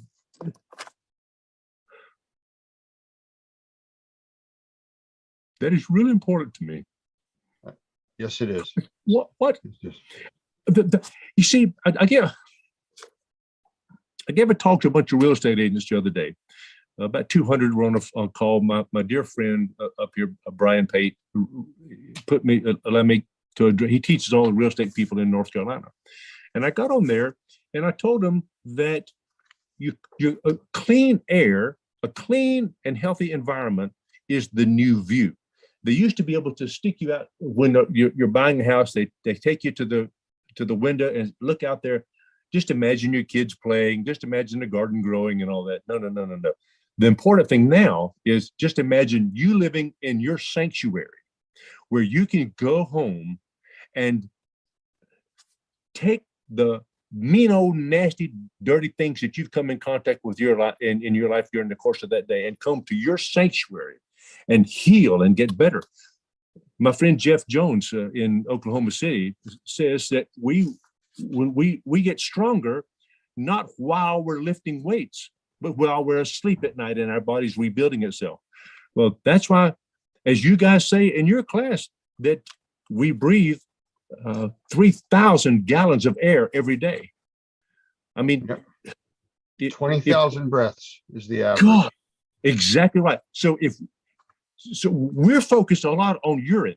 So how many times do you urinate during a day? 9 or 10, maybe? And so how much water do you drink? I don't know.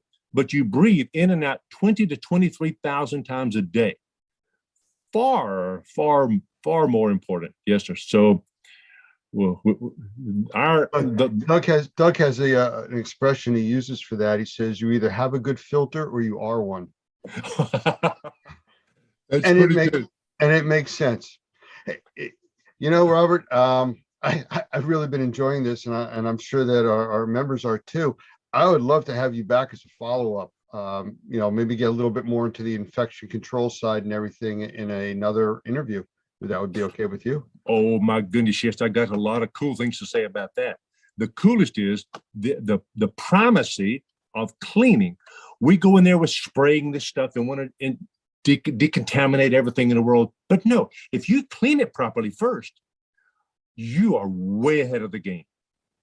And isn't that what our mamas and daddies taught us to do a long, long time ago? Yeah. And isn't it what, I'm going to show you this thing here. Isn't it what Doug tells in this book right here? Yeah. You keep it clean and dry. This is one of the most pivotal books, I think. I know it's kind of fuzzy. I don't know. That's okay. It's this mold-free construction 2.0 to the title of it. Everybody in the nation ought to own that copy, in my opinion. Absolutely. And they ought to be connected to you somehow, by George, to get your New Jersey influence. Because if you do what a guy from New Jersey says, you're okay. I had a call from somebody in New Jersey today too, speaking to me. So it was kind of interesting. He thought I was from down south originally. I said, really? With my lack of accent? Yeah. Okay. So, but listen, Lance, y'all got the best tomatoes and the best corn on the cob anywhere in the country up yonder in New Jersey. Yes, we do. Man, hey, it's the Garden State. That's what they call it. That's true. It's not all Patterson and Passaic. No, of course, it was also 9 degrees out yesterday morning, but we'll go beyond that. But hey, Robert, I really appreciate you spending the time here with us. And I definitely want to get you back so we can talk more about the infectious disease control side. And there's so much more to talk about. Yes, sir. And what an honor to spend some time with you. You ask good questions, by the way. You're like a doctor or something. I thought I was going through a physical or something. You're really good. Well, wait till next time. Oops. Okay. Robert Pettyjohn, thank you very much for being here with us. Okay, dear friend, it's an honor. Thank you, my friend.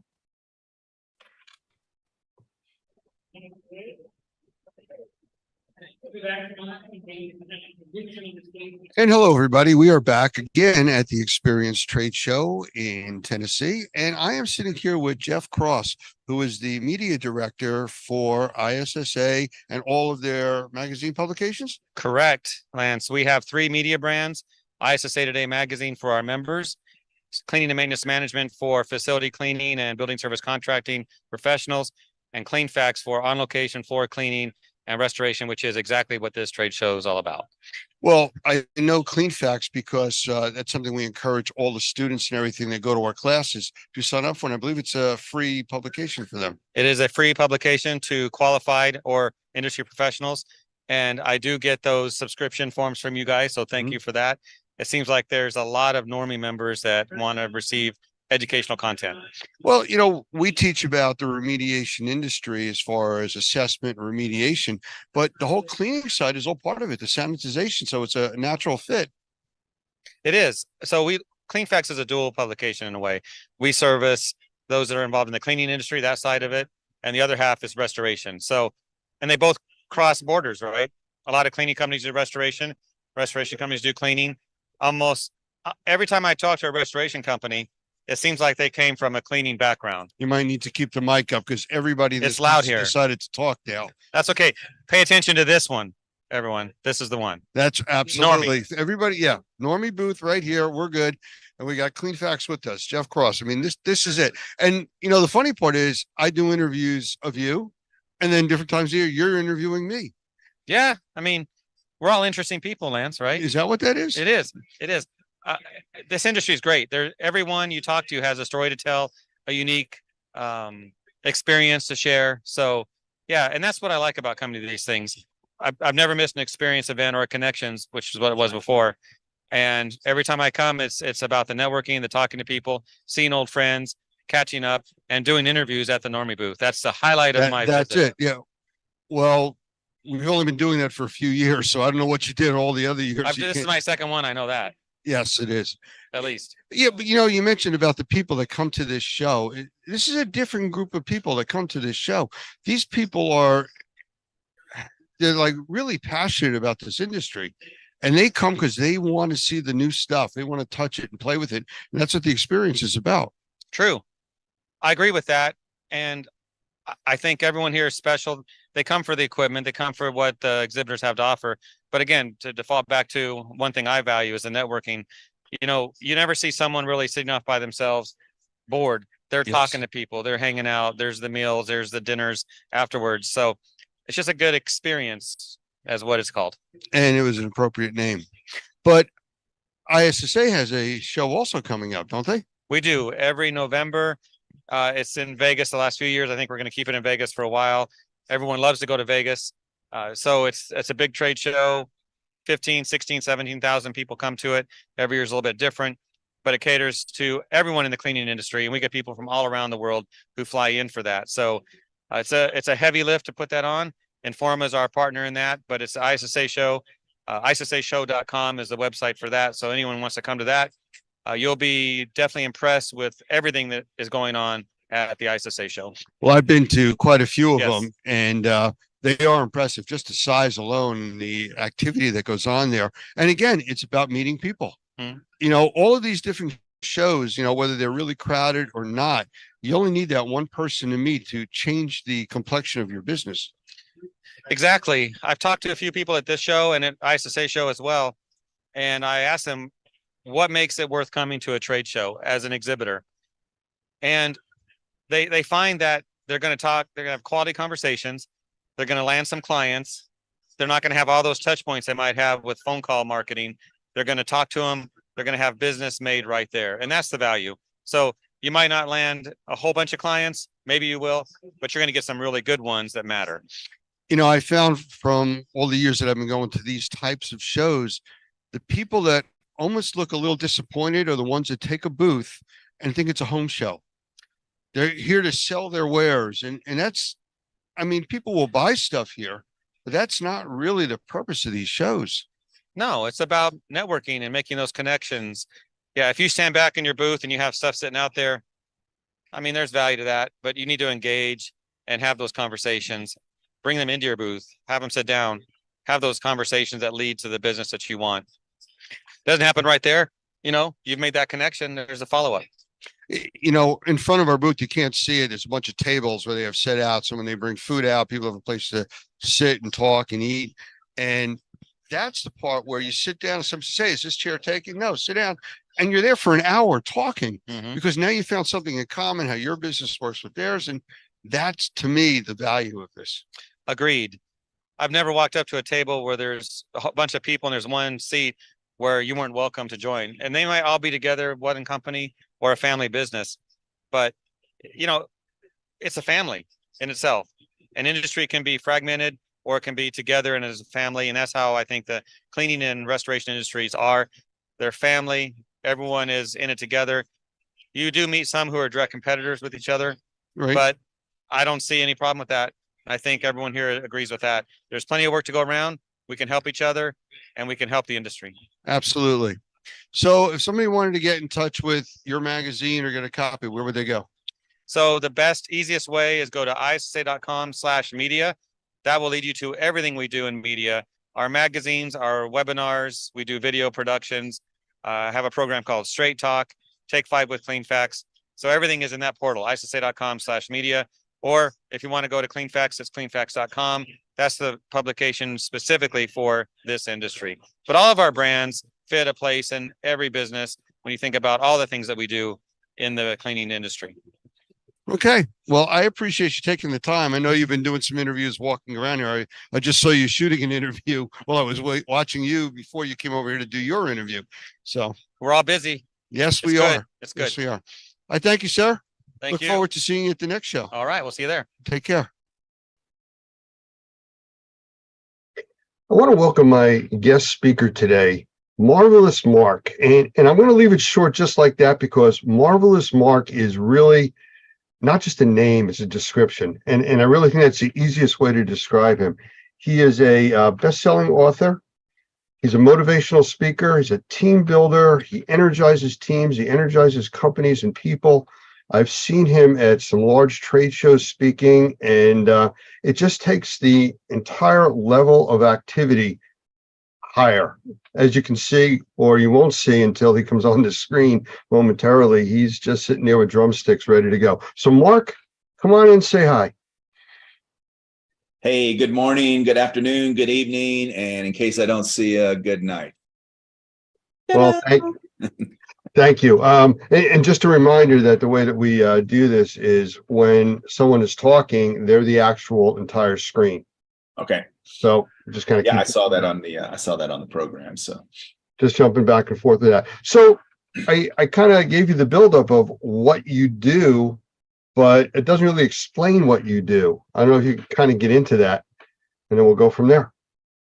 Well, that's interesting that you say that, because that's been a challenge most of my career, because I've tried to run my business by one of the groups that I speak about, which of course is KISS. And the KISS question in my presentation is, what are you willing to do that others are not? Well, KISS was willing to put on makeup, spandex, and get a tongue implant. So the rumor has it. And they just wanted to kind of create a disruption and set themselves apart. So what happened was they wound up setting themselves so far apart that you couldn't help but remember them. And they actually were in a league of their own for many, many years before people started seeing that, hey, the clown makeup rock stars really were scaling their business. They weren't just music giants, they were business giants. So that's really, in a nutshell, what I try to teach businesses, whether they're entrepreneurs, small or large, is, what's your disruptor, what's your KISS, how you can set yourself apart. Hence the name Marvel Less, because less can give you more when you start scaling back of all the busyness in your business. Well, it's interesting that you describe their business model that way, because we've talked in the past about a book that we recommended called Blue Ocean Strategies. And it's a heavy read. There's no question about it. It's very detailed, but it basically teaches companies how to set themselves apart. Don't fight the competition. Don't get caught in that race to zero pricing. Be out there, be the individual like you're talking about. No, you're right. And I love that book. I've read it a couple times, and it's so true. And you can use that comparison to anything. And I think, a lot of times, when we were talking in business today, how we're sometimes too busy being busy, we don't have time to go for the deep sea fishing. So many businesses chase each other's clients, or we're all going after the same piece of business. We're all bidding and, sending out RFPs a lot of times, unless we have our, loyal client base. But when we're trying to generate new business, what's going to set yourself apart? Are you fishing in the shallow water, or are you going to go for that one big fish, that one big account that will be loyal to for you for the next 5 to 10 years? Well, we have a very niche market with what we do, and we deal with everything under the umbrella of indoor air quality. And basically, it's all about the market being just people that breathe. So it kind of narrows it down to everybody. And that's kind of what our membership base is, which consists of sole proprietors, mom and pop type operations, up to very large corporations and franchises and licensees, companies, and things like that.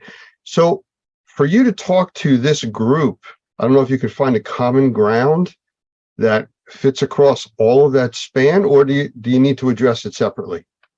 No, what I want to talk about today is some heavy duty psychology on using the 80-20 principle, or the 80-20 rule in your business, because I've found, whether I'm talking to people like myself that's been an entrepreneur since about 1985 and a small business owner, usually anywhere from 2 to 8 employees, to the people that I speak to that are large corporations that have thousands of employees and their sales teams or their business development teams. We really need to spend more time in that blue ocean where the big fish are on that 20%, and we have to strip back that 80% to find that 20%. And that's a couple of things that I want to share with today. Well, why don't we get started? And I'll turn it over to you. I think you wanted to share your screen there for a moment or two. Yeah, I will in just a second. The first thing, I just want to make sure that everybody is aware of the basic principle of the 80-20 rule, which is 80% of your results come from 20% of what you do. So many of us are working in that 80% area, which I'll show a little graph a little bit earlier on what that means. But what does it look like, and how do we get to a position where we have that confidence and courage to get to that 20%? Because really getting to that 20% is letting go, or as I call it, since I'm from Las Vegas, how to be a stripper in your business without taking your clothes off. And that's really taking away, stripping away everything that's not, really going to drive what your business is. But the first thing that you want to do in your business for yourself, and this is going to take some time. So it's going to, whenever you have planning time, you're going to have to actually go a little deep with yourself. And that is clarifying what I call your future rock star self is. Who do you want to be in the next 3 to 5 years, or where do you want your business to be in the next 3 to 5 years? Because so many of us have a hard time looking, especially in today's world with the labor shortage and all of those challenges and supply chain shortages, we have a hard time looking 10 days or 10 weeks into the future without, going 10 months or 3 to 5 years into the future. So I call it the stage. The first stage that I challenge your audience to do is to take a few minutes sometime, turn off the phone, turn off your dings, find a private place, and really write out who you are in the future. Who's your future rock star self? Where do you want to be in the next 3 to 5 years? And that's going to take sometimes looking back of where you were and how you reframe your past and defining your future rock star self, if that makes sense. Oh, it does. And I'm going to ask you as we go through this today to think about how you can help motivate some of our people, because we talk to the people that we train, our students, our members, all the time about planning for the future.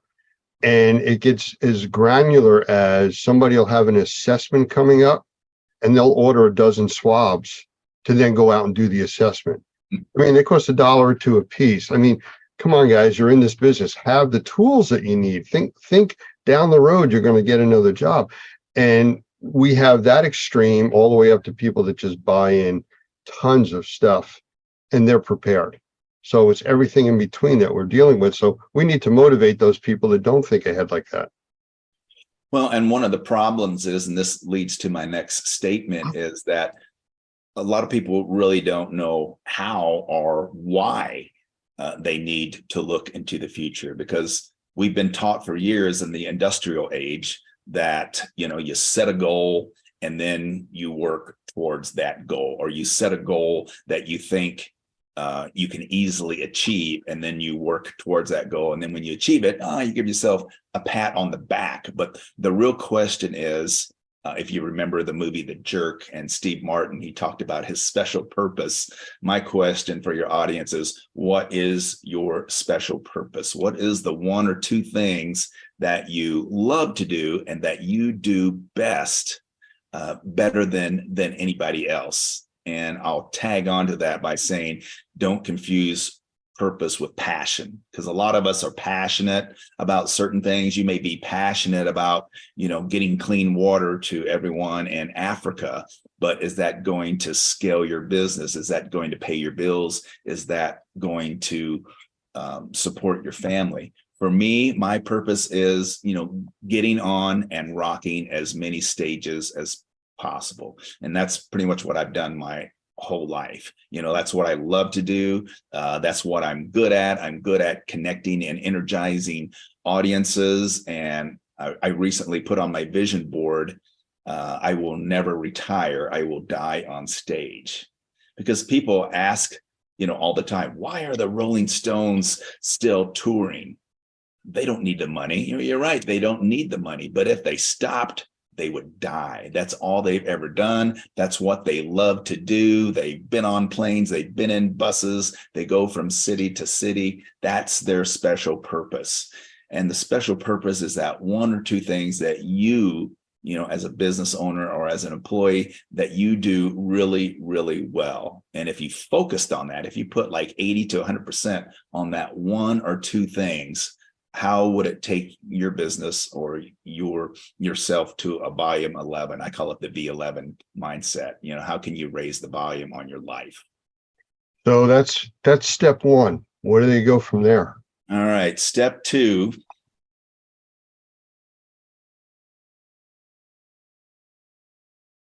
Is letting go. All right. And this is the hard part. This is the Disney part. I'm going to go ahead and share my screen because I got a nice visual on this. This is kind of the, there we go.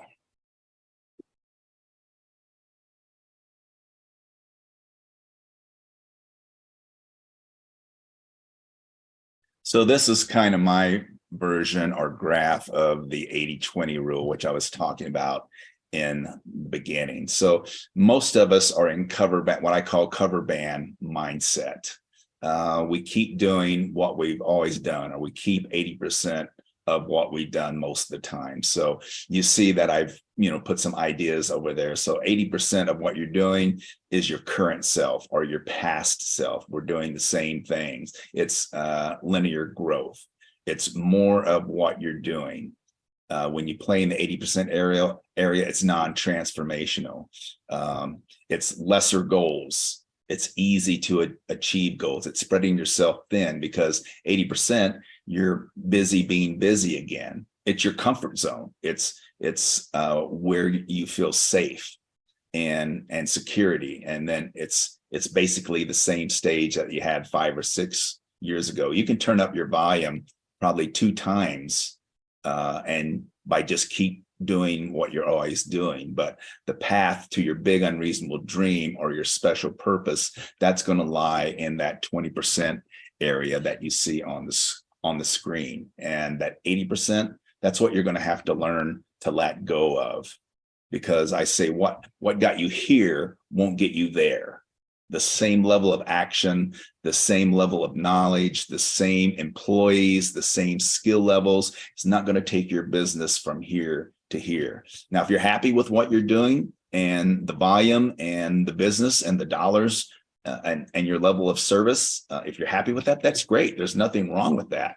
But for those that really want to scale their business because you're tapped out right now, your bandwidth is pretty much at its wit's end. So what are you going to be able to, as I said earlier, strip away of this 80%? What can you strip away and only leave the 20? It sounds to me very much like what we refer to as growing pains.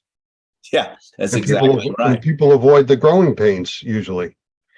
And the reason they do that is because they want to stay comfortable. One of my favorite quotes, I think it was from Jim Rohn or Jim Collins, you're the average of the 5 people that you hang out with the most, or that's your comfort zone.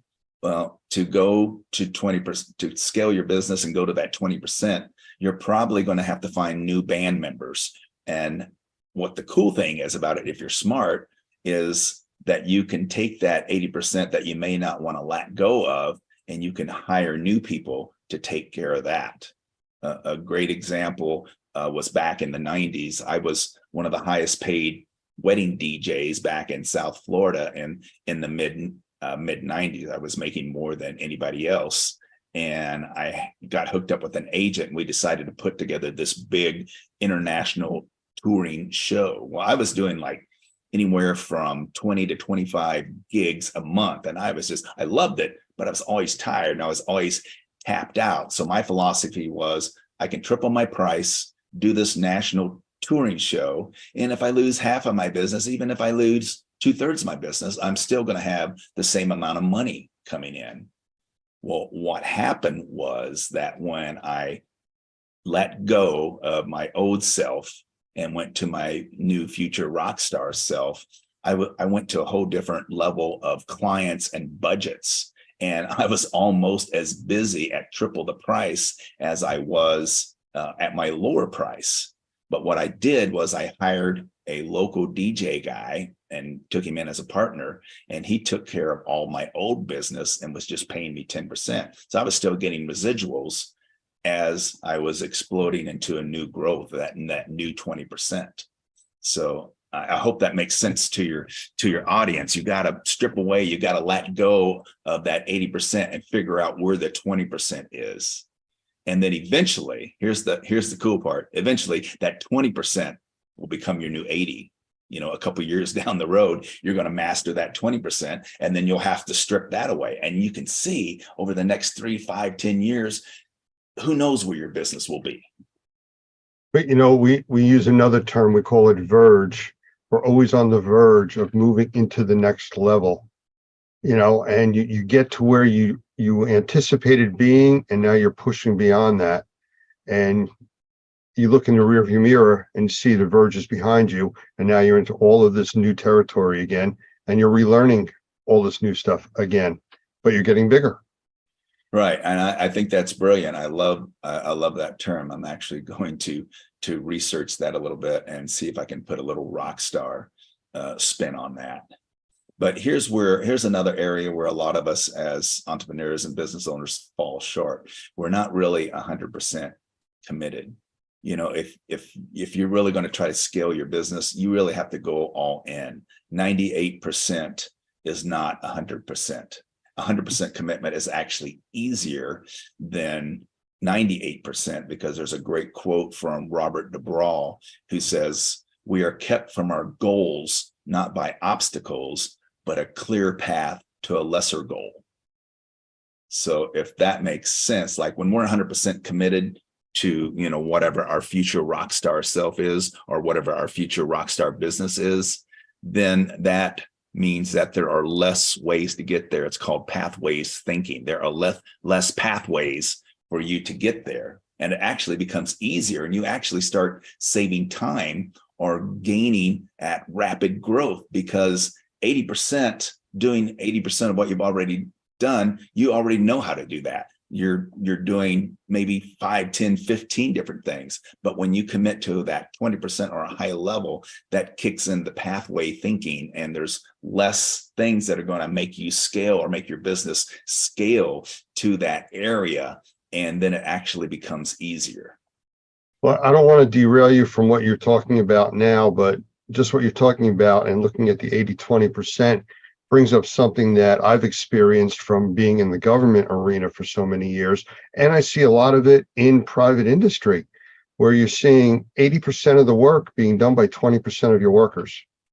How do you change that? How do you motivate that percentage that is not doing the workload like the other top performers?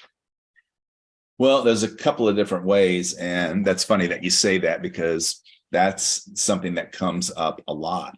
You know, personally, my opinion is you take that 20% and you invest more training and pay them more and give them better benefits than the 80%, because that's going to fuel them and give them more incentive to stick around. It's going to make them think better. It's going to make them scale what they're doing, because that 20% has a way, you know, they have an ethic and they have a vision on how they're doing things. And now they can take that 20%, turn it into the 80%, and then strip that away. And then you would probably promote them. There's a phrase called, are you a manager or a maker? You know, a lot of your 80% people are going to be managers. And as business owners, you know, you don't want to be a manager. Hire someone to be a manager. You want to be the maker. You're the one that has that special purpose. You know the vision, you know the goal. You know, when you're working towards that 20%, the question is, what is the most important thing that you could accomplish right now that would give you a clear path to that goal or to that future self? If you had to take the time to figure out, what is one thing that if I put all of my energy, or if I took the 20% of my rock stars and we all focused on that one thing, how would that explode our business? And what would that one thing be?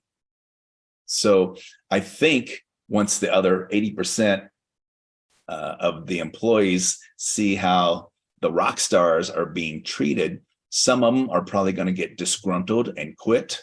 Good, bye-bye. You know, we don't want you in our band anyway. And some of them I think are going to maybe, how can I get some of that action? How can I get that raise? How can I get in the elite group, or the, you're going from garage band to name act or Lollapalooza band, main stage band. And I think you'll be able to nurture and train some of those lesser gold employees and get them into the 20% with the rock stars. And I would even set up a mentor program, have them take someone that they feel will be, the more 20%ers you have, the faster and exponential growth your business is going to have.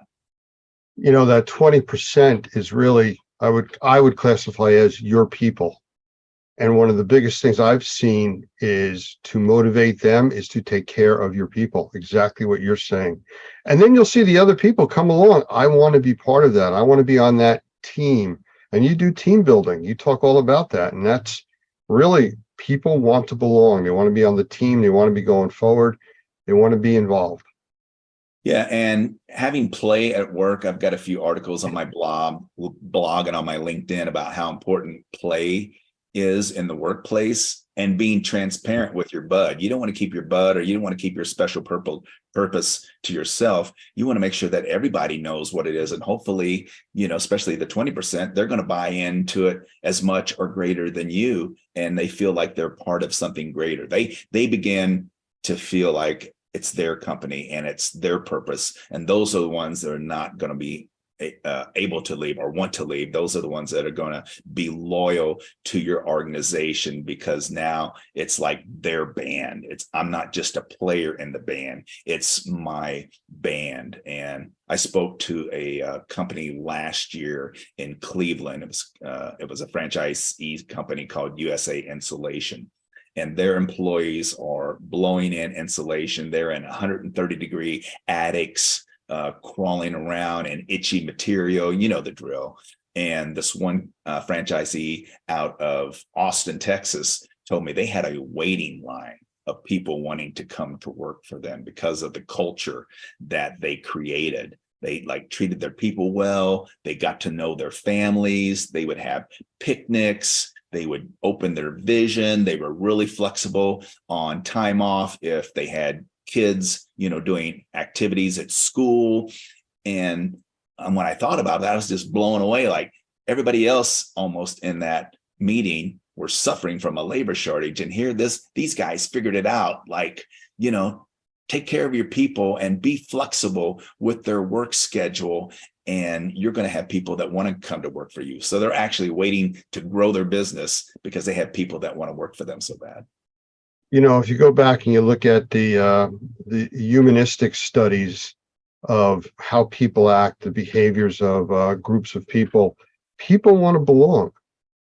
They really do. I mean, even on the negative side of people joining gangs and stuff like that, they don't have family lives or whatever their situation is. They're looking to belong, be accepted, be part of a group.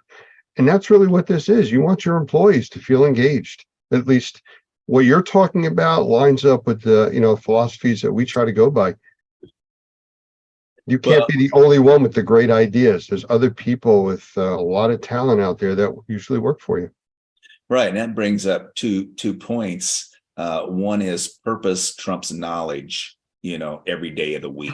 I love that you brought that up because it's so true. You want your people to have the same goal and vision. You want them to see the greater good of what, your business does for the general public and other businesses, because it's amazing work that your viewers do and what their companies do, and keeping them happy and engaged, and doing some sort of teamwork is just one way towards doing that. And actually, this company, this USA Insulation Company, also would do one-on-ones with them, like come to us if you have something going on in your life. Don't hold it in. There's the mental health buzz, going on in today's workplace. And we as business owners, we as managers, or we as makers, that's part of our responsibility now. Back in the old school days, you know, when the boomers were running everything. It was just like, show up, do your work, or get out, you know. But now it's not that way. We have to be more compassionate. We have to be more flexible in our management skills and our level of compassion for our people, if you want to keep them. So what would step 3 be if we've gotten to that point? Yeah, step 3 is what I call find the bottleneck, or identify and find the bottleneck. There's a thing.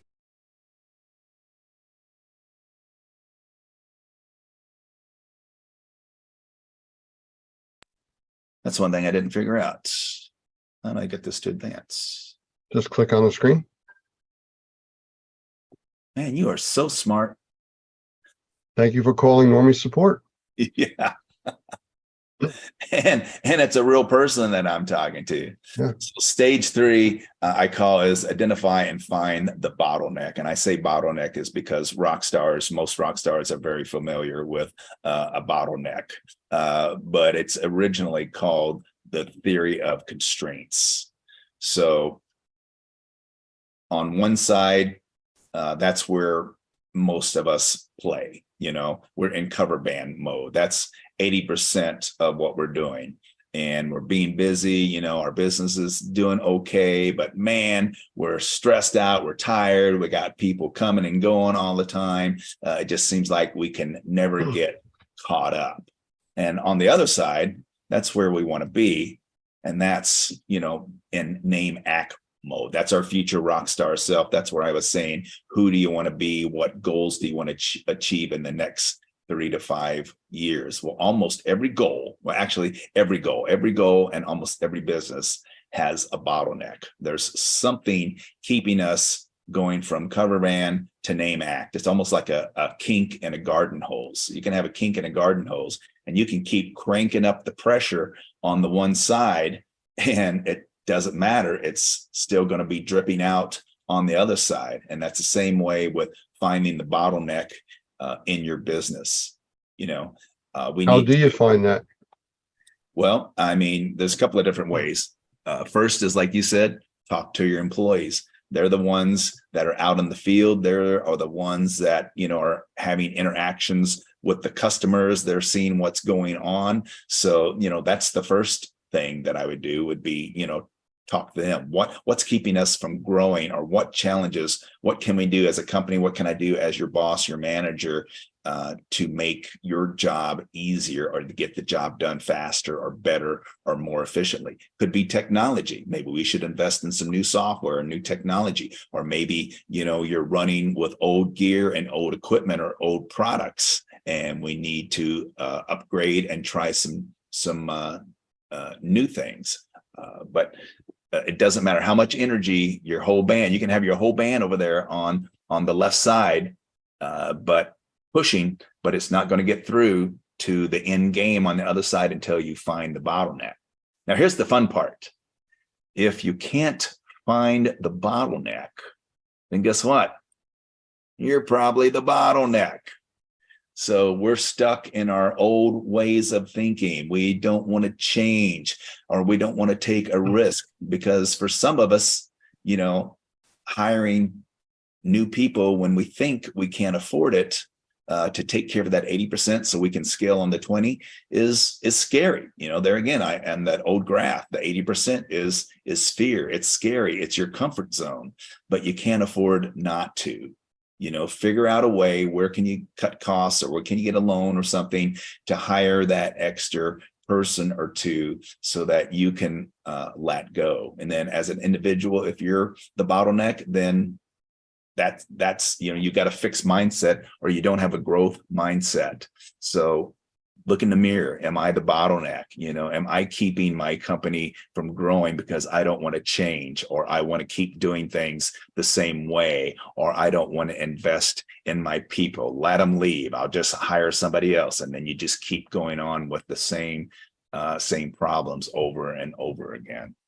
You know, we deal with a lot of people that have been in the indoor air quality, mold assessment, mold remediation industry for 20, 30 plus years. And they'll come to our classes, and you know, you can see when they're sitting down, they almost kind of have the chip on the shoulder. I've been doing this forever. I've seen it all. I know everything. And we're doing it the way we did when we started. And, you know, you think about it and you go, so you're still using a telephone that plugs into the wall, right? Oh, no, we have cell phone. Well, you've changed. Things have changed over 20 years or 30 years. You know, you are doing things newer now. There's more concepts. And usually by the time we've gotten to the first day of one of our classes, their response is, I have actually learned how much I don't know.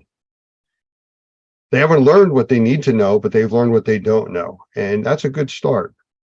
No, I love that mindset because you don't, I think it's Brian Tracy said, you don't want to be the smartest person in the room. If you are, you want to find a new room, you know, and the fact that, you know, instead of trying to defend your decisions, why not ask an opinion? I was listening to something this morning and I thought, oh, I got to share this, you know, instead of trying to prove why you're right or why you're doing it the right way. And a lot of times, you know, at the trade shows, I've seen, you know, very smart people up on that stage, but they keep trying to defend their way. You know, they keep on trying to say, this is the way to do it. This is, you know, if you want to grow your business, if you want to get X, Y, Z, this is what you got to do, rather than asking an opinion. Well, what do you think? You know, this is what I do. And what I'm sharing with you now is just what's worked for me for the last 2 years. I've done a V11 in the last year and a half. I mean, I started applying these principles, and coming out of the pandemic, my business has exploded. So I'm getting ready to take the year and a half, 20%, which is now my 80, and getting ready to strip away and find the new 20% to go to the next level. So that's a great point. I love that. So we have, like I said, a lot of very small companies and a lot of large companies. The smaller companies, it's much, much easier to pivot, to change your direction, to come up with new concepts. But you get some of these larger companies and organizations, it's like trying to turn an aircraft carrier. You know, it's eventually going to get there, but you're, you know, 20, 30 miles down the road, or, you know, across the ocean. How do you talk to them and say, find these bottlenecks, and how do you change direction? Well, I think, you know, the one thing that larger companies do have, and sometimes it's good and sometimes it's bad, is, you know, their teams, their board of directors, or, you know, their masterminds, so to speak. And I think, you know, first, there again, it goes back to these 3 stages. That large company, just like the small company, they got to be crystal clear and 100%, not 98% committed of where they're going in the next 3 to 5 years. So you have to really, really spend some time on that first stage and defining your special purpose, defining who you are or where you want to take your business. So, you know, if you don't know where you're going, you better be careful, because you might end up somewhere else. So before they even need to think about turning the aircraft or turning the aircraft carrier, you know, on that big, wide, slow turn, you better make sure you know what direction you need to turn it into first. And then once you're clear on that, that's when you get together with your teams. And sometimes it's good to bring in outside sources, depending on how the company structure is and the level of secrecy or what they're willing to share and not share. But then you have a better opportunity of finding out what the bottleneck is. And then, you know, you see that 80%, take the 80% of what you can and just throw it all in, and, you know, start turning that wheel, and you'll eventually get there.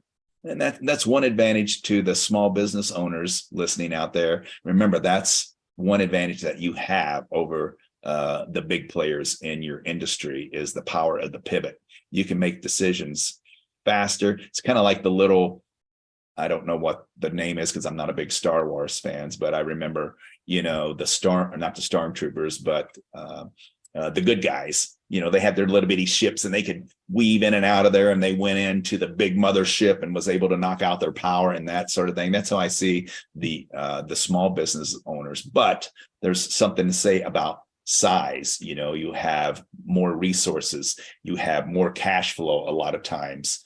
So you can make bigger jumps and you can take bigger risks. So there's pros and cons to being big and being small. Okay, well, I mean, you got the constraints that you're talking about, whether it's something you can move out of the way or move out of your own way, you're basically going to have to go forward and push forward. Next step. Well, that's really the final step. And to kind of bring it all full circle, after you figure out where you want to be, your future rock star self in 3 to 5 years, once you determine or strip away the 80% to find the 20% of what you need to focus your best people on and your best resources on. And doing that, it's probably going to make the bottleneck appear or help you find the bottleneck easier. And once you open up that bottleneck, I say, you just got to remind yourselves of the 4 C's. And these 4 C's come from Dan Sullivan. And the 4 C's of what I call V11 or volume 11 is, first, you have to make the commitment. Whether you're the big business out there listening or the small business owner out there listening, you have to make the commitment and take the time, as I said, to find and define your big unreasonable dream, your goal, or who you want to be in the next 3 to 5. So once you commit, the next C is courage, because it's going to take courage. It's going to take courage to leave the 80 and go for the 20, because the 20 is uncomfortable. The 20 is the unknown. The 20 is things that you don't know yet. You're probably not going to know how to get to your future self, but that's where you have to focus on. It's going to take courage. So when you have that courage and you take that leap of faith to do that, and maybe hire new people to take care of the 20, because that's or take care of the 80, that's courage as well, then that's going to lead to capability or capabilities thinking. Places like Normie, where they can get education, where they can get ideas, because again, what got you here won't get you there. So when you're going to scale 20, there's less options that are going to get you there. So you're going to have to find new capabilities, new pathways to get you there. And then the final thing is confidence. Once you start seeing the results, your confidence is going to build. And then it just goes back to the rock and roll world, step and repeat, step and repeat. Your 20 will soon be your 80. And then you strip that 80 away and find that 20, and you focus everybody on that 20. And then that 20 in a couple of years will become your 80. And then you strip it away, and who knows where you'll be in 3 to 5 years. It's really exciting once you wrap your head around it and really watch it grow. And, full transparency for me, when I was, in trying to absorb or be a sponge for all of this, it took me a good 8 months to be fully committed. I was just trying a little bit at a time. Okay, getting some good feedback. Maybe I'll step out a little bit more in the deeper water. Okay, that's working. And so don't feel that you just have to go all in and spend all this money hiring new people and things like that. You can do it at a little at a time, but the faster you do it, the faster you're going to get there and grow. So I have to ask you a question on a personal note. Okay. What's with the drumsticks? The drumsticks, that is one of my disruptors or differentiators that I incorporated in my shows back in the late 90s. So as you can see, I use them in my presentation, and they can brand them. So I actually, when I'm speaking on stage, every person in the audience gets a pair of company branded drumsticks, or if it's an association, sometimes sponsors sponsor them. And instead of doing old school applauding like we've done for 2,000 years, we have new AI. We have these drumsticks to keep everybody engaged, keep something in their hands. I call back to them. I ask people, to play along with the music and things like that. Then at the end, I bring it full circle on how we can drum up business, how we can beat the competition, and how your company walks to the beat of a different drummer and set yourself apart. And then I'll divide the audience into a team building activity, and we'll actually build a band, and then imagine 100 to 1,000 people with drumsticks with some great classic rock and roll. And then I kick the mic stand and body surf off the stage. There you have it. Well, I kind of knew that, there was a specific reason for the drumsticks. And to go back to where we started, it helps you separate yourself from everyone else. There you go. It's as simple as that, drumsticks. And at trade shows, I carry these everywhere. I carry these to restaurants. My wife gets mad at me sometimes, like, we're going out on a date. I don't care. And I take them everywhere, and people will come up and ask you, hey, what's with the drumsticks? Are you a drummer? And I'll tell them I'm a tabletop percussionist. And then it starts a conversation. Back in my crazy days in the 90s, I used to walk around with a rubber chicken, whether it was a black tie event or whether it was a trade show. And either people would ask me, what's with the chicken? Or people would ask someone else, hey, who's that guy with the chicken? And the same way now, who's that guy with the drumsticks? And everybody wants a pair. So find that disruption in your business that sets yourself apart, and try to run your business like KISS. Find your spandex and makeup. We were just at the Experience trade show a month ago, and we were down in Fort Lauderdale. One of our members, he has a manpower company. He can supply 1,000, 2,000 people for like major disasters, stuff like that. But his name's David DeGroff, a really good guy. We've dealt with him and done a lot of things together. But he showed up in a fluorescent yellow 3-piece suit. The only thing brighter than the suit were the shoes he was wearing, which were an orangish color. And I actually asked him, does it take batteries? Just to produce that color. And I said, why are you doing this? He says, I could not purchase this kind of advertising, what it costs for this suit. The suit was very inexpensive. I got it off of Amazon, and everybody's coming up to me. What do you do? How do you do it? Why are you wearing that? Like you carrying drumsticks. He separated himself from the other 1,000 or so people that were there by wearing that.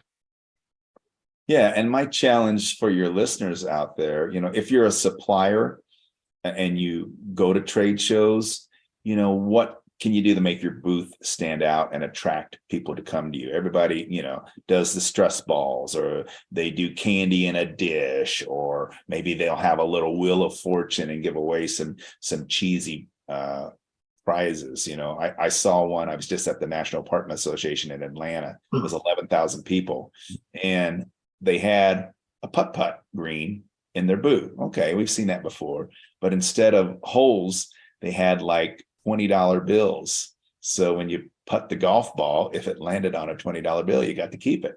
And I thought, there's an old school game that they just took to the next level. I love it. So that was just one thing I saw. So for the supplier members out there, what can you do to set your trade show apart from everybody else to draw people to your booth? And for the business owners, whether you're a large business or small, what is your KISS? What can you do? What can you have your employees do, wear? A lot of people say, well, we have the best customer service. Well, then if that's your disruptor, your differentiator, that's easily copied. Your competition can easily see what you're doing. And then next thing you know, you're not a disruption anymore. So, what can you challenge yourself or your people to do that's going to set your business apart and remember them? How are they going to think of you first? Well, the next really important question, how does somebody get in touch with you? Or if they want your book, or to bring you into one of their trade shows? Yeah, I'm a pretty easy find. You can just Google Marvelous Mark, and you can spell it the way I spell it, which is Marvelless, or you can spell it the correct way, Marvelous, on Google, or you can just go to marvelousmark.com, and that's the easy way. You can actually type in Rockstar keynote speaker, and I'll pop up. So. Well, I've seen you at trade shows. I've seen the energy that you produce. You're much more low key today. I think it's good because we have a small screen that we're looking at. But I will tell you, from what I've seen of you and listening to you talk and the passion that you have, I have to correct you on a statement you made earlier today. Uh-oh. You said that you were going to die on stage. I disagree. I don't think you'll stop working until 6 months after you die on stage. Well, I appreciate that. I don't know if my wife will, because that's just going to delay her benefits, but it is what it is. It is what it is. Mark, I appreciate your time. Thank you very much for spending it here with us. I'm sure our listeners will get a lot out of this, and maybe we'll do a follow-up in the future and hope to see you at some trade shows. Yeah, and I want to say to your people out there, because some of this stuff is really, really deep till you really think about it, because the psychology behind it is kind of against what we've been taught in schools or what our parents and mentors, many of our mentors, have taught us. If anyone out there in your audience wants to private message me and ask me to explain it a little bit more, or I can share with them a couple blogs that talk about it a little bit more, I'm really, really happy to do that, because I love what your industry does and what it's all about. And you have some of the greatest American loving people out there in the world, and my heart goes out to them and what they do. Thank you. Take care, Mark. See ya.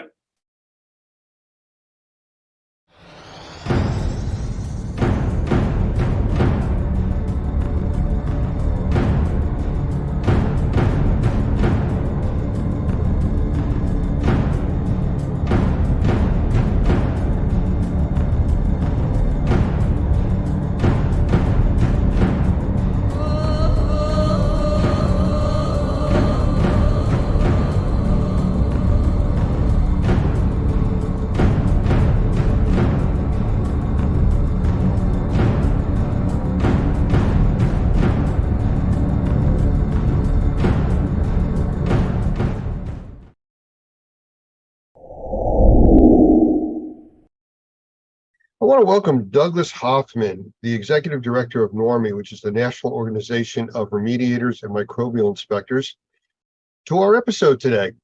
And for those of you that have been following us, we've been doing interviews with influential people in the indoor air quality, outdoor air quality, and firefighting arena, all dealing with the wildfires coming out of Canada. So Doug, welcome. Hey, thank you. Good to be here. I'm glad to have you. You have an extensive background in building science. And one of the things that came up with some of the interviews that we've been going through since the wildfires in Canada started affecting the central and middle part of the US is, what do people do? You can't stop breathing. That's just not an option. People can go, we've talked about this earlier, 20 to 40 days without food. They can go 3 to 7 days without water, 4 to 6 minutes without air. So no option there. So you have to be able to continue to breathe. So we normally have people that complain about indoor air quality without smoke, without all these other external things going on. What can people do to try to help themselves when they're in conditions like this, where you can't go outside, where the air is normally better than inside? Yeah, I think that's a great question, Lance, because it's funny, because it seems as though sometimes when these kinds of things happen, all of a sudden something that we actually should face and should deal with every single day, all of a sudden now becomes a real problem. We don't think a lot about the air that we're breathing inside, because frankly, we can't see it. And because we can't see it, because there's not a cloud or a haze in our indoor environment, we don't think much about what it is that we're actually breathing. I've talked about that sometimes with the bottled water. Do you know what's in the bottled water you drink? Well, if you can't see it, you're not terribly concerned. And so one of the things that then piques our interest is when we do identify something, either by an odor or by something that we see that's floating around in the air. Now, all of a sudden, it becomes an issue. In our classes, we talk a lot about this shaft of light that you see in the morning. You don't typically see all that stuff floating around, and so you don't think about it. But in the shaft of light, when the light's beaming in and you see all these little submicron particles flying around, you're thinking, okay, what is this stuff that I'm actually breathing? And so now we're in a situation where all of a sudden I'm smelling inside of my house something that I shouldn't be smelling inside of my house, a forest fire. You know, where is that coming from? And why is it that I'm smelling it inside of my house? And I think it's interesting when you think about the way houses are constructed today, or buildings, even commercial buildings are constructed today. It really isn't surprising that we are beginning to smell inside the contaminants that we're seeing outside. And some people live close to paper mills, for instance, and they're going to notice that there's something going on outside. Now, all of a sudden, they smell it inside. Now it's an issue. Now, how do I deal with it? Well, you know, to put it into context that everybody's going to understand, you gave the example of a bottle of water. Well, that water is filtered and processed. The indoor air quality isn't. And because of that, you're running into issues with people having to visualize a problem. If that bottle of water was brown or cloudy, nobody would drink it. If their air is cloudy or brown, they don't have a choice. You still have to breathe. So what do you do? Yeah, I think that's exactly right. Well, of course, I think the main thing is trying to figure out where that's coming from inside of the house. How is it getting into the house? And are there things I can do that can actually mitigate that? And one of the big differences in the way I look at building construction from, I know some builders do, is they talk about a house being able to breathe.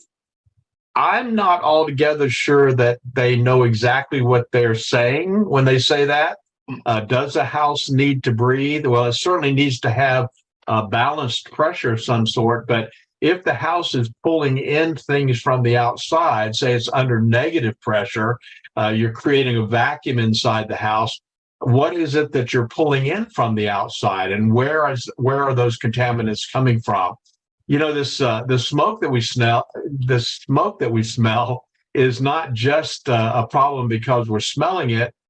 I'm sure you've already addressed through some of the people that you've talked with, there are some pretty strong contaminants in that smoke that we're breathing.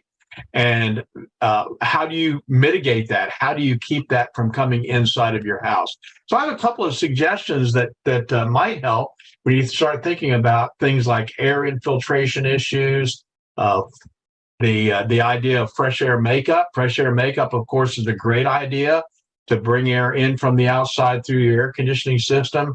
But the question is there a way to reduce that or to mitigate that? So I have some ideas that I might be able to share here that people could do pretty quickly to begin to seal off what's going on the outside. That's at least one step, and that's to begin to seal up that environment so that you're not bringing stuff in from the outside.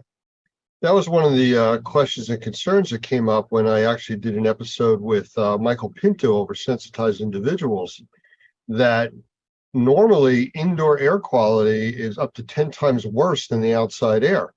So people that are sensitized, which is like 20% of the population, they go outside to feel better. When the outside is, you know, so choked with smoke from forest fires, thousands of miles away, you know, what do? Now you got to retreat back to the area that's a problem. Yeah, that's exactly right. So for sensitized individuals, one of the methods that we use to determine how are those things getting inside the house is by doing what's called a blower door test. And essentially what they do is they take off the front door and they'll install a door that has a gigantic fan on it. And then they'll turn that fan on and put the house under negative pressure. Essentially, what you're doing is you're creating a vacuum inside of the home. And guess what happens when you do that? Now, all of a sudden, you're pulling air in through the cracks and crevices around the windows, cracks and crevices around the doors, places that you don't really even think about. A lot of people don't realize that wall cavities, exterior wall cavities, actually breathe. And what I mean by that is that moisture and vapor will actually move through those walls. And so now all of a sudden, when that house is set up under negative pressure, and you run a blower door test, created that vacuum, now what you're doing is you're even pulling it through the electrical outlets. And whatever is in that wall cavity is now coming into the air that you breathe.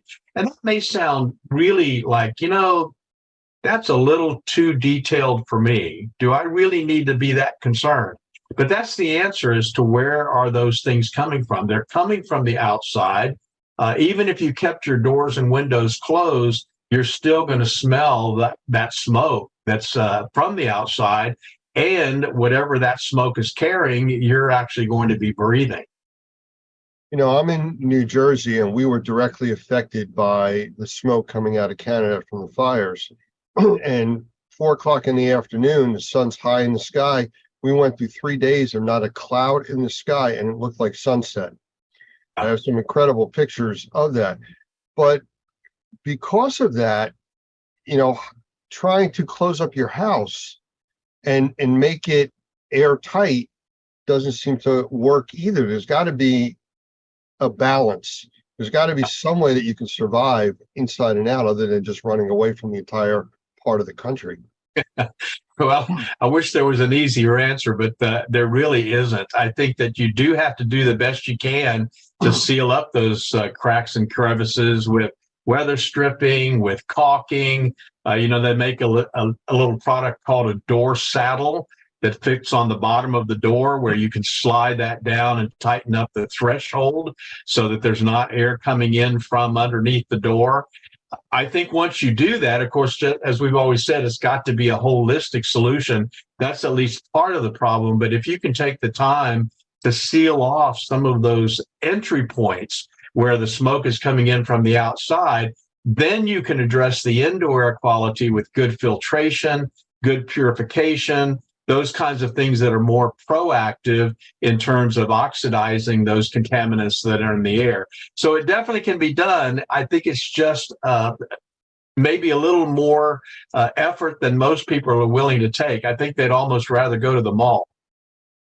You know, during those 4 days that we had the really bad smoke conditions here, I have monitors all over the place. I have outside monitors, inside monitors for my air quality and conditions. And I have one unit called a Fubot, which I know you're familiar with, in my office. I intentionally in my office did not run air purification, and I had a door open. I was keeping it open to the outside. The thing was glowing so bright orange. You probably saw it from Louisiana. You know, it was just, the air quality was absolutely awful. In the house, where I kept doors, windows closed, and ran a lot of purification technologies, very proactive stuff, it was really fine. There was no odor inside the house. Whether I think we went a little bit on the positive pressure side, which would have helped with that also, you know, keeping everything out. But there was a tremendous difference with that. I have graphical readings that I actually show in an interview with Dr. Gavin McGregor Skinner that shows in the morning, before the smoke hit the first day, everything was very low, almost not detectable on outdoor air quality. And as it hit, it spiked really high and stayed there for almost 4.5, 5 days. Slowly started to go away. But, you know, it went away. And again, people go back to the out of sight, out of mind philosophy.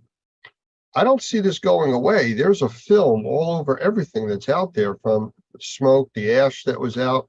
What kind of concerns are there for long-lasting effects from the stuff that people have breathed in and what's still out there? Well, I think I think that's a really good point. Of course, I'm not a medical doctor, but I do know that people who are breathing poor quality air over a long period of time typically are going to have some pretty negative health effects. I mean, you think about all the people that have suffered from their efforts to solve the problems during 9/11, all of the people that suffered after Hurricane Katrina, and they were in these contaminated environments working, and they weren't protecting themselves at all. You know that there's got to be some long-range concerns about those contaminants that are still hanging out. So I think the key is, for me, would be to do the best I can while it's going on right now, but do the best I can to keep the surfaces clean, to keep the air clean, to keep the air purified and filtered, to do the best I can now so that I can offset the potential for what might be a buildup of contamination over a long period of time. You know, I remember reading several years ago in Reader's Digest about a single cigarette producing over 4,000 chemical gases, 43 of which are carcinogenic. And the article went on to say, interestingly enough, that secondhand smoke that a person would be breathing who's not smoking was in some cases more dangerous than the person who was smoking, that it was affecting the person who was breathing that smoke worse than it was affecting the person who was actually doing the smoking. So I think there's a lot for us to learn long term, but at least to begin with, I think the answer is what can I do right now to make sure that I'm creating the cleanest environment that I possibly can? Because one of the things that I do have control over, may not have any control over what's going on outside, but I certainly have control over what's going on inside. And you know as well as I do that there are ways that we can do that will make sure that we're breathing the best air that we can breathe in spite of what's going on outside. I just want to change directions real quick because I did another episode with Dan Reese. He's let me get his title. He is a wildfire strategist and an aviation advisor dealing with wildfires. And we spoke at length about some of the things that are going on out there, the lack of education, what people don't understand and know. And I said, what are you concerned about? And he talked about the two different types of wildfires. One is where it's burning a forest, putting smoke in the air from the trees, the brush and stuff like that. The other type is when it's burning a forest and starts burning homes and businesses and factories and putting all of these other unknown chemistries in the air. Right. It takes it to a whole nother level. Now, in my area, they were talking about every news channel wearing your N95 mask or your N100 mask.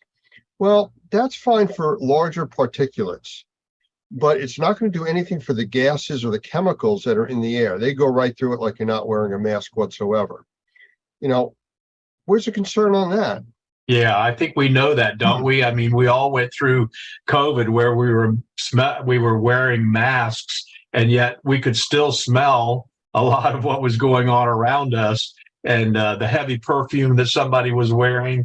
So I think we got a pretty good education on the ineffectiveness of masking for smallest particles, the smaller submicron particles, and for the gases that are in the air. So again, I don't know that there's an actual solution. I mean, I'm not the kind of guy that's going to walk around outside in a hazmat outfit, But the truth is that I think the recommendation that they made about staying inside is really not a bad one.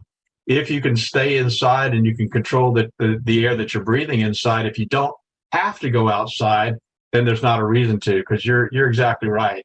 I think the thing that concerns me about these kinds of fires are all of the other contaminants that are in the air besides just the wood burning particulate. Absolutely. And, one final comment on the masks. Wearing a mask is going to help, but you can't get that full sense of security saying, oh, I'm wearing a mask, I'm protected, because you're only protected from some of the larger particulate, not the gases, the chemicals, and everything else, just like viruses would go right through a mask. So that's a definite concern. So without rebuilding your house, preparing for the next time the wind shifts and blows the fire smoke this way, which it's going to happen again, just because of weather conditions and everything else, what can people do? Well, so several years ago, you probably remember the Colorado fires, and we had a lot of contact with some folks that actually lived there. In fact, one of our real good friends lost their family cabin from the Colorado fires. They lived in Colorado, but they also had a separate place, which was their cabin, and it just burned to the ground. And as soon as those fires started, we sent them some proactive air purification technologies. And I don't know how much you want to talk about that, or if you've got other people you want to talk about those technologies. But I'll tell you, I'm convinced that that's one of the first things that somebody could do to deal with the particulates and the chemicals and the odors, something holistically, proactively that could be put in the environment to actually purify the air. So I think those two things kind of go hand in hand. One is do the best you can to seal up the environment with, again, weather stripping, caulking, saddles on the doors, exterior doors to close up the thresholds and keep those tighter. put on insulators on the electrical outlets to make sure you're not pulling air in from the wall cavities. Those kinds of things to me is absolutely a first step. And then the second step would be make sure that I've got really, really good air purification technology, something that's got a good HEPA filter, got a good PCO technology or ionization technology that's going to get rid of those chemicals and those odors and those particulates. Something holistically, proactively dealing with the air quality. That's where I would be. I agree with you completely. Actually, I did an interview for one of the segments with Michael Pinto. I think I may have mentioned that. And besides just talking about the sensitized individuals, we talked about, and I don't want to talk too much about the episode, but a safe room. You know, just like you would have for a tornado or a hurricane or a severe event going on, one smaller area that you can protect even more than the other areas. And that's something else you can do depending on your situation. You know, the interesting thing about this is just from every kind of, like I said, I'm not a health professional, but I do know that one of the reasons why we do so well when we sleep well is because when we sleep well, it builds up our immune system. It strengthens us when we get a really good night's sleep. And I feel the same way about our indoor environments. If I can create a safe environment in which I can breathe good quality, clean air, at least as good as I can, compared to what might be going on outside, or just like drinking purified water over a long period of time, when I'm exposed to that bad water at the restaurant or somewhere else, one time, it's not going to affect me because my immune system is strong enough to be able to deal with those periodic times that I'm having to deal with contamination. So I think in the long run, it's creating a lifestyle in which I'm creating the cleanest, healthiest, safest indoor environment I can for myself in every way that I can, so that when those times come where I can't control the environment, at least my defenses are up to a point and my immune system is strong enough that I can deal with those issues. And I think that's the idea of the safe room. I'm big on creating a safe house. And I agree. You know, it's like layers of an onion. You just keep putting more layers of protection out there to help and keep you in the best possible situation that you can be in. That's right. So Mayor, I believe it was Adams from New York City, talked about good filters or putting a filter in their house. Again, it's a step, it's a layer, but does it really deal with all of it? No, and I think that's sometimes the wrong impression is left. I remember back during COVID, you probably remember too, Dr. Fauci talked about going and getting a filter. Nothing wrong with getting a filter. I mean, a HEPA filter is a HEPA grade filter is a great product to use to take larger particulate out of the air. In some cases, smaller particulate, depending on how effective it is. But in terms of indoor air quality, there's got to be something in addition to that will actually oxidize a lot of the smaller chemicals and viruses and those sorts of things. So I think you've got to take it to the next level, and that's the idea of having more holistic solution than just having a filter. I kind of laughed the other day, Lance. I was looking at somebody that had actually built an air purifier. This was their concept of an air purifier. They took 4 filters and taped them together, large filters like you would have in your air conditioning system. They took 4 of them, taped them together in a box, like a cube, and then put a box fan on top of it. And they said, see, we're sucking the air through the filters and now everything's great. You know, it's that dual track or partial logic that people fall into. You know, the people that were wearing the paper towel masks when COVID came out. See, I have a mask on. Exactly. Yes, you do. Is it doing anything for you? No. And that's kind of where we're at with this. People have to be very cautious as to their information sources. I mean, the internet's out there for everybody, but somebody says, here's a widget that'll take care of this for you. Well, it takes care of a part of it, but is that enough? Is that enough for you to now say, I'm wearing my paper mask and I'm going to go out into the smoke-filled environment because I'm wearing my mask? Yeah. It does nothing for your eyes or even filter anything. So it's a concern that you know, people look for reliable sources of information, you know, and think through the process. Again, the dirty glass of water, you know, the cloudy water, you're not going to drink that, but if I filter it, the chemicals are still going to be in there. You know, you're just not going to see the sediment that makes it look bad. Same thing with the smoke. The statistics as of now on the fires in the United States and in Canada separately, they both burn between 6.5 and 7.5 million acres of forest a year. It's a massive amount. To date, not even 6 full months through the year, Canada's burned almost 9.5 million acres. So it's 1.5 times in 6 months instead of 12 what they've burned so far. California right now has had a shift in weather. I was just talking, like I said, with Dan from California, and he says that the weather out there is gorgeous. It's cooler, it's not that hot, but that's going to change. You know, and this is just what's happening. In the Northeast, we haven't had rain here in 3.5, almost 4 weeks. It is bone dry out.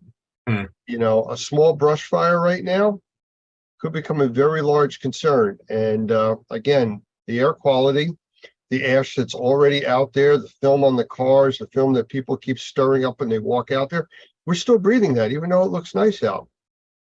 So keep that in mind. Well, I wish people would talk more about indoor air quality and as much as they talk about outdoor air quality, because again, indoor air quality is something that you can control. Outdoor air quality, a little more difficult. Well, you know what the biggest problem that we've always talked about with indoor air quality is people become nose blind. 5 minutes in your environment, you don't smell the odor that somebody coming over would say, oh, what is that smell? And you go, what smell? What are you talking about? And outdoors is completely different because it's so large. It's not where you feel closed in and you're breathing, which is fine. The only time people complain is when they see the yellow forming on their cars from the pollen, you know, when those pollen seasons hit. But other than that, people take it for granted that it's always going to be there for them. Yeah. That's the false sense of security of the paper mask, or it's always going to be good until it isn't. Yeah, that's exactly right. Well, I think we've got an opportunity to address this in a very positive way. And the truth is that if people would take the time to create cleaner, safer, healthier indoor environments, that's going to be long lasting. And that's going to help them in a lot of different ways when the next issue comes our way. Absolutely. Doug, I appreciate you spending the time with us here today. And great to talk to you. And we will chat again in the future. All right, man. Thank you. Have a great day. You too.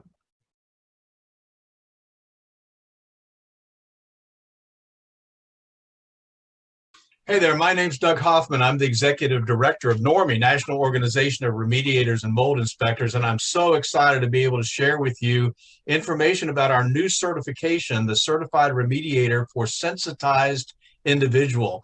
And this class is actually led by one of our new senior trainers, Michael Pinto, who's been in the sensitized individual field for many, many years.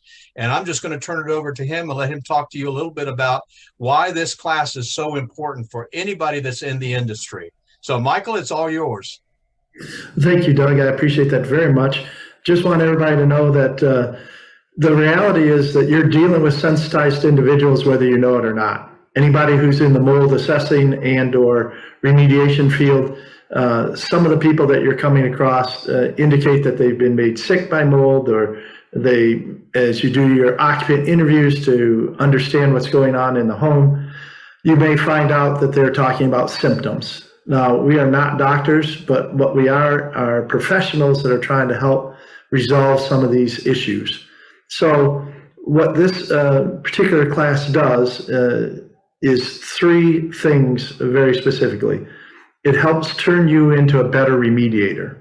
There's absolutely no doubt about that. You can be a good remediator, you can be an average remediator, but this will help you be a better remediator, and that's just good across the board. The real issue, though, is that for sensitized individuals, it's a necessity. You can't miss the details. The second thing that the class does is expand upon some of the things that just get missed in a general sense in regards to following the IICRC S520, the mold standard. Most people know about conditions 1, 2, and 3, normal fungal ecology, and visible fungal growth as condition 3. What gets missed is that whole condition 2, deposition of airborne spores.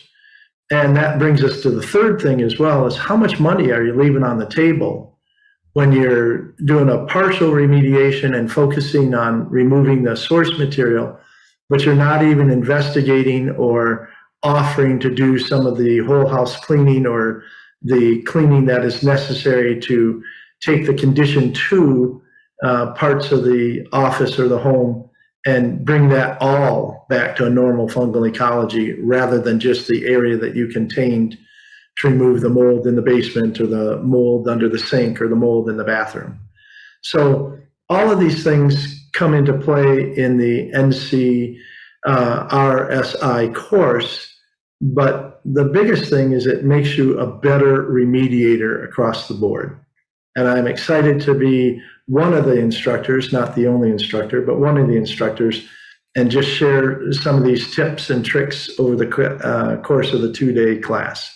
So we hope to see you there, and you can check the Normie schedule and the best training system schedule for when the next course is. Looking forward to seeing you either online or in person. Thank you, Michael, and I'll look forward to seeing you at the next class. Absolutely, Doug. Bless you.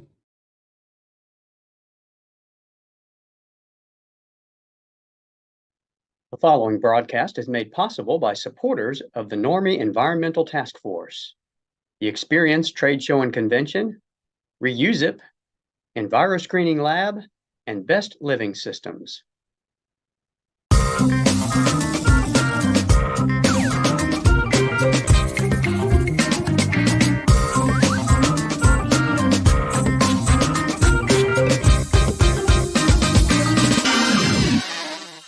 The Perfect Fit Filter by Best Living Systems, another innovative product by Best Living Systems that will change the way you breathe indoors. Older style filters use cardboard frames which become quickly filled up with mold and dead skin cells, causing them to flex inward and allow air to go right past the filter. With the Perfect Fit Filter, there is no blow-by. Because there is no cardboard for the mold to eat, this Perfect Fit Filter is designed with a sturdy internal frame and sized to fit virtually any size opening. It allows the edges of the filter media to enclose the frame of your return air grills, so every cubic inch of air is filtered. No reason to go searching for your specific size in your local big box store. The Perfect Fit Filter is shipped directly to you when you need them. In a home or office environment, this incredible 1-inch filter provides MERV 7 protection to serve as a 90-day filter. How can you leave this filter in for 90 days? Popular pleated filters provide tiny crevices where mold and bacteria get trapped. Because you are bringing to their nests dead skin cells and other organic materials,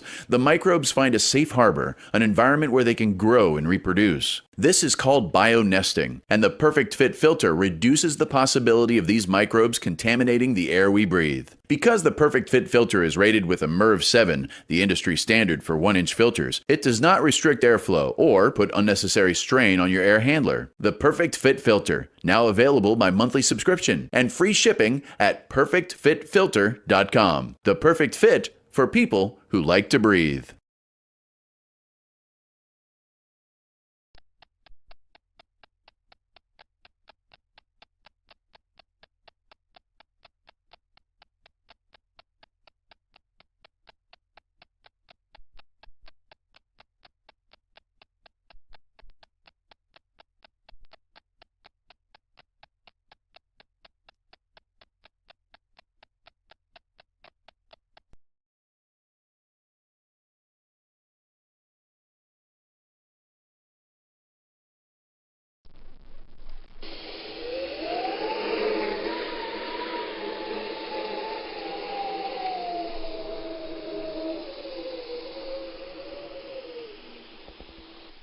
Hurricanes. If you didn't know any differently, they'd seem at the beginning like any other storm.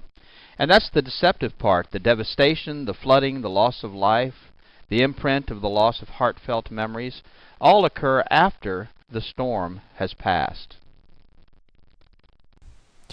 The latest technology gives us the opportunity to be prepared way in advance of impending danger, and yet we wait. Or worse yet, we decide to stay. We risk so much when the effects of these devastating events could be so easily diminished if we had only listened. As the storm approaches, it very quickly becomes too late to gather the important possessions and memories, too late to batten down the hatches, too late to protect our property or sometimes our very lives.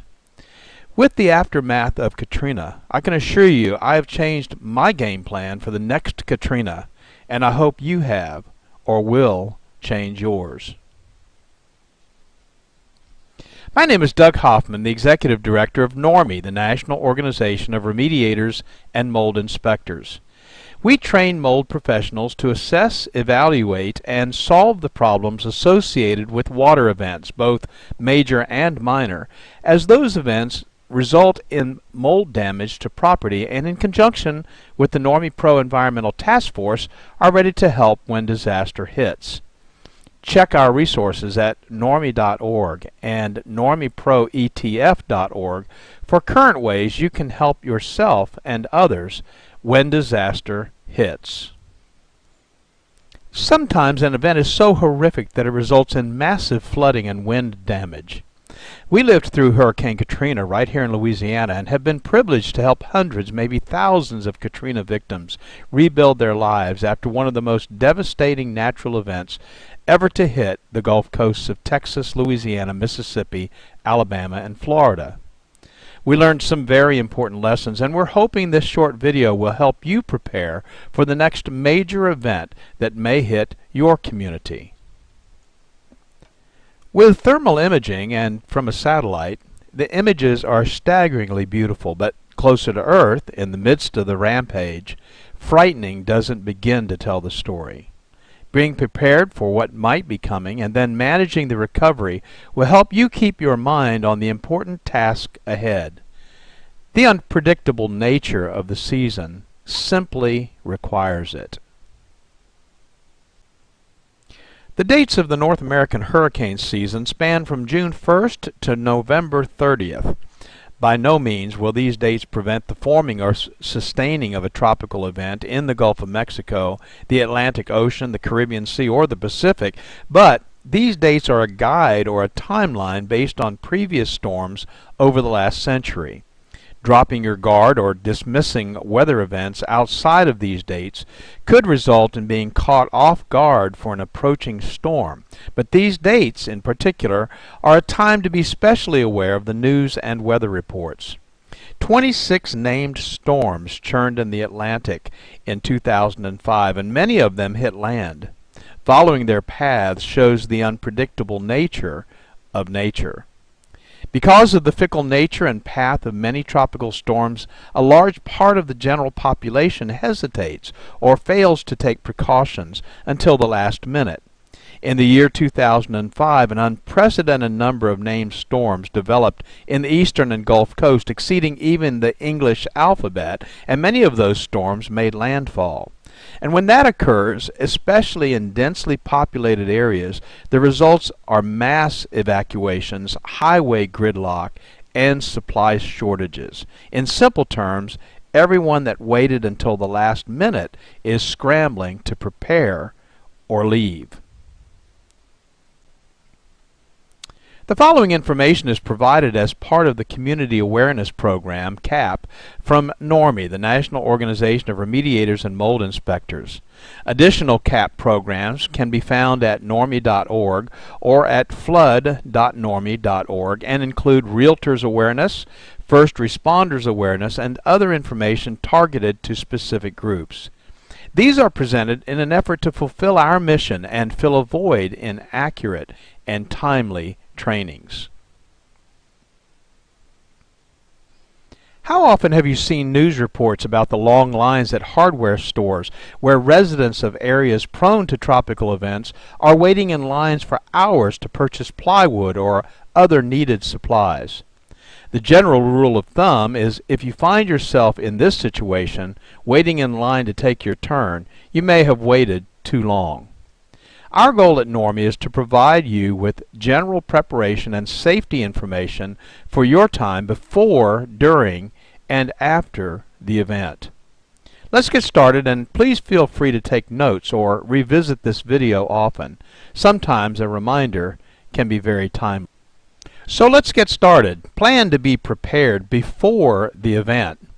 Know how and where to get emergency information from your local emergency management offices. Follow instructions for evacuations if you are advised to leave, and leave.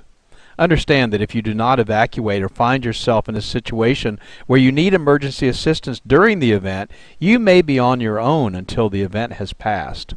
Emergency services will also be stretched beyond normal capacity, and assistance may be days or weeks away.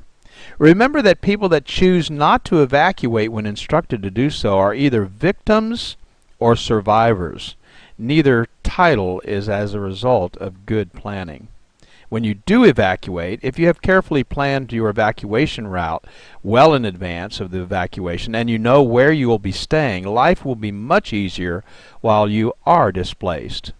So if you are not prepared to fend for yourself for an extended period of time, consider relocating prior to the event. If you have the time, tidy up the house, wash and put away the dishes, clean the coffee pot. When you return, you'll feel better about this kind of detailed planning in advance and appreciate the preparation you've made for your return. And of course, traveling during the event is not advisable in most cases. Some of the following information are recommendations from FEMA, the Federal Emergency Management Agency. And they suggest, before the storm, make plans to secure your property. Permanent storm shutters offer the best protection for windows. A second option is to board up those windows with 5/8 marine plywood, cut to fit and ready to install. Tape does not prevent windows from breaking. Install straps or additional clips to securely fasten your roof to the frame structure. This will reduce roof damage. Be sure trees and shrubs around your home are well trimmed. Charge your cellular phone and refill your meds. Clear the gutters and downspouts of any extra debris that could become airborne. Secure your boat. Consider a safe room, a place where you will not be hurt by broken glass or structural damage. Take your outdoor furniture and put it indoors. Get evacuation information, which is readily available, and get a local shelters list. Where can you go if you need to? If you can't get out quickly enough or you get stranded because of traffic, where can you go? In regards to evacuation guidelines, there are really just two categories: what you should always do and what you could do if time permits. As my dad used to say, if you prepare for time to permit, it will. This list gives you these two priorities to consider. Always keep a full tank of gas in your car if an evacuation seems likely. Gas stations may be closed during emergencies and unable to pump gas during power outages. Plan to take one car per family to reduce congestion and delay. If time permits, gather disaster supplies and put them in a kit stored in your home. Always make transportation arrangements with friends or local government if you do not own a car. If time permits, make sure you've got sturdy shoes and clothing that provide some protection, such as long pants, long-sleeved shirts, and a cap. Always listen to battery-operated radio and follow local evacuation instructions. And if time permits, let others know where you're going. Always gather your family and go if you are instructed to evacuate immediately. Knowing your family is safe will give you a great peace of mind during the uncertainty of the events that might follow the storm. If time permits, secure your home. Close and lock the doors and windows, unplug electrical equipment such as radios and televisions and small appliances such as toasters. microwaves, leave freezers and refrigerators plugged in, or if time permits, empty them so that there'll be no risk of damage being done to those freezers or refrigerators. You should take some precautions on your way out. Leave early enough to avoid being trapped by severe weather. Plan to then follow recommended evacuation routes. Do not take shortcuts. They may be blocked. Be alert for washed out roads and bridges. Do not drive into flooded areas. And stay away from downed power lines. And of course the question always arises, when should we evacuate? Well, you should evacuate under the following conditions. First, if you are directed by local authorities to do so, be sure to follow their instructions.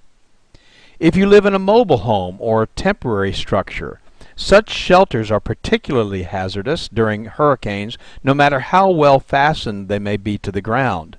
A Cat 4 hurricane can remove the entire roof of a commercial structure, so what do you think it could do to something as light as a mobile home? And of course, you've always got the added concern of tornadoes.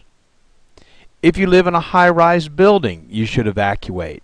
Hurricane winds are stronger at higher elevations, so your safety might be jeopardized if you decide to stay.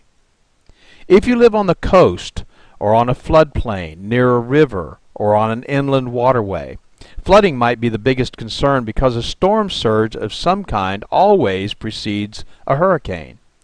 The Gulf Coast of Louisiana and Mississippi experienced anywhere from 15 to 40-foot surges, enough to totally wipe out the coastline for several miles back into the non-water frontland. If you feel you're in danger, you should leave. And if you have health issues that might need emergency or regular attention, you should go to a place where your concerns can be addressed readily. So what if you decide to stay? Well, you definitely want to listen to the radio or TV for information, so be sure to have plenty of batteries for both. Secure your home. Close the storm shutters, secure outdoor objects, and bring them indoors. Turn off the utilities, if instructed to do so. Otherwise, turn the refrigerator thermostat to the coldest setting and keep the doors closed. This will ensure the preservation of frozen foods for some time following the storm should power not be restored for a long period of time. Well, frozen foods could last for a couple of days in the freezer, even without power. Turn off propane tanks. Avoid using the phone except for serious emergencies. Moor your boat if time permits. And store a supply of water for sanitary purposes such as cleaning and flushing toilets. Did you know that a toilet will flush simply by filling it with a gallon of water? After thoroughly cleaning it out, fill the bathtub and other large containers with water.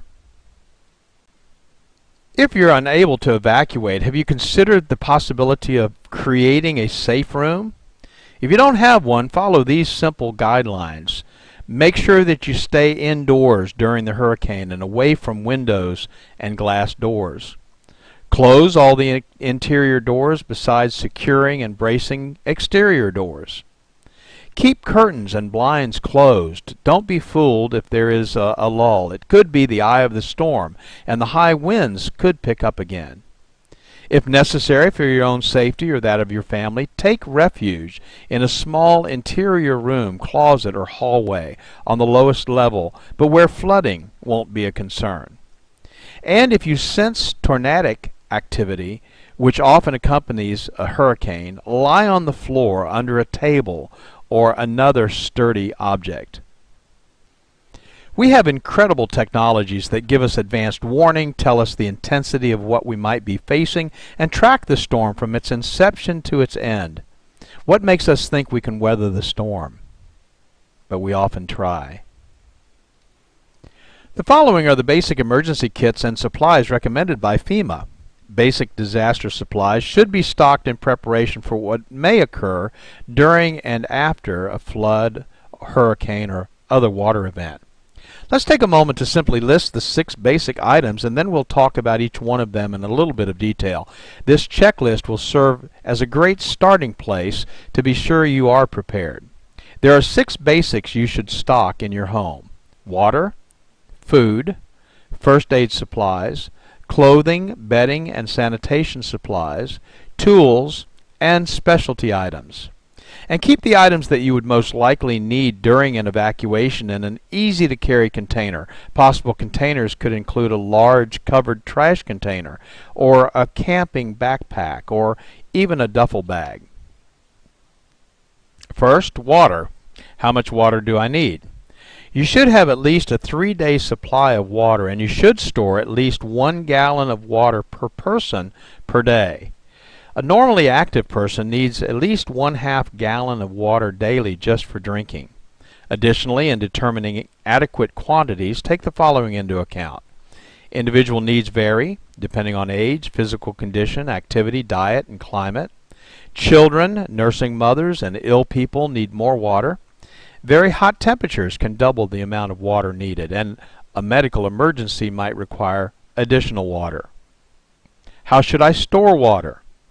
Well, to prepare safest and the most reliable emergency supply of water, it's recommended that you purchase commercially bottled water. Keep that bottled water in its original container and don't open it unless you need to use it. Observe any expiration or use by date. If you're preparing your own containers of water, it's recommended that you purchase food-grade water storage containers from surplus or camping supply stores to use for water storage. Before filling with water, thoroughly clean the containers with dishwashing soap and water and rinse completely so there is no residual soap. Follow the directions below on filling the container with water. If you choose to use your storage containers, choose 2-liter plastic soft drink bottles.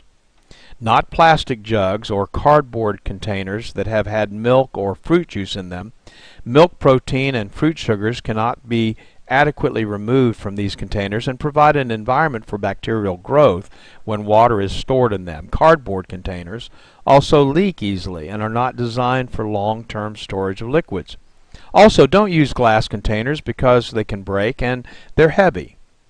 If you're storing water in plastic soda bottles, follow these steps. Thoroughly clean the bottles with dishwashing soap and water.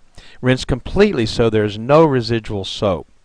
Then sanitize those bottles by adding a solution of 1 teaspoon of non-scented liquid household chlorine bleach to a quart of water. Swish the sanitizing solution in the bottle so that it touches all surfaces, and then after sanitizing the bottle, thoroughly rinse out the sanitizing solution with clean water.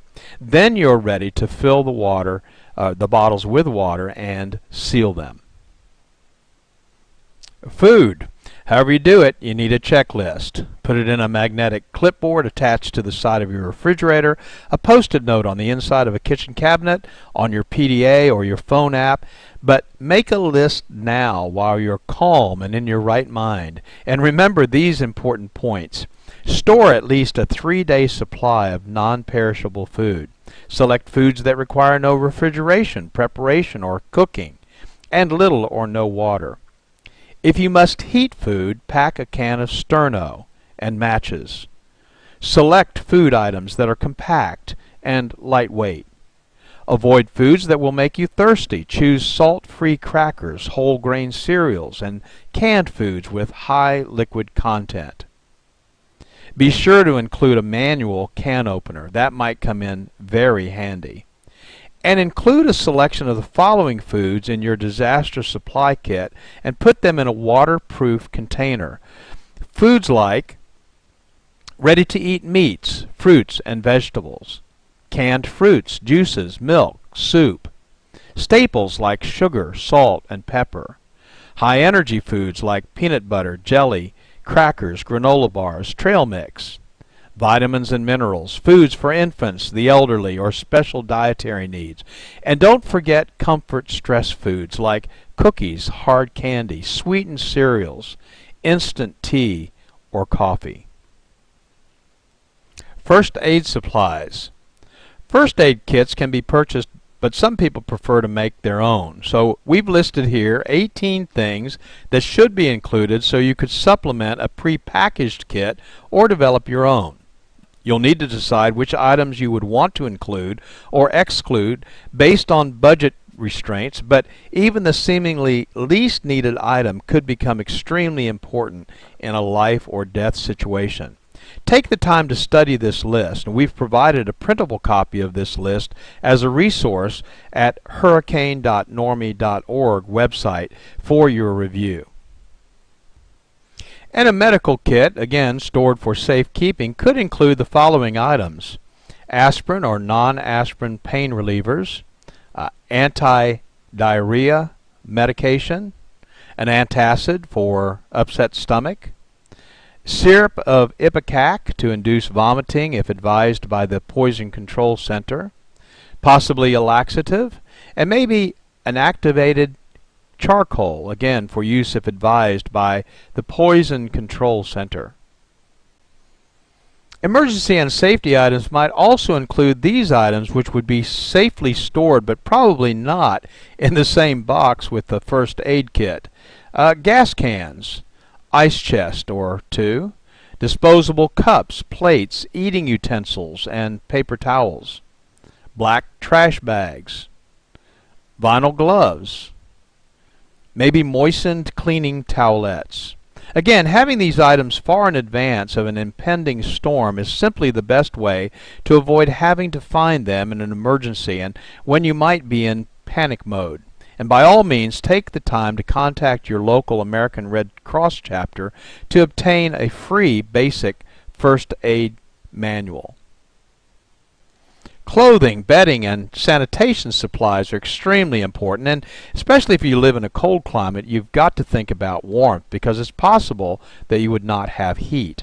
So include at least one complete change of clothing and footwear per person. A light jacket or coat, long pants, a long sleeve shirt, sturdy shoes or work boots, and of course waterproof would be preferred. Hat, gloves, and scarf, rain gear, thermal underwear, blankets or sleeping bags, and sunglasses. And on the sanitation side, don't forget the toilet paper, soap, liquid detergent, feminine supplies, personal hygiene items, plastic garbage bags with ties for personal sanitization use, plastic bucket with a tight lid, and disinfectant. Maybe even a little bit of household bleach for sanitization. Next on our list is tools, and there are a lot of tools that people don't think about needing until they need them. Mess kits or paper cups, plates, and plastic utensils. An emergency preparedness manual, there's some good ones out there. Portable battery-operated radio or television and extra batteries. Flashlights and extra batteries. Cash or traveler's checks and some change. Non-electric can opener, a utility knife. Fire extinguisher, small canister, ABC type. A tube tent. Pliers. Tape. Compass. Matches in a waterproof container, aluminum foil, plastic storage containers, rabbit ears for your TV, signal flare, paper, pencil, needles, thread, a medicine dropper, a shut-off wrench to turn off household gas and water, a whistle, an axe, plastic sheeting, and a map of the area for locating shelters. And finally, specialty items. Remember family members with special needs such as infants and elderly or disabled persons. For baby, formula, diapers and wipes, baby food, bottles, powdered milk, pacifiers, and maybe medications. And don't forget the adults. Heart and high blood pressure medication, insulin, prescription drugs, denture needs, contact lenses and supplies, extra eyeglasses, hearing aid batteries. That's a lot of stuff to remember. And you can make this a special project, taking the important family documents and putting them together in a place where they're safe. Photocopies of credit and identification cards, maybe in a Ziploc bag, plastic container. But you want to keep these records in a waterproof, portable container. Your will and insurance policies, contracts, deeds, stocks, and bonds. Photo IDs, passports, social security cards, immunization records, bank account numbers, credit card account numbers and companies, inventory of valuable household goods or important telephone numbers, family records like birth and marriage and death certificates, your checkbook, cash and coins, and then of course some entertainment, games, and books that you might need while you're away. So, what's the target? The goal? The goal during a tropical event is to not need the items and procedures that we discussed in this presentation. However, being prepared is a good alternative and may make the difference between being a victim and being a survivor. On a personal note, from those who have been there, during the aftermath of Katrina, many suffered intense wind damage with trees through their roof and rain pouring through. Your prized possessions, though not as important as your very life, of course, should be taken with you. If you evacuate, and you can do so without compromising the essentials, take the things that are important with you. I want to personally thank you for taking the time to watch this video. It's our hope that you will never be in a situation where you will have to consider all the things we've discussed. But if you are, now you're prepared to be prepared and survive. For more information, go to normie.org or normieproetf.org or email us at support@normie.org. We're here to serve you. Thank you very much.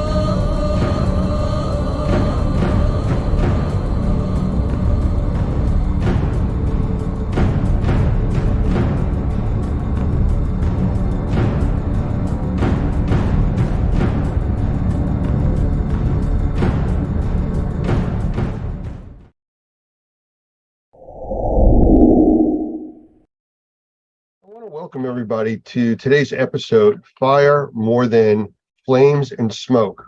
And this is a multi-part series being offered by normie.tv. It's also available on numerous other platforms, and you can find that at normie.org. I want to welcome today's guest, Dr. Gavin McGregor Skinner, who is the Senior Director from ISSA, and he is also a senior leader in the GBAC organization, which is the Global Biorisk Advisory Council. Gavin, say hello. Yeah, hi, Lance. How are you today? Good. And if I missed on the actual titles, please correct me and fill us in a little bit more about your background. Yeah, okay. Yeah, no, Lance. I work for ISSA, the Worldwide Cleaning Industry Association, and I manage the team with the Global Biorisk Advisory Council, which is a division of ISSA. I'm also an associate professor, Lance, at the Penn State College of Medicine. I've been working with Penn State since 2011. I teach 3 graduate courses, 3 15-week courses on biological risk management. Well, that is exactly what we need to be talking about today. And with that, I want to bring up an image real quick. So I want to talk about short-term health effects for people exposed to the wildfires that have drifted down here into the U.S. and the central and the eastern coast. And these images I want to show you are what took place over a 3 to 4 day period. Now, this was, I can tell you, here in New Jersey, because I took the pictures myself, but this was mid-afternoon, and it looks like sunset.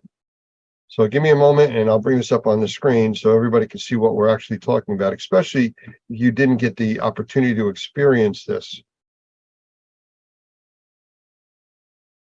Are you able to see the images?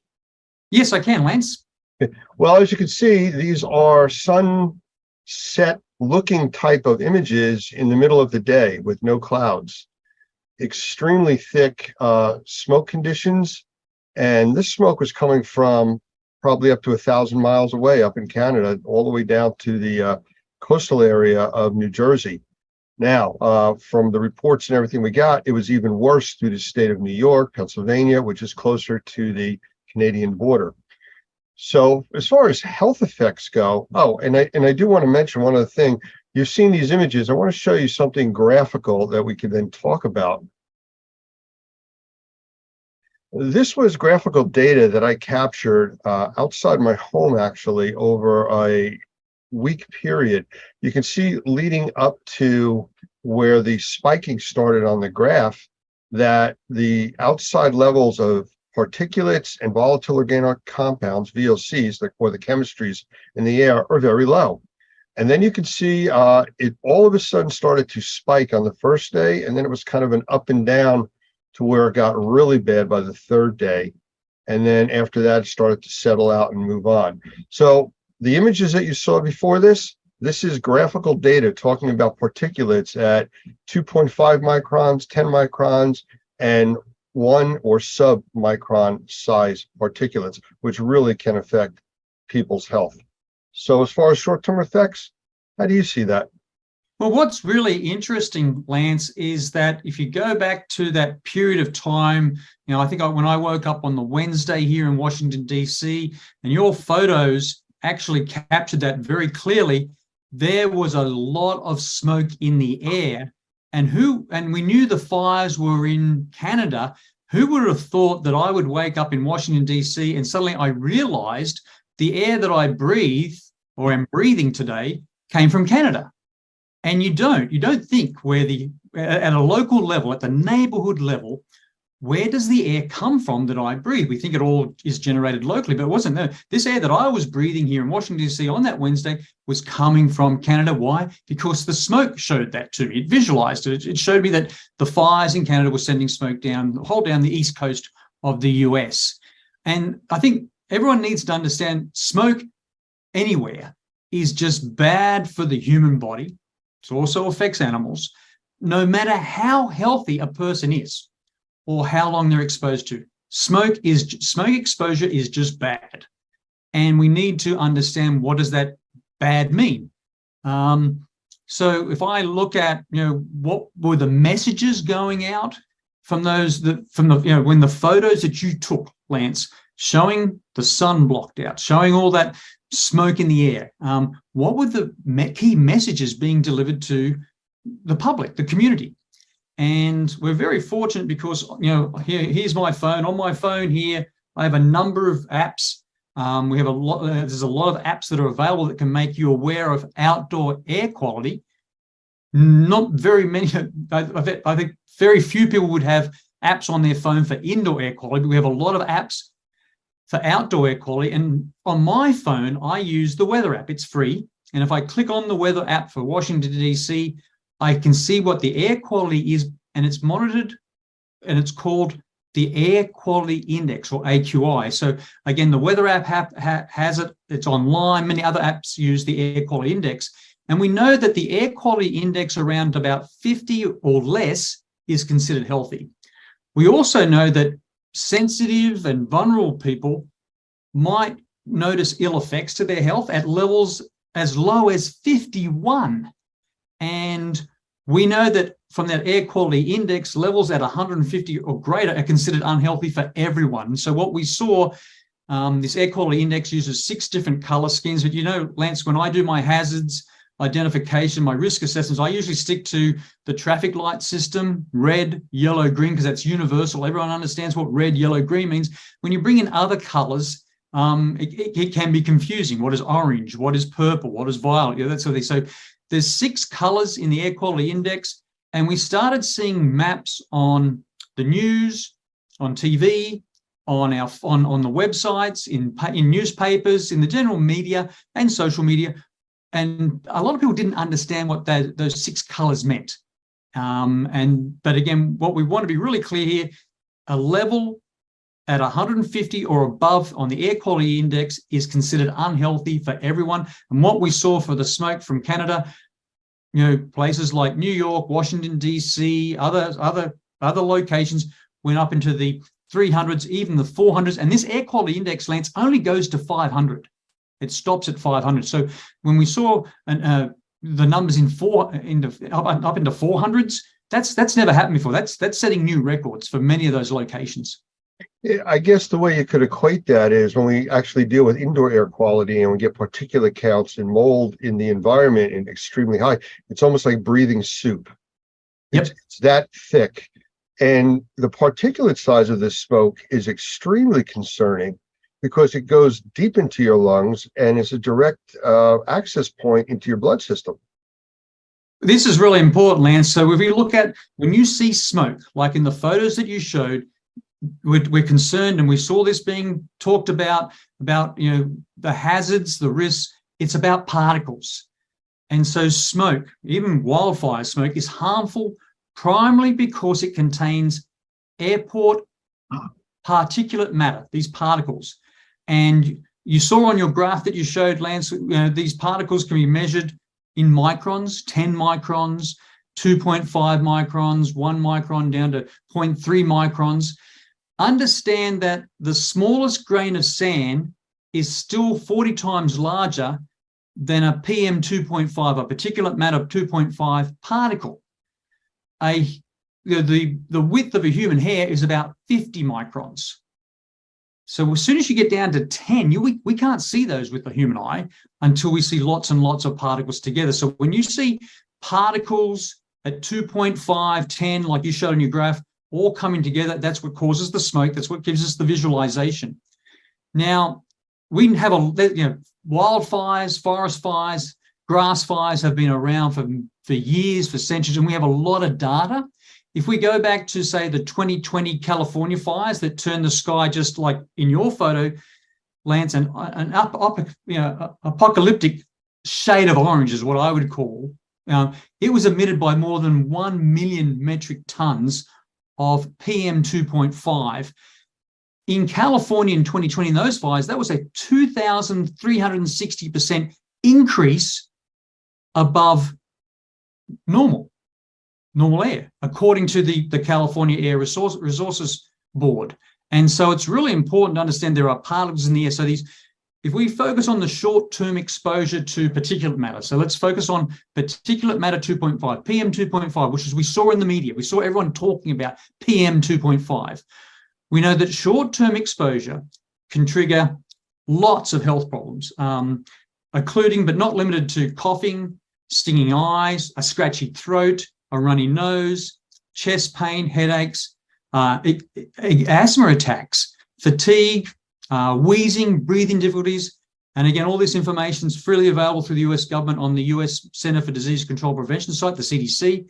But also, Lance, there's more serious impacts to the lungs and heart when you see particulate matter like PM 2.5 in the air. You can have reduction in lung function, even in really healthy people.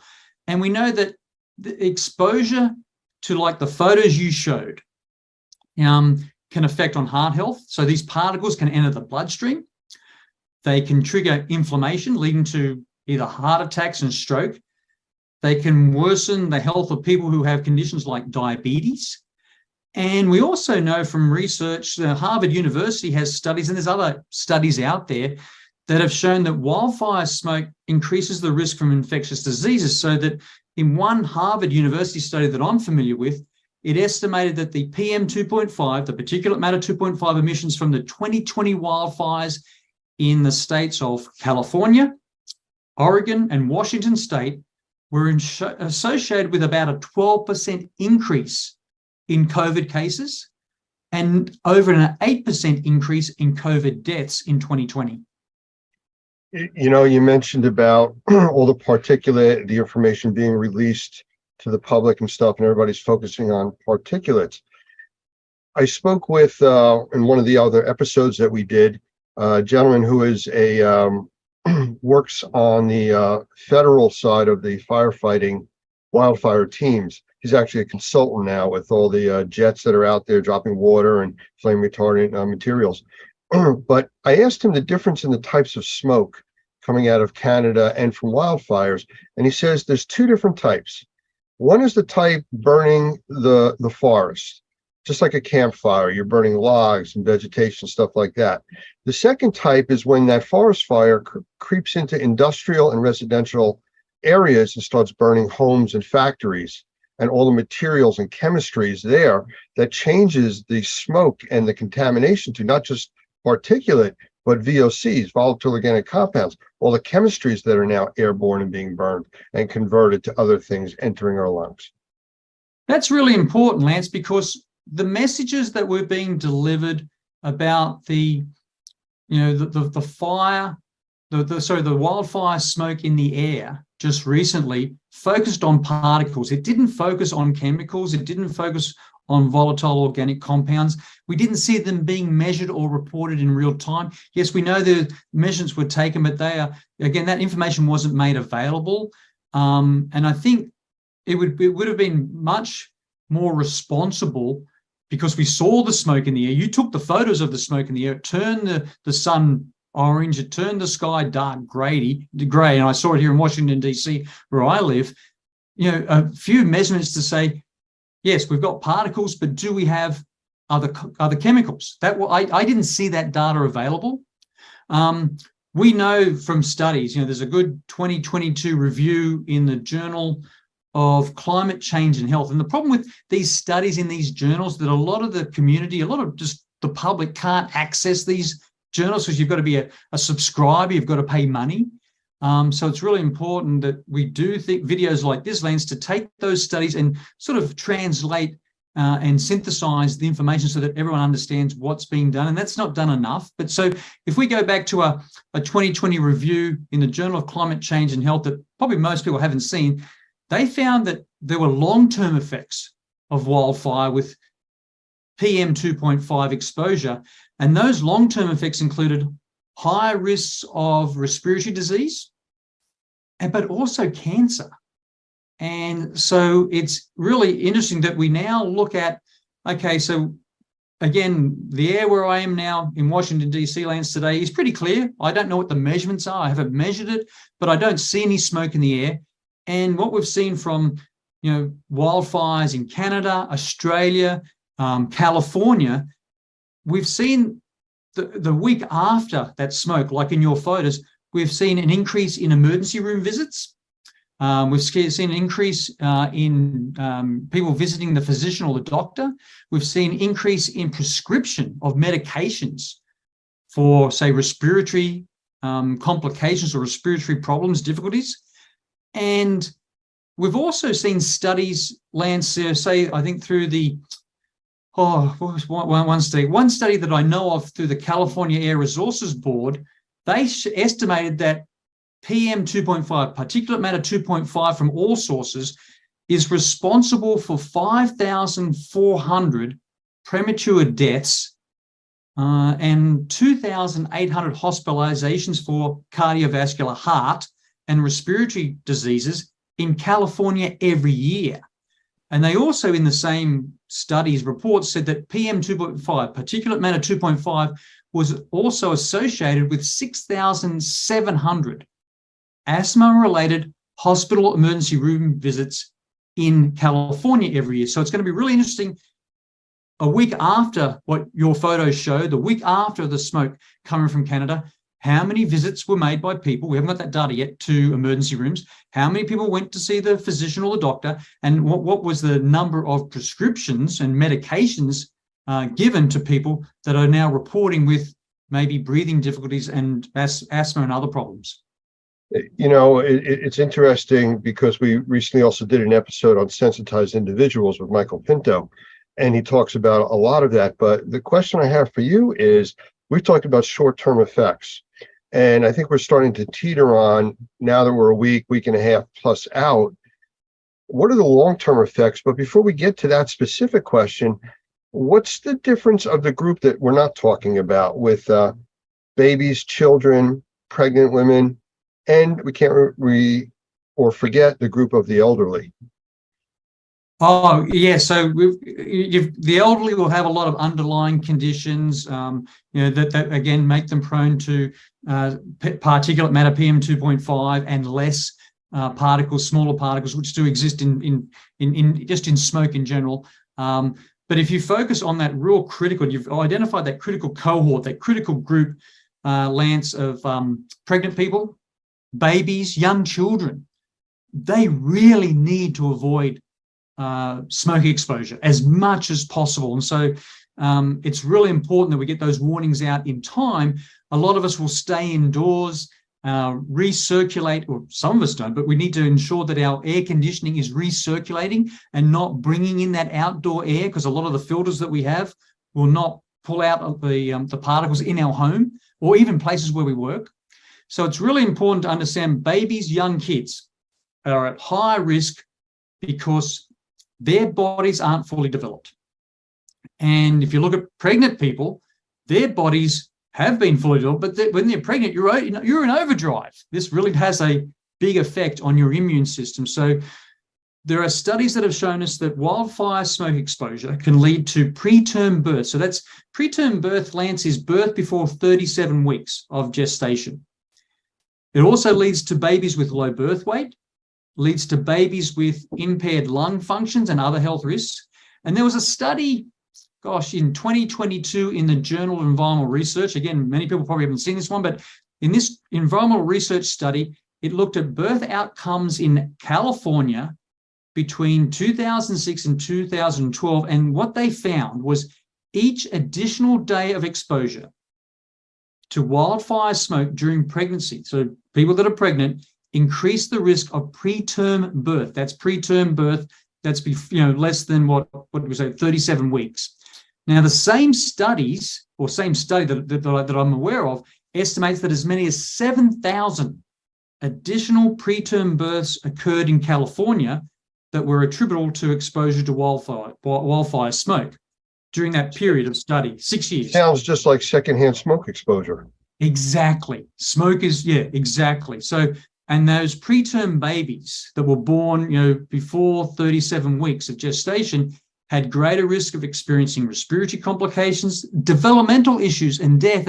And so it's so important. We talk about children now, Lance, developmental issues. We know that wildfire exposure hurts, impairs, decreases children's performance in school. And we know that researchers and studies have looked at that possible link between wildfire smoke exposure and school performance. We've seen those studies done in the US and also Australia. And so a study that I'm aware of in the US used standardized test scores from 2009 and 2016 for nearly 12,000 school districts.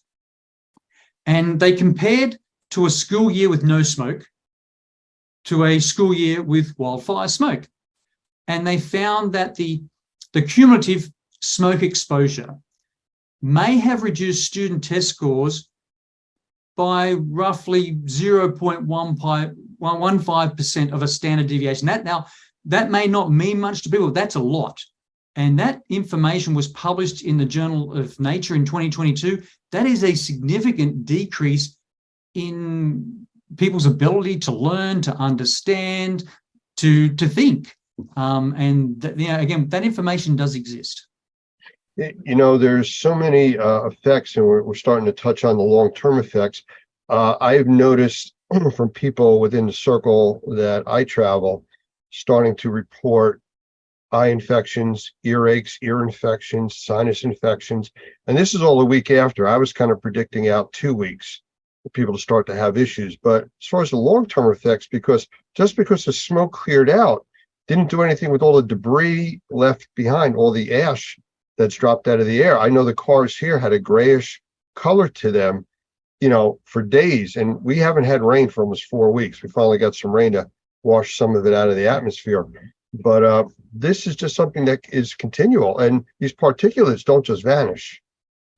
Oh, no, you're right, Lance. And so we always say, dirty air leads to dirty surfaces, that those particles in the air will eventually come down and land on surfaces. So if I look at my car parked in the street over that course of the smoke in Washington, D.C. last week, I can see the particles on my car. It's a black car, and I can see how dirty the windscreen got and how dirty the surface of the car became just from that smoke. It's really interesting that when we start to talk about, oh, well, it wasn't that bad, or it didn't really affect me. I only had the short-term effects of, particulate matter 2.5 or less could be, a coughing, stinging eye, scratchy throat, runny nose, chest pain, headaches, fatigue, wheezing. I run with a running group here in DC, and the people that ran last week told me on the weekend, we just don't feel good enough. We don't feel well enough. We've still got a scratchy throat. We still are wheezing. We've got some breathing difficulties. We can't run with you, Gavin, on the weekend. And would they make official data, official statistics? No, they wouldn't. So that's the information that I've collected just through the group of friends that I have here in DC. So a lot of that information would never be recorded anywhere.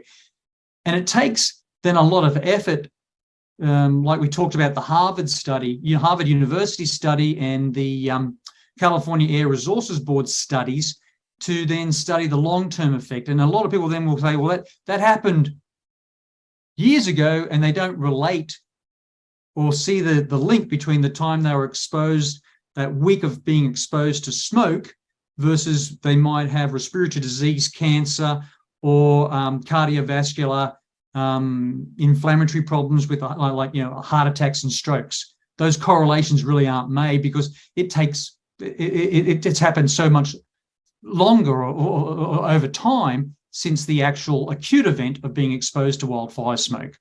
That's always a challenge for us, Lance. It's hard to tell people you've got to, there's a hazard, there's a risk, you've got to take precautions, you've got to do this, when they don't initially feel the really significant bad effects either that day or the next day. You're right. And, you had said that, which is what everybody else is saying, the news media, all officials, about staying indoors. But it's the same agencies like the EPA that are saying that in normal conditions, your indoor air quality is 5 to 10 times more polluted than the outside air.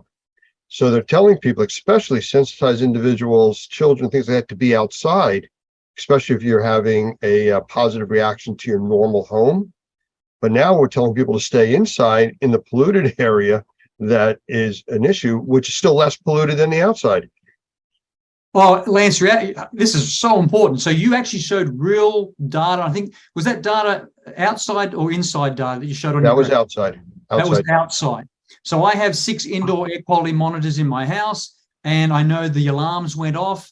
I know that I have friends who also have indoor air quality monitors, and we know these are affordable. So these are affordable. So it's important that you see the baseline of where your indoor air quality is, because that's what my indoor air quality monitors measure. But then you can see how the outside air coming in can influence that, and whether and we've heard this a lot of discussions, Lance. Well, maybe you can't protect all of the inside of your house or all of the inside where you work. Maybe you have to identify a room that has an air quality monitor with maybe an air quality device that cleans the air, and people should stay in there while there is a risk. And I think it's really important that we emphasize to everyone Lance, those indoor air quality monitors, as well as air quality purifiers right now, they're affordable. You know, it used to be it was cost was an issue. Not anymore. You can buy those, you can use those, and I would highly recommend that if you reach out to us, and we'll provide you, with a list of those that we have done our research on, we've done our due diligence, we know that they're backed by evidence and science, and it really will change people's behavior and improve their quality of life if they start measuring more. You know, we see measurements for outdoor air through the air quality index, but wouldn't it be great if at the same time more people could have indoor air quality monitors in their home, even their cars, for example, and be able to then see the numbers, react appropriately, change their behaviors, and actually come up with solutions that improve their air quality without waiting till they get the symptoms we just talked about. In one of the other episodes, I was in a discussion and I used the glass of drinking water as an example.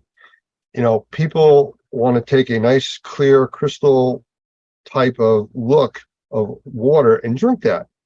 If you were to make that water cloudy or brownish, people say, I'm not drinking that. Well, air is the same thing. The difference is it's not in a small container.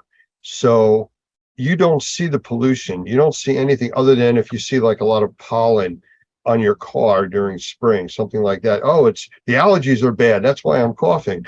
But other than that, people can't see particulate because it's microscopic. So they take breathing for granted. And that's one of the most critical things that we do. I also use the example in another one where a person can go 20 to 40 days without eating. They can go 3 to 7 days without drinking. You can go 4 to 6 minutes without breathing. So we can't stop doing that. So like you said, a safe room, an environment where if they are struggling, they can go into that for a few hours, give their system a break, feel better, and then go back out and do what you have to do. Especially since the indoor air quality is normally so much worse than the outside air, which unfortunately, because of this pollution problem from the smoke, made the outside air so much worse. Yeah, and that's how we all work together, Lance, through NORMI, GBAC, the Global Biorisk Advisory Council, a division of ISSA, our subject matter experts, we sit there, we know that there's a way of making the unseen seen, be visible. We know how to identify those hazards and then calculate the risk, likelihood of something happening and the consequence if it happens. And, we all know that we use that definition of consequences, how bad can it get? And so much of our air, as you correctly said, Lance, water is unseen. There can be contaminants, pollutants in the air, contaminants, pollutants in water, and it still appears, it looks, or even smells safe and healthy. But unless we measure more, we will never be able to improve. And that's why I think we all talk about that, it's so important.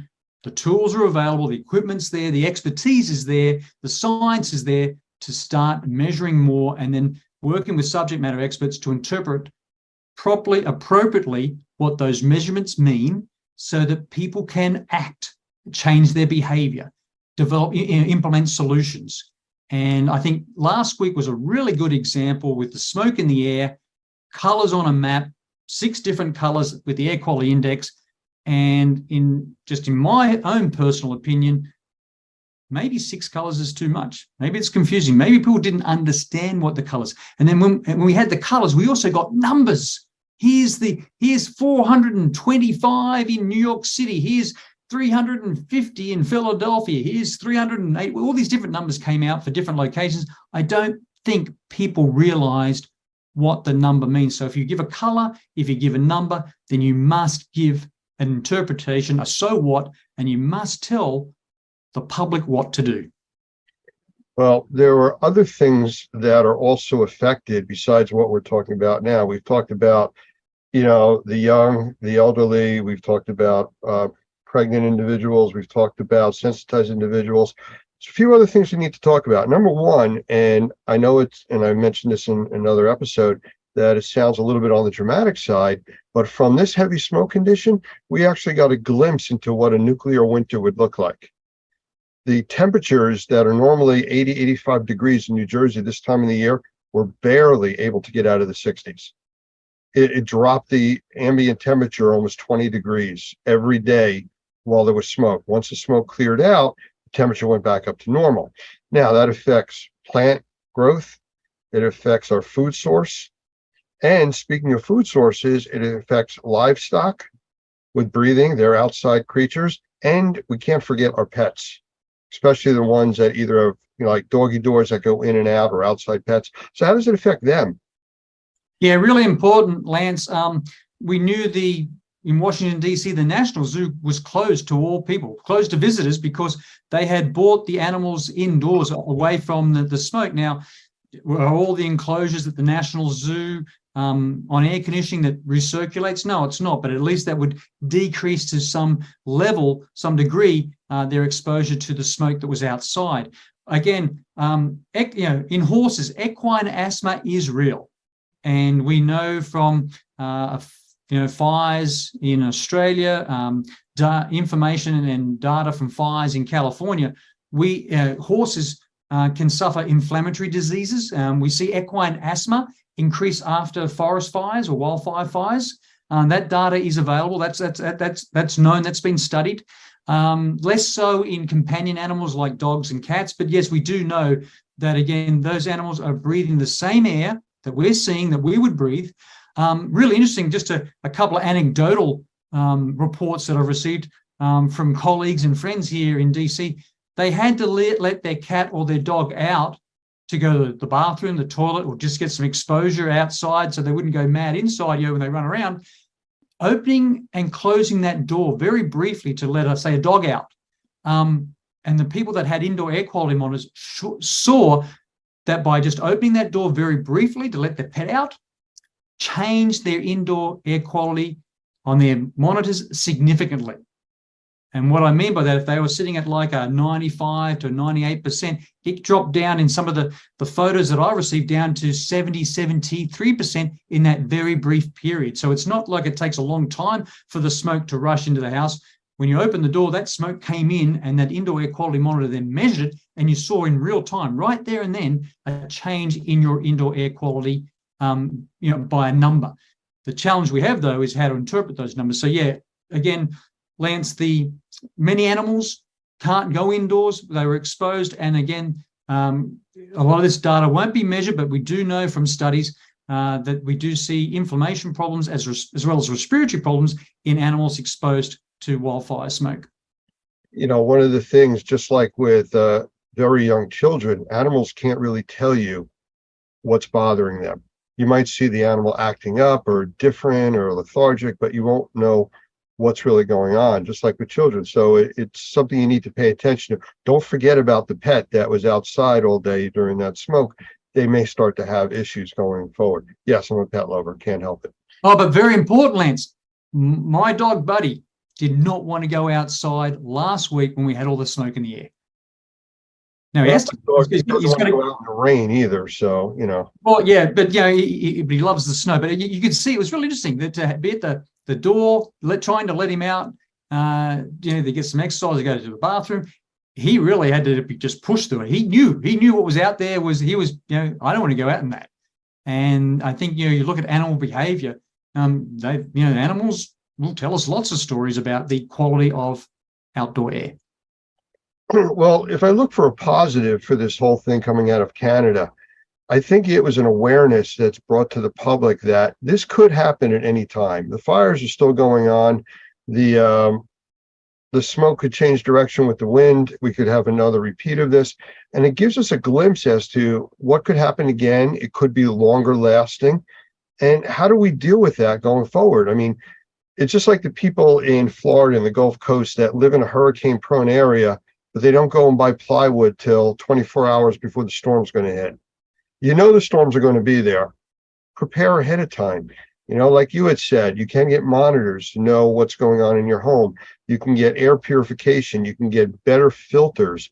I mean, the term we use is you either have a good filter or you are one. Yep. Really important, Lance. Again, I'm going to go back to my cell phone, my mobile phone. In times of tornadoes, hurricanes, I'll get messages on my phone, take cover now.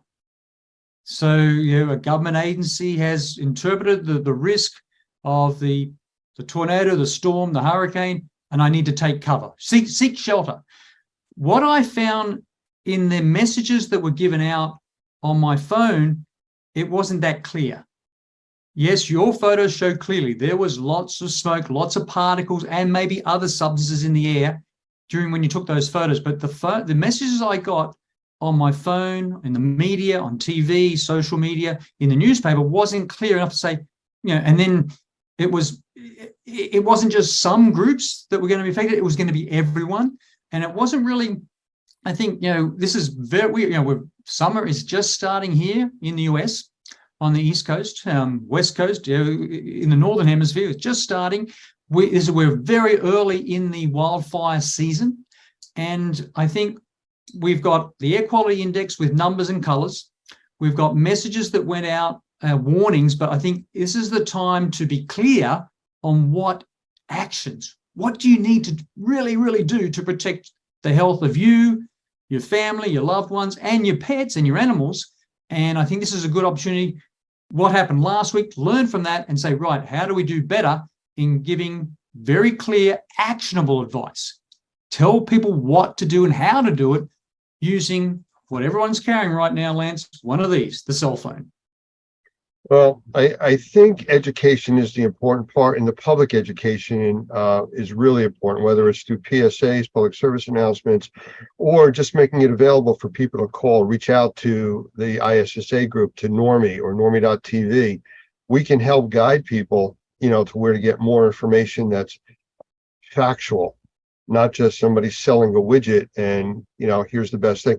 I mean, I saw people walking around with paper towel masks because they knew wearing a mask was going to help with particulate. The paper towel mask was useless, but, somebody said, well, use a paper towel, it'll help.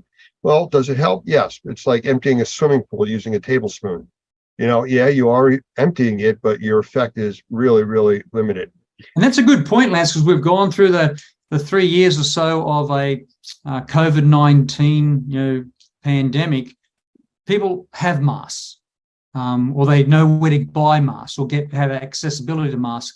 The challenge we have, Lance, is there's so many people in our neighborhoods, our community, in our cities, our towns where we work, that they have to work outdoors. We saw when the photos you took, the smoke in the air, we saw the schools cancel all outdoor activities. We saw professional sporting bodies like the Major League Baseball cancel games.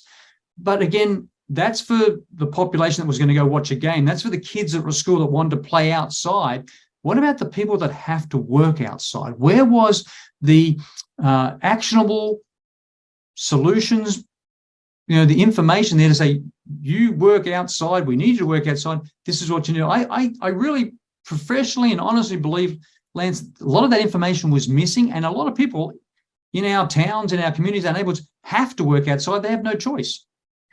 I just read an article of the lawsuits that came out of 9/11, and Christy Whitman was one of the named individuals in that. I think director of EPA at the time, or one of those large organizations, where she came out and said that the air quality a week later was okay for people to go and work there and return to New York City.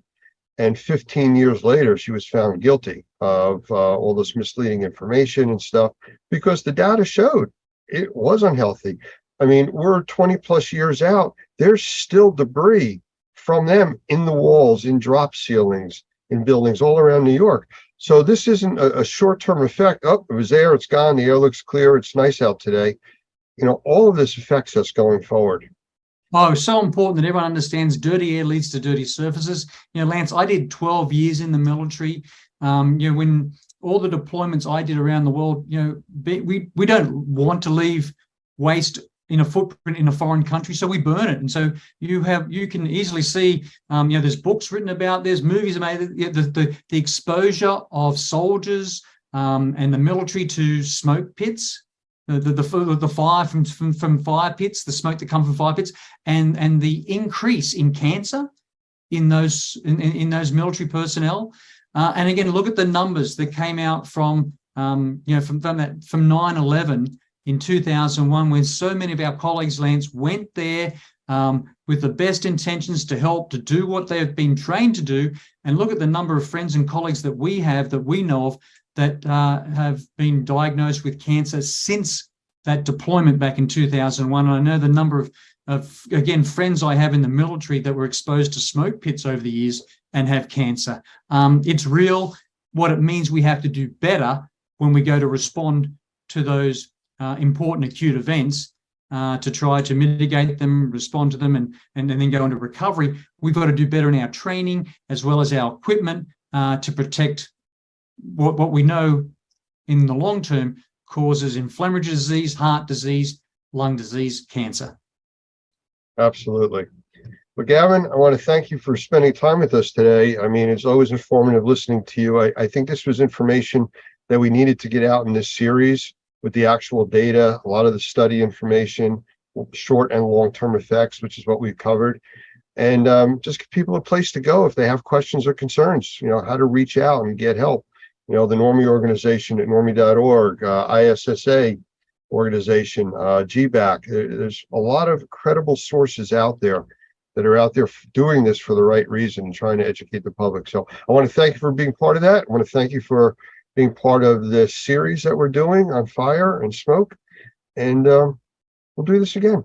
You're more than welcome, Lance. Again, we're even at Normie and ISSA and GBAC now, we are still working right now. How can we do better in translating the information we know, the research we know, into helping people understand this is what you need to do when you see that apocalyptic look in the sky.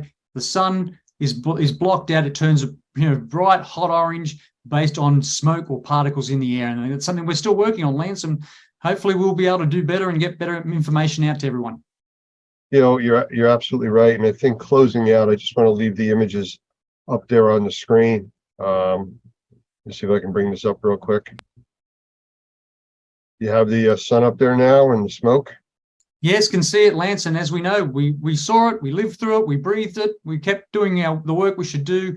But again, did we decrease the hazard, the risk? Did we wear the appropriate equipment to protect ourselves? No, we didn't do a good job at that. Well, I think this is a good start. I think we're getting the information out there. Hopefully this is helping people, answering some of their questions. So thank you again. I appreciate the time, and we'll do more series down the road.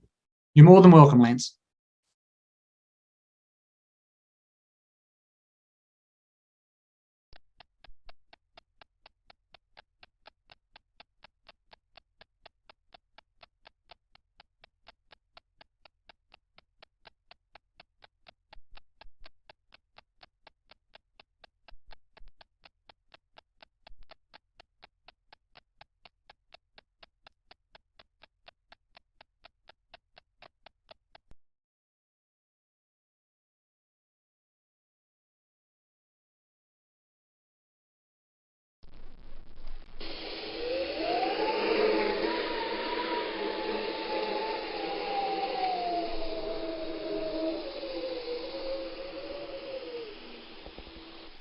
Hurricanes.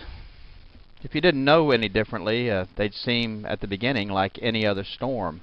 And that's the deceptive part, the devastation, the flooding, the loss of life, the imprint of the loss of heartfelt memories, all occur after the storm has passed. The latest technology gives us the opportunity to be prepared way in advance of impending danger, and yet we wait. Or worse yet, we decide to stay. We risk so much when the effects of these devastating events could be so easily diminished if we had only listened. As the storm approaches, it very quickly becomes too late to gather the important possessions and memories, too late to batten down the hatches, too late to protect our property or sometimes our very lives. With the aftermath of Katrina, I can assure you I have changed my game plan for the next Katrina, and I hope you have or will change yours. My name is Doug Hoffman, the Executive Director of Normie, the National Organization of Remediators and Mold Inspectors. We train mold professionals to assess, evaluate, and solve the problems associated with water events, both major and minor, as those events result in mold damage to property, and in conjunction with the Normie Pro Environmental Task Force are ready to help when disaster hits. Check our resources at normie.org and normieproetf.org for current ways you can help yourself and others when disaster hits. Sometimes an event is so horrific that it results in massive flooding and wind damage. We lived through Hurricane Katrina right here in Louisiana and have been privileged to help hundreds, maybe thousands of Katrina victims rebuild their lives after one of the most devastating natural events ever to hit the Gulf coasts of Texas, Louisiana, Mississippi, Alabama, and Florida. We learned some very important lessons, and we're hoping this short video will help you prepare for the next major event that may hit your community. With thermal imaging and from a satellite, the images are staggeringly beautiful, but closer to Earth, in the midst of the rampage, frightening doesn't begin to tell the story. Being prepared for what might be coming and then managing the recovery will help you keep your mind on the important task ahead. The unpredictable nature of the season simply requires it. The dates of the North American hurricane season span from June 1st to November 30th. By no means will these dates prevent the forming or sustaining of a tropical event in the Gulf of Mexico, the Atlantic Ocean, the Caribbean Sea, or the Pacific, but these dates are a guide or a timeline based on previous storms over the last century. Dropping your guard or dismissing weather events outside of these dates could result in being caught off guard for an approaching storm. But these dates, in particular, are a time to be specially aware of the news and weather reports. 26 named storms churned in the Atlantic in 2005, and many of them hit land. Following their paths shows the unpredictable nature of nature. Because of the fickle nature and path of many tropical storms, a large part of the general population hesitates or fails to take precautions until the last minute. In the year 2005, an unprecedented number of named storms developed in the eastern and Gulf Coast, exceeding even the English alphabet, and many of those storms made landfall. And when that occurs, especially in densely populated areas, the results are mass evacuations, highway gridlock, and supply shortages. In simple terms, everyone that waited until the last minute is scrambling to prepare or leave. The following information is provided as part of the Community Awareness Program, CAP, from NORMI, the National Organization of Remediators and Mold Inspectors. Additional CAP programs can be found at normie.org or at flood.normie.org and include realtors awareness, first responders awareness, and other information targeted to specific groups. These are presented in an effort to fulfill our mission and fill a void in accurate and timely trainings. How often have you seen news reports about the long lines at hardware stores where residents of areas prone to tropical events are waiting in lines for hours to purchase plywood or other needed supplies? The general rule of thumb is if you find yourself in this situation, waiting in line to take your turn, you may have waited too long. Our goal at NORMI is to provide you with general preparation and safety information for your time before, during, and after the event. Let's get started, and please feel free to take notes or revisit this video often. Sometimes a reminder can be very timely. So let's get started. Plan to be prepared before the event. Know how and where to get emergency information from your local emergency management offices. Follow instructions for evacuations if you are advised to leave, and leave. Understand that if you do not evacuate or find yourself in a situation where you need emergency assistance during the event, you may be on your own until the event has passed. Emergency services will also be stretched beyond normal capacity, and assistance may be days or weeks away. Remember that people that choose not to evacuate when instructed to do so are either victims or survivors. Neither title is as a result of good planning. When you do evacuate, if you have carefully planned your evacuation route well in advance of the evacuation and you know where you will be staying, life will be much easier while you are displaced. So if you are not prepared to fend for yourself for an extended period of time, consider relocating prior to the event. If you have the time, tidy up the house, wash and put away the dishes, clean the coffee pot. When you return, you'll feel better about this kind of detailed planning in advance and appreciate the preparation you've made for your return. And of course, traveling during the event is not advisable in most cases. Some of the following information are recommendations from FEMA, the Federal Emergency Management Agency. And they suggest, before the storm, make plans to secure your property. Permanent storm shutters offer the best protection for windows. A second option is to board up those windows with 5/8 marine plywood, cut to fit and ready to install. Tape does not prevent windows from breaking. Install straps or additional clips to securely fasten your roof to the frame structure. This will reduce roof damage. Be sure trees and shrubs around your home are well trimmed. Charge your cellular phone and refill your meds. Clear the gutters and downspouts of any extra debris that could become airborne. Secure your boat. Consider a safe room, a place where you will not be hurt by broken glass or structural damage. Take your outdoor furniture and put it indoors. Get evacuation information, which is readily available, and get a local shelters list. Where can you go if you need to? If you can't get out quickly enough or you get stranded because of traffic, where can you go? In regards to evacuation guidelines, there are really just two categories: what you should always do and what you could do if time permits. As my dad used to say, if you prepare for time to permit, it will. This list gives you these two priorities to consider. Always keep a full tank of gas in your car if an evacuation seems likely. Gas stations may be closed during emergencies and unable to pump gas during power outages. Plan to take one car per family to reduce congestion and delay. If time permits, gather disaster supplies and put them in a kit stored in your home. Always make transportation arrangements with friends or local government if you do not own a car. If time permits, make sure you've got sturdy shoes and clothing that provide some protection, such as long pants, long-sleeved shirts, and a cap. Always listen to battery-operated radio and follow local evacuation instructions.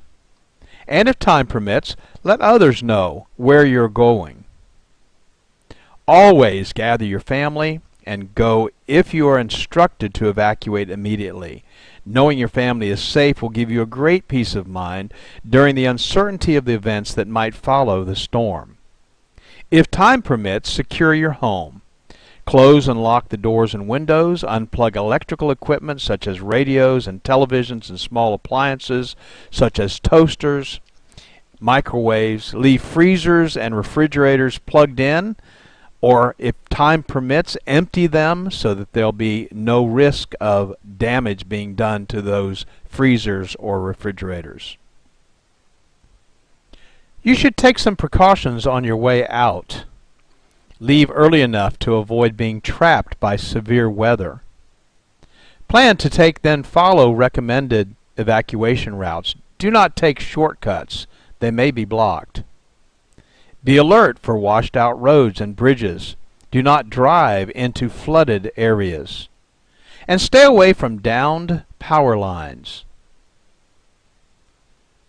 And of course the question always arises, when should we evacuate? Well, you should evacuate under the following conditions. First, If you are directed by local authorities to do so, be sure to follow their instructions. If you live in a mobile home or temporary structure, such shelters are particularly hazardous during hurricanes, no matter how well fastened they may be to the ground. A Cat 4 hurricane can remove the entire roof of a commercial structure, so what do you think it could do to something as light as a mobile home? And of course, you've always got the added concern of tornadoes. If you live in a high-rise building, you should evacuate. Hurricane winds are stronger at higher elevations, so your safety might be jeopardized if you decide to stay. If you live on the coast or on a floodplain near a river or on an inland waterway, flooding might be the biggest concern because a storm surge of some kind always precedes a hurricane. The Gulf Coast of Louisiana and Mississippi experienced anywhere from 15 to 40-foot surges, enough to totally wipe out the coastline for several miles back into the non-water frontland. If you feel you're in danger, you should leave. And if you have health issues that might need emergency or regular attention, you should go to a place where your concerns can be addressed readily. So what if you decide to stay? Well, you definitely want to listen to the radio or TV for information, so be sure to have plenty of batteries for both. Secure your home. Close the storm shutters, secure outdoor objects, and bring them indoors.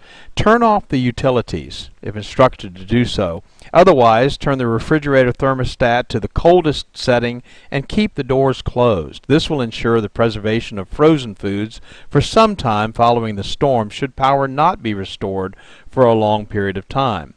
Well, frozen foods could last for a couple of days in the freezer, even without power. Turn off propane tanks. Avoid using the phone except for serious emergencies. Moor your boat if time permits. And store a supply of water for sanitary purposes such as cleaning and flushing toilets. Did you know that a toilet will flush simply by filling it with a gallon of water?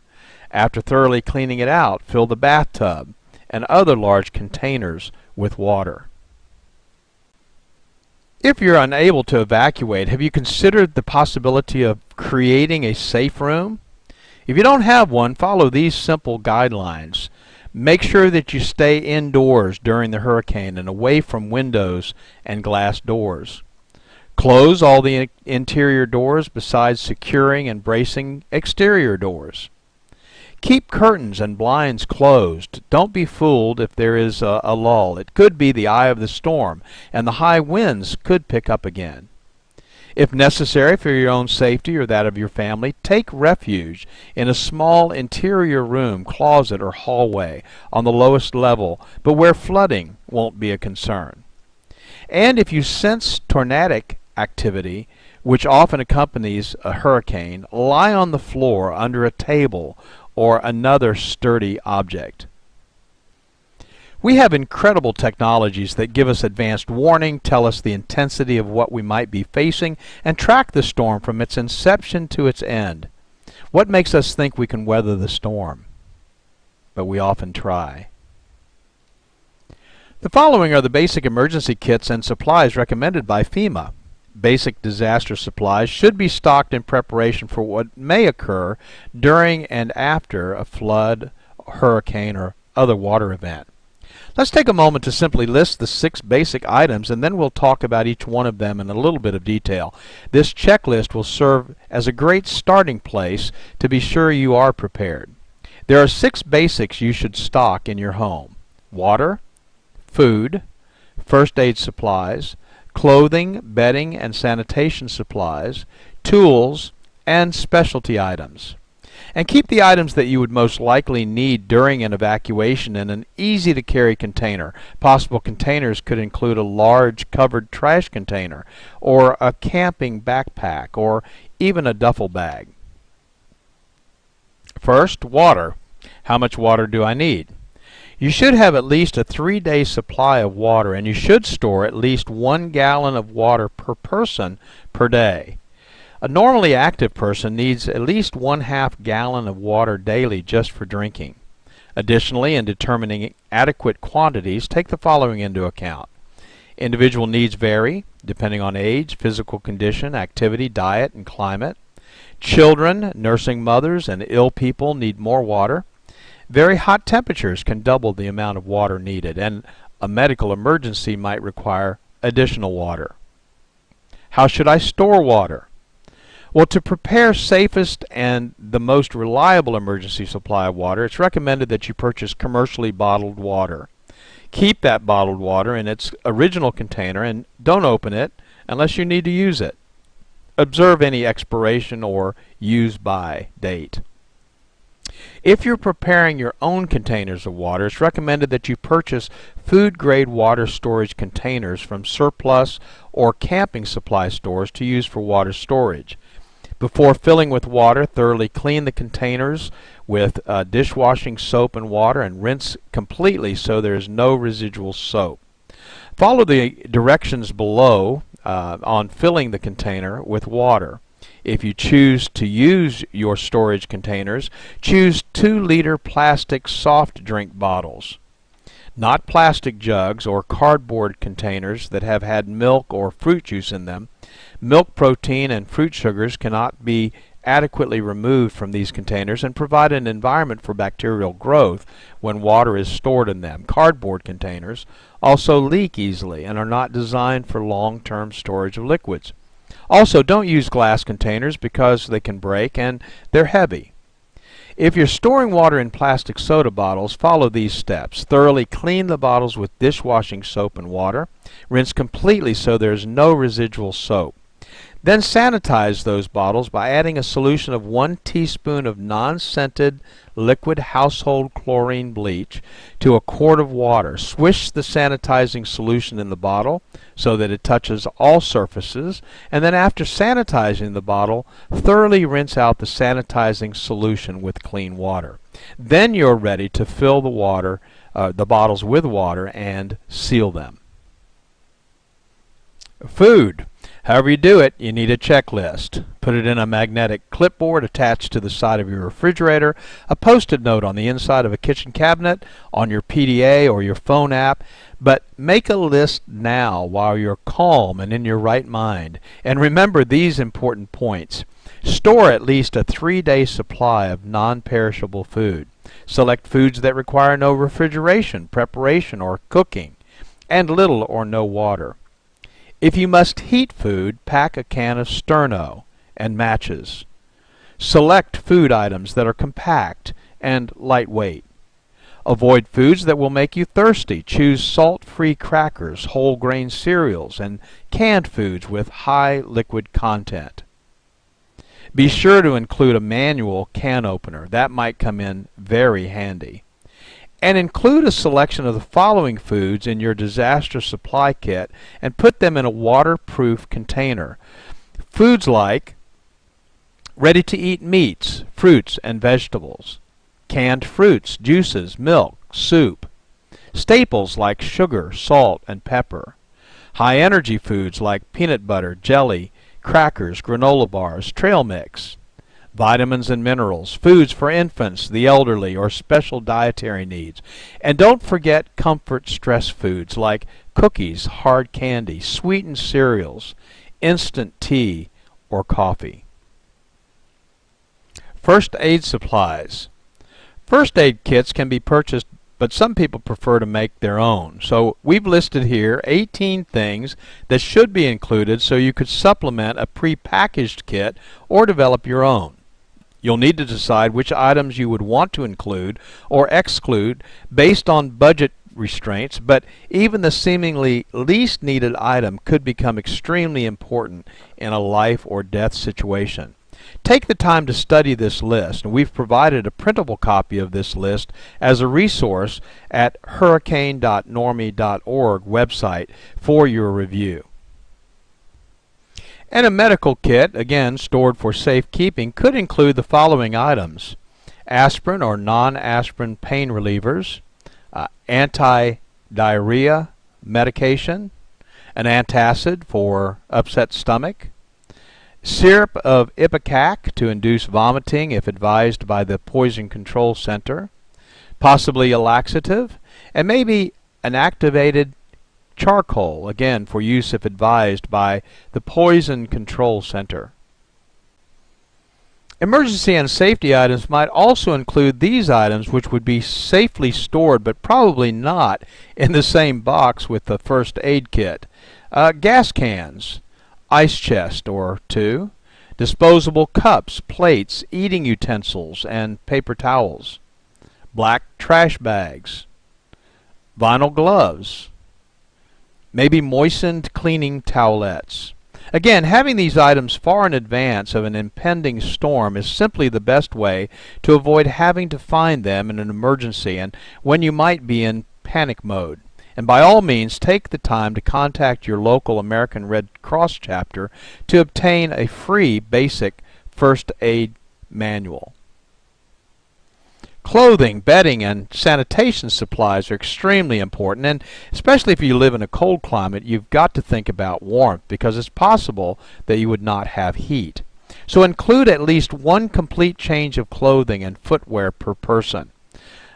A light jacket or coat, long pants, a long sleeve shirt, sturdy shoes or work boots, and of course waterproof would be preferred. Hat, gloves, and scarf, rain gear, thermal underwear, blankets or sleeping bags, and sunglasses.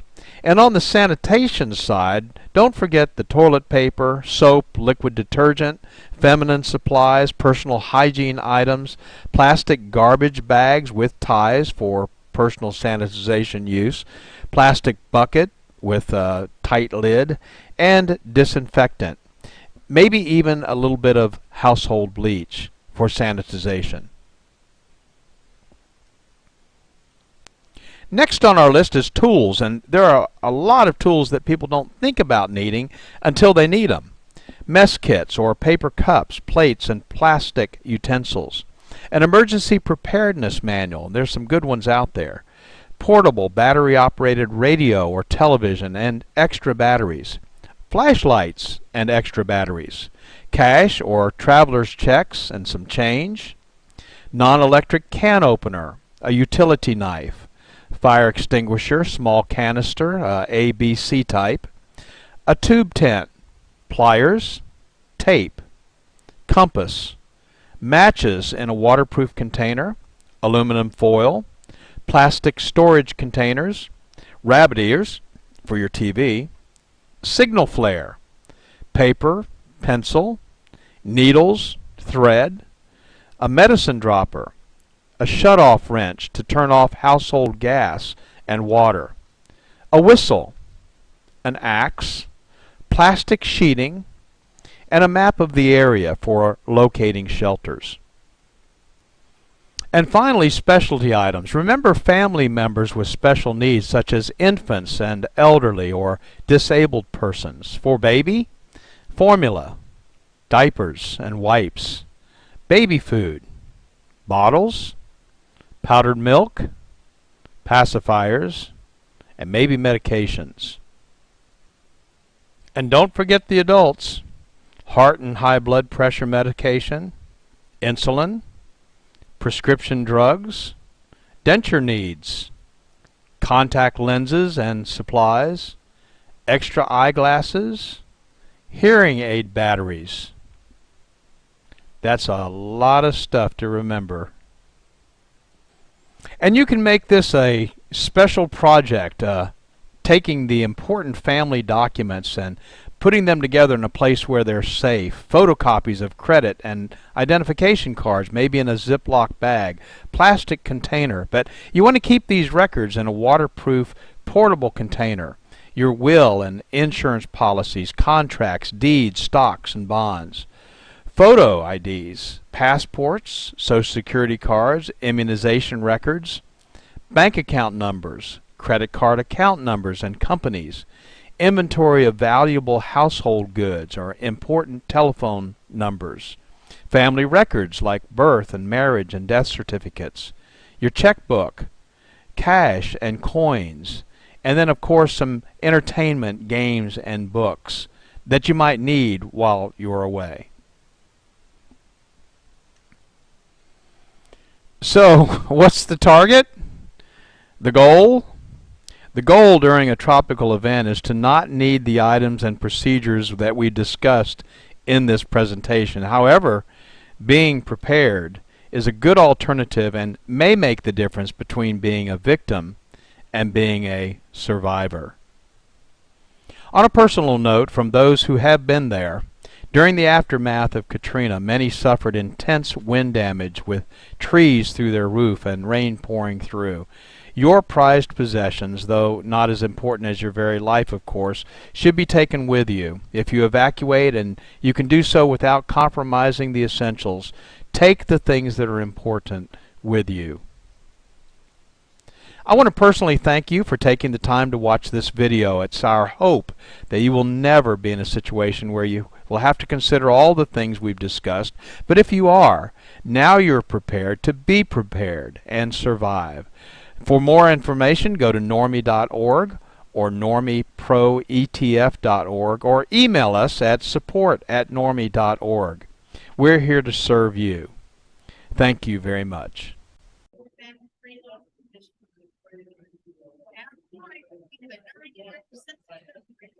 Okay, everybody, we're back here live again at the expedition. I have another interview to do, and we're going to be talking with Mark from Respiratory Labs, correct? Did I get that? That is correct. All right. What was your last name? Ratako. Yeah, I knew what it was. I wasn't going to try to say it, so bear with me on that. So tell us about the company. So I always think it's helpful to give a little background information about myself. I had a mold remediation business up in Portland, Oregon. Started that in 2011. Very fortunate enough to sell that in 2022. And at the time, we were doing about 4,000 mold remediation and assessment jobs a year. And one of the frustrating parts for me was, as an owner, we had individuals that no matter what we did, there's something in that space that was making them sick. And we couldn't determine what that was. It didn't matter whether we did, indoor air quality, VOC canisters, brought in industrial hygienists. There is something they couldn't go back in. Looking back at it now, there's probably mycotoxins left behind after the remediation. And that's something new to this industry, at least mainstream. It absolutely is. I mean, a lot of individuals, especially with remediators, don't even know what mycotoxins are. We haven't been really trained on it. We don't know how to assess for it. And we certainly don't know how to remediate it. And that's where this lab comes in. Now we can verify whether they're in the indoor air and then verify if the remediation protocols for these mycotoxins are actually removing them. Okay. And I've heard that some of these mycotoxins almost act like tar balls. They're sticky. They're hard to get off of surfaces. Yeah, they're very sticky. And, one of the things, because now that we're able to test the indoor air, we were able to determine actually how they're becoming airborne. And a couple of ways that we saw was, one, through the evaporation process, we're drying down these structures. Most of the mycotoxins are hydrophobic. They're going to sit on the water molecule, and they're being released into the air through that evaporation process. We also tested a lot of, HEPA scrubbers. Most of the ones that we tested, we didn't find one that were actually removing the mycotoxins. They're actually increasing it. I'm sure there's something out there that actually works. We just haven't been able to find that and verify it. And then the interesting thing is, in order to get them out of the indoor air, what we did find that works was actually dehumidification. So dehumidifying the environment, actually removes it from the indoor air. So there are methods to actually, test if it's there and then also see if it can be removed, down to acceptable levels. Well, that seems like an entirely new path for training, because that's contra, I guess, everybody air scrubbing. Like I said, there may be some air scrubbers out there that actually work. We just haven't been able to validate them yet. And I'm hopeful that there are. The more methods we have to remediate these mycotoxins, the better the industry is going to be. I really think the industry has to start looking at mold and mycotoxin remediation, not only on the testing side, but also on the remediation side. Otherwise, we're potentially opening up ourselves to liability. So do you still do remediation work now? No, thank goodness I no longer have to do remediation. No more. Just consulting at this point? Or are you trying to avoid that too? No, trying to avoid that too. Our goal is just to be a lab, but because we're a lab and we're actually the only lab here that is actually testing using our system for airborne mycotoxins, I get a lot of questions on how to remove them from protocols, things of that nature, products. We don't want to be in that position. That's why we're excited about our partnership, or working with Normie to help get protocols down that everybody can have some success. Well, it's an exciting new field, the way I look at it. I mean, I've been doing remediation for about 20 years, or assessment and remediation work. And this is something new that's come up, and it's become part of the vocabulary that even the customers are using. It certainly is. I mean, right now we're getting a lot of people who are actually, going to functional medicine doctors. They're doing a urine or blood sample, and they're coming back with elevated levels of mycotoxins. And they really need to determine whether it's the environment that's causing the issue, whether it's something they're ingesting, or maybe it's at their workplace. And this test allows them to help make those determinations. Well, that's exciting stuff. I mean, it's something that's needed. We know that even the sensitized individual population has grown 5-fold from what it was, just 10 years ago. So it's the way we build, the way we live, the things that we do. And this is all stuff that's needed, and it's exciting. We're right on the edge of this new stuff. Absolutely. So, Mark, thank you for joining us. Well, thank you for having me on. Appreciate it. All right. Thanks. Take care.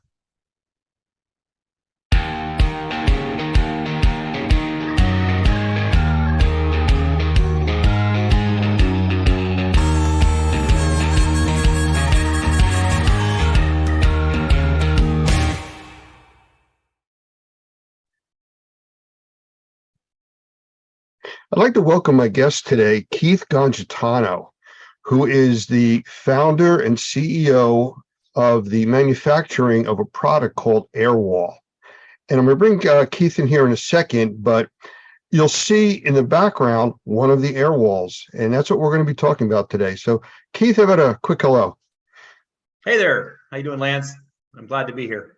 And we're glad to have you. So I'm going to get right into this. And I got a few questions right off the bat, because when I see your email come to me, it says Zeppelin guys. And I'm kind of curious as to, we've always called you or associated you with the Airwall product, but the name of the company is Zeppelin. Is that correct? Yeah, it's Zeppelin. It's when we first founded the company, you got to find a name. And since it's inflatable, Zeppelin just kind of seemed like a cool name, and we went with it, and we designed a logo for it. But then the product needed a name, mainly because if it's going to have a line item on Xactimate and other things, it needs a name. And so it became Airwall. And then over time, it became Airwalls by Zeppelin, which is containment from A to Z. So it's just kind of one of these things. But if you look us up, you'll find us both on Airwalls and Zeppelin. Okay. Well, so where did this concept come from? Because in the remediation and healthcare and restoration type of industries, this is something completely new. It is new. It evolved is what it did. It started with me helping a friend with his restoration company back in the summer of 2017. And I was in a crawl space. It was a miserable experience. I spent 3 hours trying to build a chamber so that we could get the subfloor dry. And among other things, I got bit by a spider and bruised and battered, and managed to only build marginal containment, a chamber. It was terrible. And so I invented the crawl space tool. It was just kind of one of those fully formed ideas in my head. I just knew how it had to work. Convinced a friend who's now a part of the company, and pretty much has been since the beginning, because without him, a lot of this stuff wouldn't exist, just because he's the one that knew how to build it. His name is Cole, and I convinced him to build our first prototype for crawl spaces. And one thing led to another. We started thinking, what about a doorway? I wonder if we could use this very tool in the doorway. And so I repurposed it, and it was very ugly. And we thought, well, the concept works. It's just not going to work, in the sense that it's really gross and ugly looking. So we designed something for that. And then we moved on to windows. And then we realized at some point that, because we met a fine gentleman by the name of Mark Cornelius, he's among other things, he's a member of the board on the IICRC. He's a trainer for years. He's been in the industry for almost 40 years. And he loved our product and just asked me a very simple question. That he was looking at the doorway unit, our X, and he said, so how do you get out?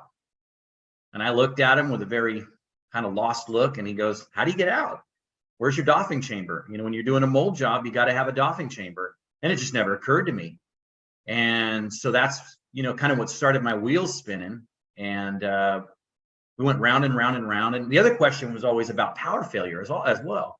What do you do about a power failure? Because the crawl space unit and the Airwall X, which is built for doorways, and the window units as well, they're all constant air kind of appliances. They require air from your air movers or your HEPA filters and things like that. And if the power goes out, well, then they deflate and they stop functioning. And so we went around for a long time before we settled on what we ended up with. And you'll actually see that behind me. You can actually see that's the full system. That's 2 Airwall Nexus on either side of me, and behind me is the front of the. Let me interrupt you real quick, Yeah. because we'll talk about all the different types of configurations and products and stuff that you've come up with, because Yeah. I know your mind just works continuously on this stuff. But I mean, the simple question is, how do these work? I mean, Air. Air. Okay. Yeah, they inflate. And you're right. I tend to get, I love my stuff and I think about it all the time, so I go fast. The 2 that I talked about first, they require constant air. You connect them to your air movers, your negative air machine, and you do what we call pre-cycle the air. You capture the air coming out of the machine directly, and then you take that air and do what you want with it, whether it's to exhaust it from the structure and create negative pressure, or to create a manifold where you're actually directing the air to a subfloor or maybe the perimeter of the building. But these are different. This is different. That's behind you now, right? Yeah. So this is the latest. This is very different. In fact, what you'll notice again to either side of me is the Nexus, and the Nexus consists of 5 separate inflatable air bladders. And if you look at the bottom, you'll see those little round. Those are valves. And so you inflate each of these chambers separately. The idea being that if there is a power failure, first of all, these are inflated and they don't require any more air. But if there was any kind of damage done to one of those bladders, although we did a lot to design them so that they're very durable, but if something did happen, that even the loss of an entire or even 2 chambers would still maintain your containment. So that's the design we came up with, and yeah, they're very different, but they both work on air and they both work on pressure. The whole reason that they function as negative air containment and as a chamber is because they're pushing against the surfaces of the building, up and down and then sideways, so that they seal up. Okay, so now I did cut you short before. I just want to get back to, you were starting to talk about the different types of products. Yeah. I just wanted our viewers to understand at least how these things work. Yeah. What else have you designed? I mean, this is for, it looks like you got a chamber behind you and a whole wall, but I know there's problems with, different heights, different types of ceilings and floors. How does that all work, or do you have special products for that? So we wanted simplicity was the key. We didn't want a bazillion parts and things that could get lost, broken, misplaced, or just adding complexity. What you see behind me essentially is 4 things. It's a Nexus on one side, a Nexus on the other, the dust curtain that joins them, and the doffing chamber that zips to the dust curtain, in a nutshell. So it's really, really simple. If this room that we're looking at were 8 feet tall, or 9 feet tall, this is an 8-foot configuration, that were 9 or 10 feet, you would simply add a 12-inch extension to the very top of that wall. And because the air bladders inside are actually 10 feet long, then you're not doing anything else. Those air bladders simply roll out the next 12 inches and then stop. They stop because there's a piece on the top that makes them stop. And then if you had to go to 10, you do the same thing, add another 12 inches, and then those bladders go up the next. So so it's very simple. That conversion can be done in just a couple of minutes. Very simple. Interesting. So how about like width, or if you're dealing with different heights, like it's a slanted ceiling or something like that? Sure. So for width, not a problem. These walls that you see to my sides are 5 feet nominally. And again, 8, 9, or 10 feet. They can be adjusted. Well, let's talk about width first. So you can put as many together as you want. You can zip these things together. They join to each other. It's all modular. Everything goes together and connects. So you can put 4 or 5 of these together, or 2. If you happen to be in a space that, again, these would be 10 feet joined. If you were in an 8-foot space, you could do a couple different things. You could just simply change the shape of the wall into a curve. Think Hoover Dam. You could do something like that. You could also run them straight across the room, and then when you get to the wall, you simply underinflate whichever bladder would be at the bend, right? And then bend the wall. That's it. And now what's touching the building may be 1 or 2 bladders as opposed to just the edge, but that's the way you shorten it. So you've got a bunch of different options on how you can do that. As far as an uneven ceiling, I'm gonna point here. Let's see, how do I do that? These right here, these little black dots, those allow you to actually put straps that also attach to the very top of the wall, and you can actually change the pitch of the wall if you need to. You can actually slope it to a certain extent, and you can also adjust it not just to 8, 9, or 10 feet, but if you were, let's say, in a drop ceiling, a T-bar, they're not standard, right? They land sometimes at 8 feet 3 inches, or just under 9 feet, whatever ceiling height. They're never really standard because they're not set by 2x4s. They're set by a contractor who puts wire, hangs them, and that's where they land. So you can actually adjust these things really, really kind of a micro adjustment, anywhere between 7 at the bottom, all the way up to just over 10 feet. So yeah. Will fit just about anywhere, it sounds like. It will. The only thing I don't think we're ever going to really do, and that kind of brings up another one of our thought processes here. We're probably never going to do like the vaulted ceiling scenario. So in a vaulted ceiling, you're probably going to have to either commit to plastic fully, which, it is our goal here to try to get as much plastic out of this industry and construction as we can. Or you're going to do a hybrid. And to be clear, we really did always design this product to be, when it's necessary, hybridized, merged with the plastic that everybody's using now, because there are going to be certain environments where a vaulted ceiling or some weird cutout is going to prevent these walls from creating the appropriate seal. So you may use 90% air wall, and then that last little bit you may connect to plastic. And because these walls work well with tape, they don't come off, which is great, because you can't say that about tape and walls, right? When walls have water literally dripping down them, or years of cooking grease or whatever, they don't stick, right? That's why a lot of failure happens with traditional containment. But these walls are designed to work with tape and not leave residue. So you can tape plastic to it for as long as the job takes, and then peel it off, and you won't have to worry about it leaving stuff behind.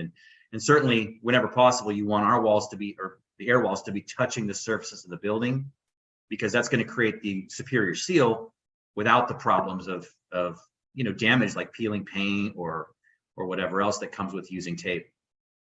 Well, I know that with some of the normie training that we do, we've actually incorporated some of the air wall technology into some of the types of hands-on training that we do, especially like when we go to the experience trade shows, where people are able to touch and work through all the new different technologies and products.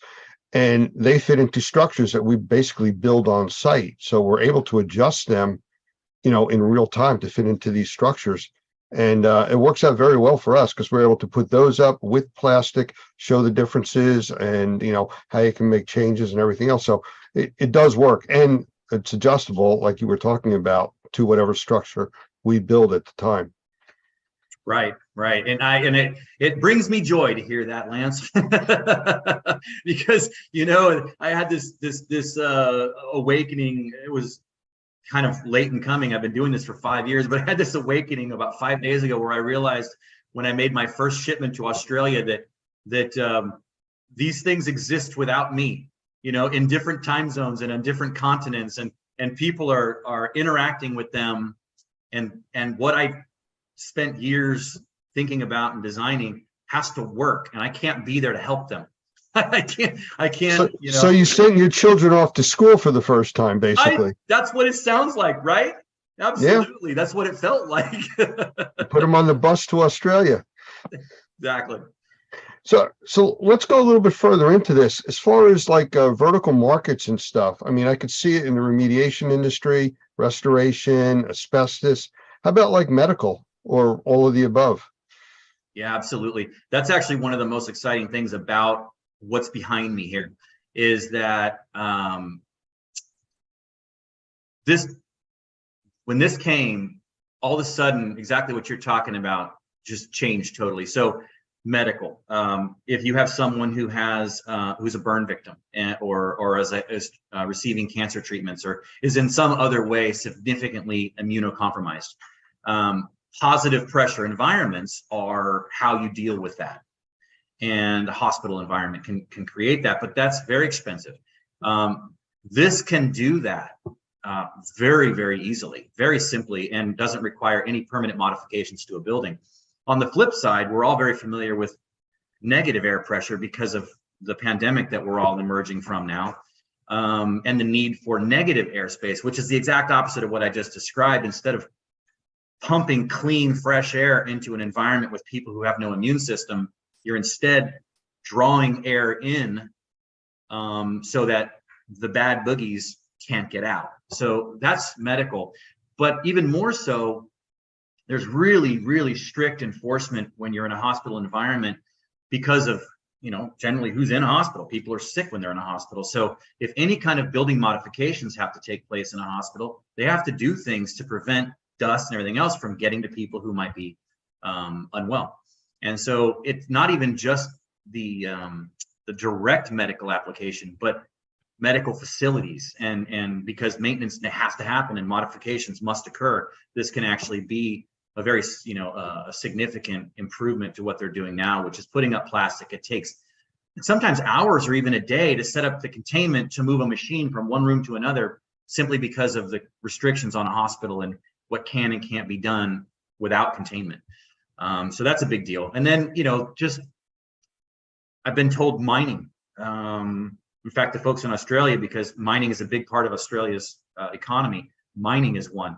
High tech, both chip manufacturing and also in like server farms, things like that, where very sensitive equipment is very, can't be exposed to dust. So that's another big opportunity. All the construction trades could benefit from it, basically. And then there's also, of course, the potential need for first responders and militaries, around the world. What if there's some kind of an outbreak, some kind of maybe a terrorist attack, a biological terrorist attack, and first responders and military have to show up and contain it best they can. This stuff, I mean, this what you see behind me fits into basically 3 duffel bags.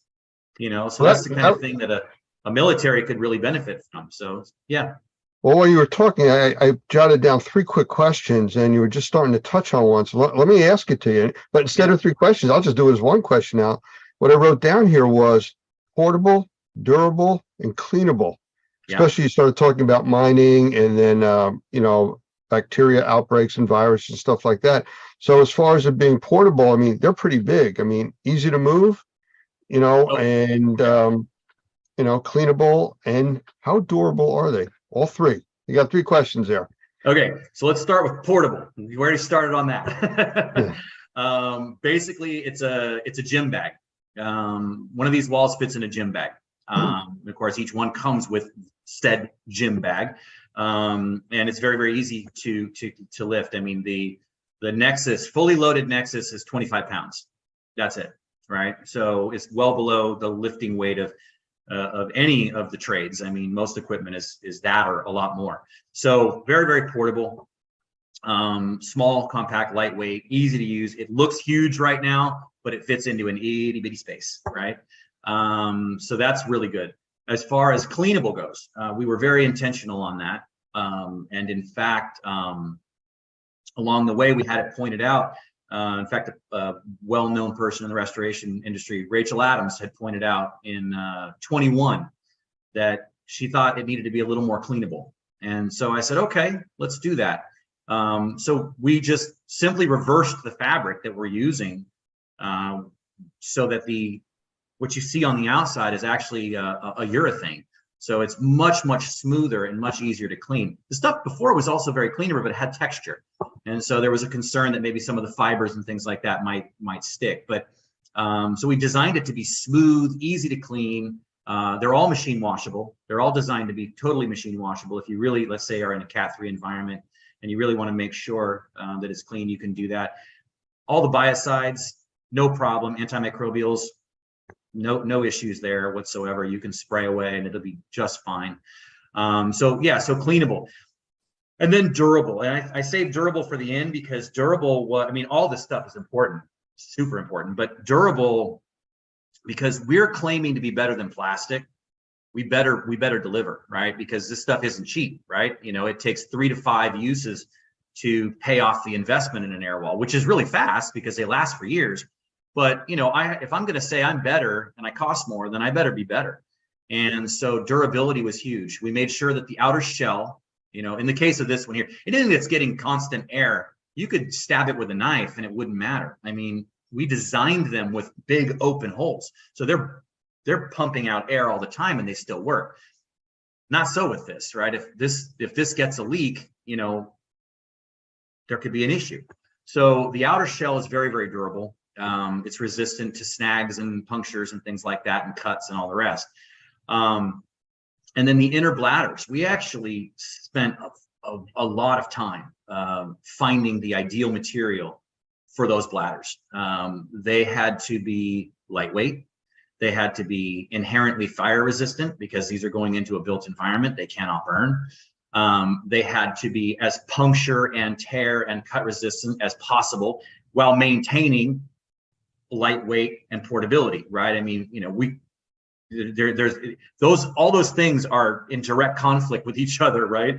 Lightweight usually means flimsy. So we were actually very blessed, I believe, in the discovery of this particular material that we've used, and it makes this product extremely resilient. And again, because we recognize that nothing is perfect. I mean, if you open fire on this thing, it would go down, you know, I mean, no question about it. There are things it cannot handle, but it's meant to be durable. If something does happen to it, as I mentioned before, if you lose a bladder, first of all, we've had it happen. You know, we've, you know, in the early days, we had some bladders with some defects, with small leaks. And even when they have a small leak, they don't fully fail. And you can actually air them up and continue the job if you need to. We also designed them to be repairable in the field. I'm going to do this finger thing again. You see that line right there? That's an access zipper. And if you open up that zipper and remove the valve just below it, you can actually remove that air bladder, either repair it in the field, because we do provide patches just for that, or you can replace it with a new bladder. Depending on how many times you've done it, it might take you 2 minutes, it might take you 5. The point is, it can be done. It can restore your containment to full rigidity. And I say I make that point because restore containment, it never lost it. Even though it's lost an air bladder, it still maintains containment, which was key. Because again, if I'm going to claim to be better than plastic, you know, one of the biggest problems with plastic is that it falls down, right? You get up in the morning and, you know, or worse, your owners get up in the morning, the people living in that house, and they see this plastic crumpled on the floor, a big hole, and they're thinking to themselves, okay, all that bad stuff they told me that they're keeping behind that plastic, where is that now, right? So if my stuff doesn't do a lot better than that and not fail, then I failed. So this was a big part of our design. I remember the first time that we used one of your air walls in our training, and again, I believe it was at one of the experience shows. You were there and gave us a training on replacing one of the bladders. Mm-hmm. And during the demonstration we were doing with the class for the hands-on, we actually opened the valve up and let it deflate, and it still held containment within nice. the area. You didn't tell me that. No, you know, it was my job is to break things. So, you know, that's what we do. We try to find out things that are going to happen. Someone's going to accidentally open a valve or something. It stayed in place. You know, it did its job.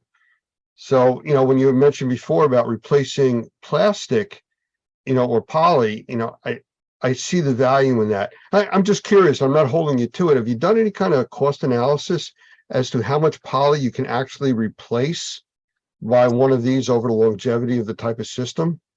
Because I know poly is expensive. It is expensive. You know, the closest we've gotten to that is by calculating how much tape, how much plastic, the labor that's involved with not only the initial setup, but also the tear down, the waste removal, and then the repairs that inevitably happen with most plastic containments. And we figured that it was a 3 to 5 usage to offset the initial investment in the air wall. That's as close as we've gotten. The numbers you're asking for are, I want them so bad myself. And I don't want to pull it out of thin air. I want it to be a real number. And Okay. it's a difficult number to quantify. I've struggled with that because that's a number I would love to take a picture, you know, like it just give you a visual of a mountain of plastic, you know, and say, this is how much plastic you would use in a year instead of, you know, this, right? That type of thing. So short answer is I don't know what that looks like. I do know that I've seen a lot of containments go up. I actually am AMRT certified. So I've been to a lot of AMRT classes. So I've seen a lot of containments just set up just for pure instructional purposes. And when we take all that plastic and we throw it in the dumpster outside the building, it takes up a quarter of the dumpster or more. Yeah. So I've seen it, and that's just one class, you know. So the amount of plastic and tape and everything else, I wish I had a solid number for you. And someday that the plastic industry that we hope to disrupt may come up with just that number for us, because we're going to upset them at some point. And I'm okay with that. Well, I'll make it easier then. Longevity on the product. How long do you predict or have data on showing these things lasting in use?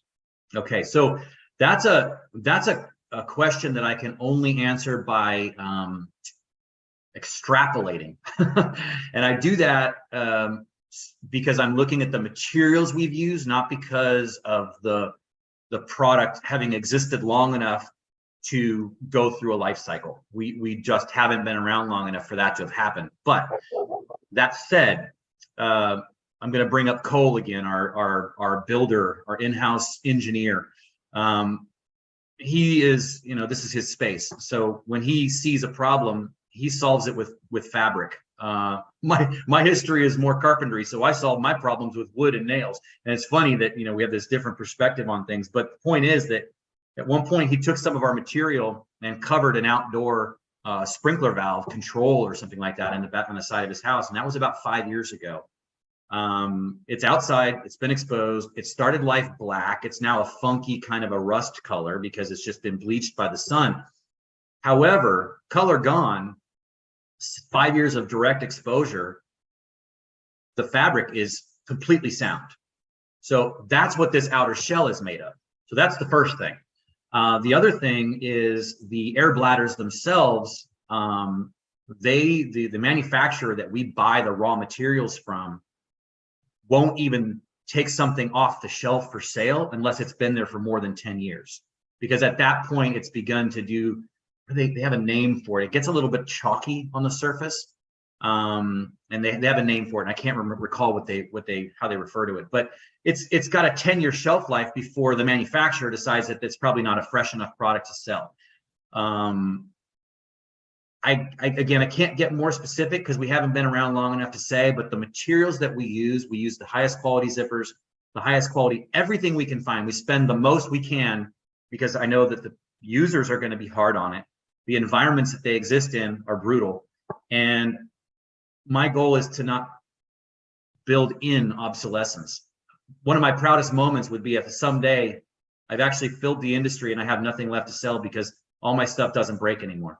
You know, and I just don't, and I'm going to put myself out of business. That would make me happy, you know. It's kind of like the battery industry. You know, they're made to break or run out of energy at a certain point, so you buy more. You're doing the opposite of that. I'm doing the opposite. Yep. But yep. you know what? I recently had a water loss in my house, so I personally was involved with some of the stuff here. But I understand there's something really interesting about yours. I've never been able to experience this, but I had 2 air scrubbers running at my house for, I think it was 16 days that they were working. Those things are loud.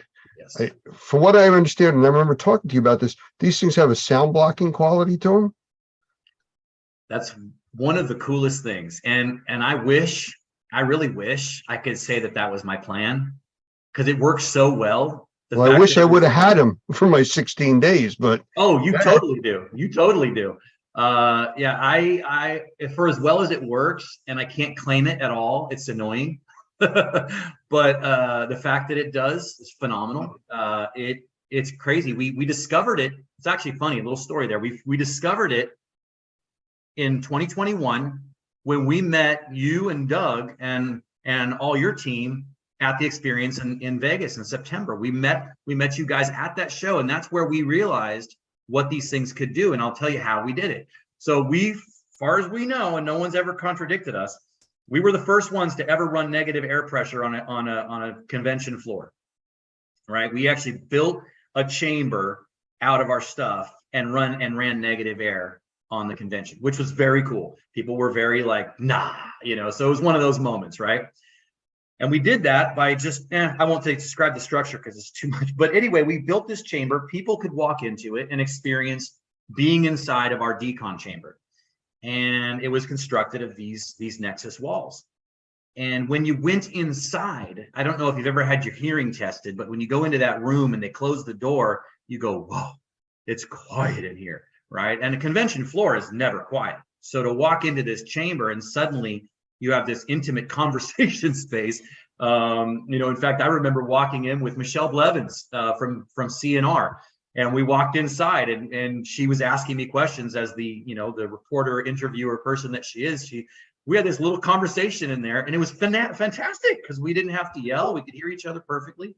It was great, but I really realized it when clients or potential customers would walk in, and they would be in that space.